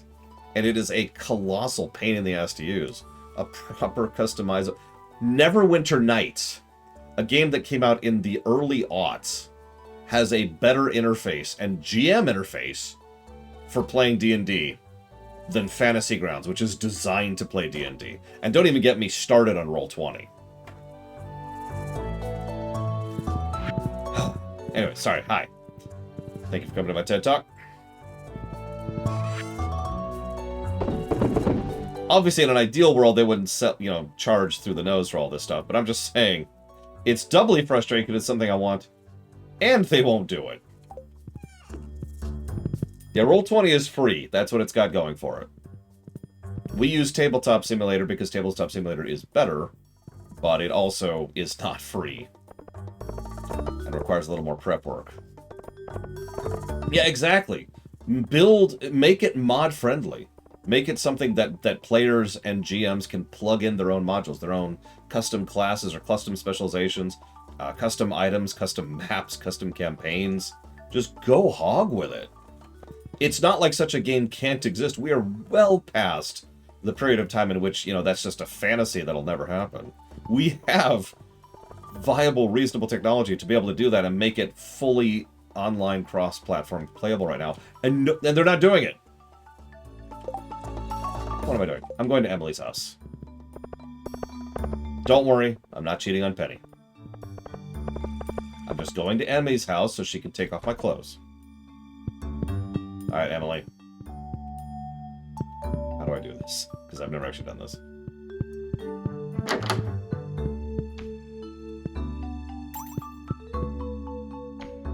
Close. Let's try this. Close. No.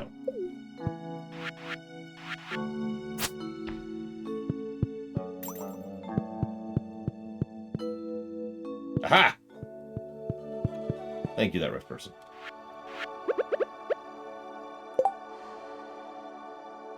Yes. Autumn's Bounty.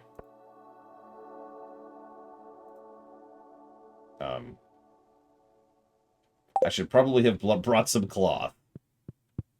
Darn it.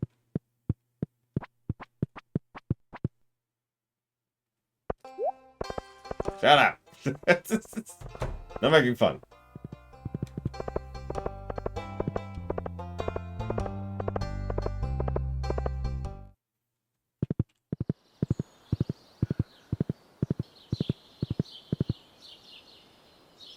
Back to town. I'm even thinking of it as a town. I mean, I kind of designed it to be one. Penny, what are you doing in here? What do you have all this stuff for? Aw, you're welcome, Penny. Yeah, if you'll excuse me, I need to go back to Emily's house. And I'm in a huge hurry here. Okay, why? I need clothes. Okay. While we're here, I'll put those in. And actually, while I'm here, since I don't need that anymore, we'll go ahead and dump that in.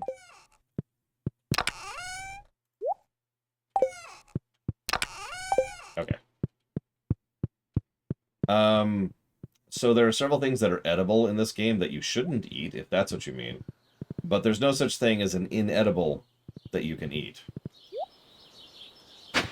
However, to use a direct example, you see that void mayo? If you drink a thick black paste that smells like burnt hair, it actually reduces your energy by 75. And yeah, you can eat, like, dangerous mushrooms and stuff like that, too. So I think the answer to your question is yes. I could be wrong. Okay, so.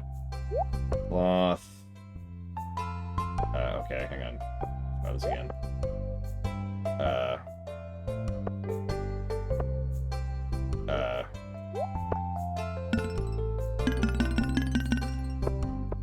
Why is this not working? Why do you not work? Why no go?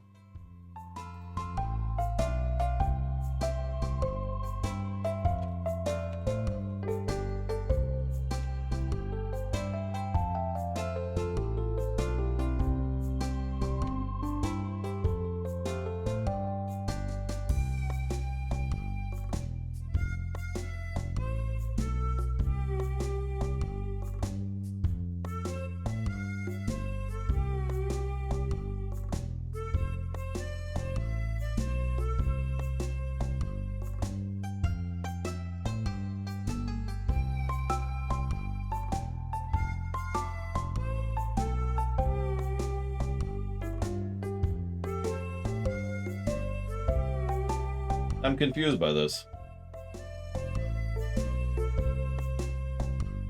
Like, near as I can tell, I'm doing this right. I put one cloth in here, but it won't let me put the...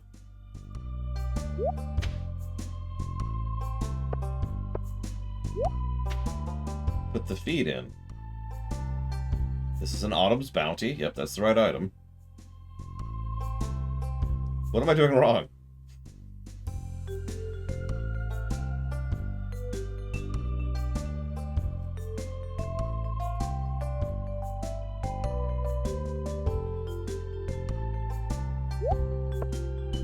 maybe if I do this?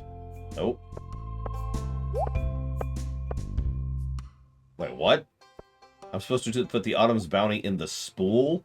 And the cloth in the feed?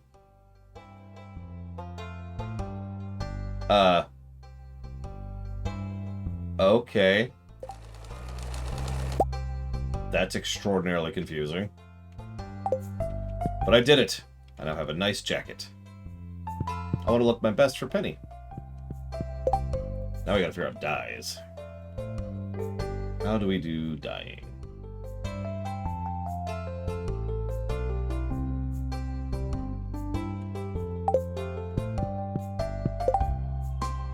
Okay.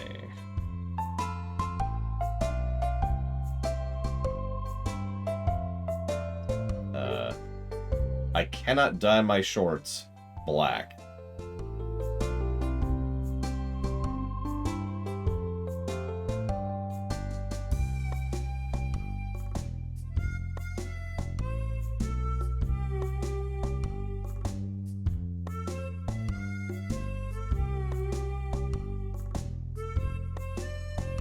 Or maybe I can? What am I looking at?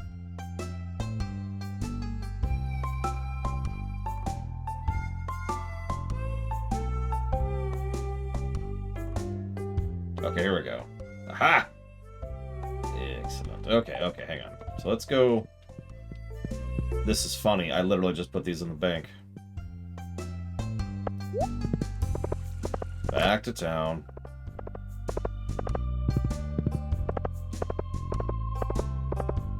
Trying to get a... I sleep for like 3 days in a row, and then I'm rushing to Emily's house, and then back, and then rushing to Emily's house, and then back.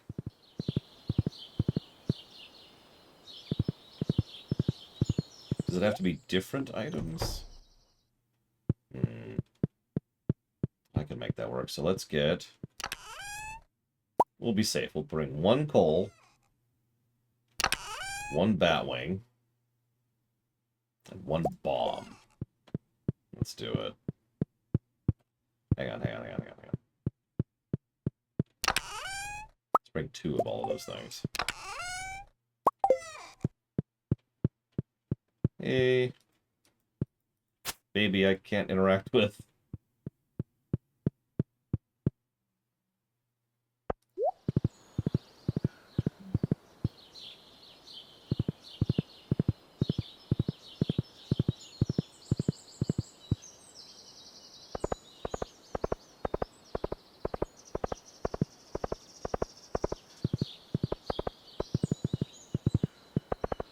Excuse me, Shane.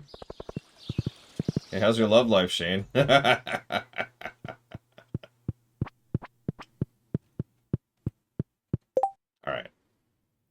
So I wish to die...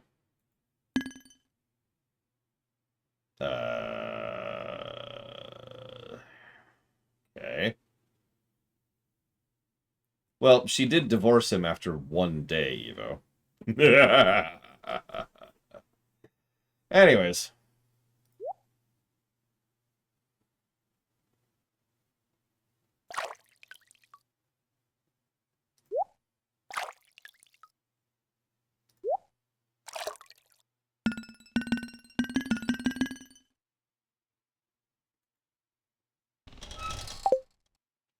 Okay, that did nothing.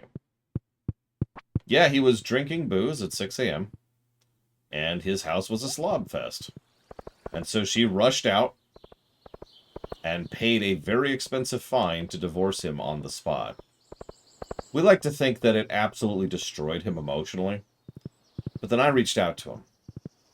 I was friendly, kind, and slowly, bit by bit, emotion started to surge, and he reaches out and he says, Lore, I never thought I could love again after what happened, but you make me feel like I could be loved again. And I say, Shane, will you marry me? And Shane's like, yes, yes. And then I divorced him the next day.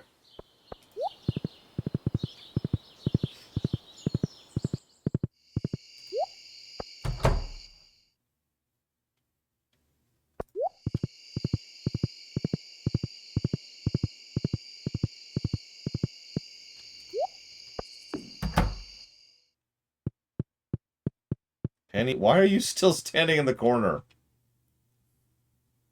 You know what? I just... Do whatever you'd like to, honey. I married a weirdo. Which I suppose makes sense. After all, she married me.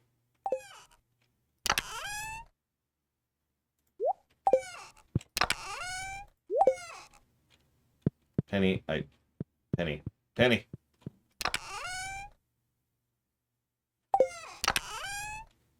Yeah, whatever, we'll put it there right now.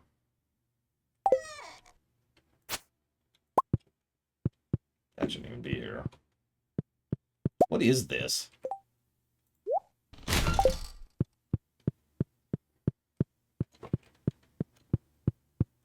Okay. So we're technically done for the night, but I want to check something before we chop off.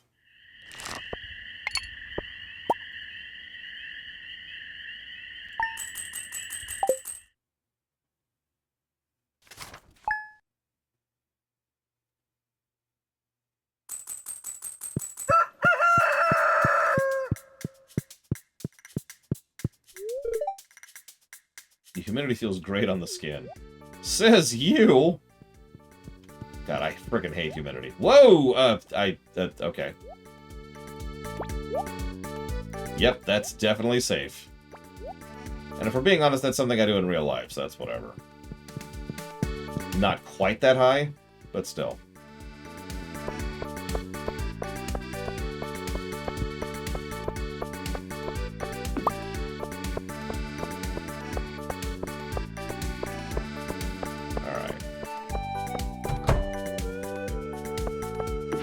There it is, our first ancient fruit.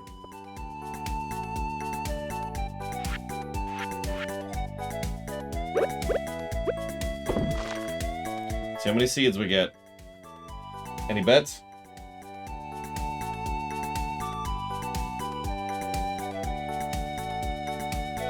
And we'll get at least one. Oh, oh, oh. What? We got 0. I didn't know that was even an option.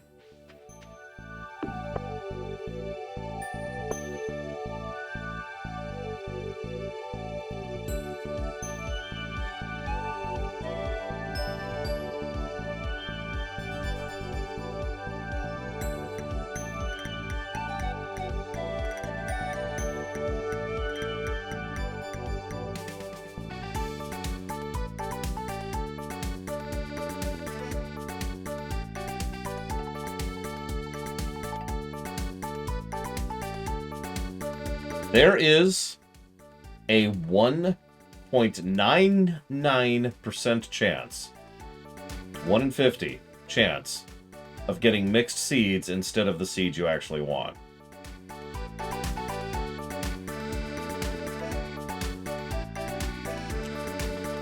And on that bombshell, we're going to chop off for the night.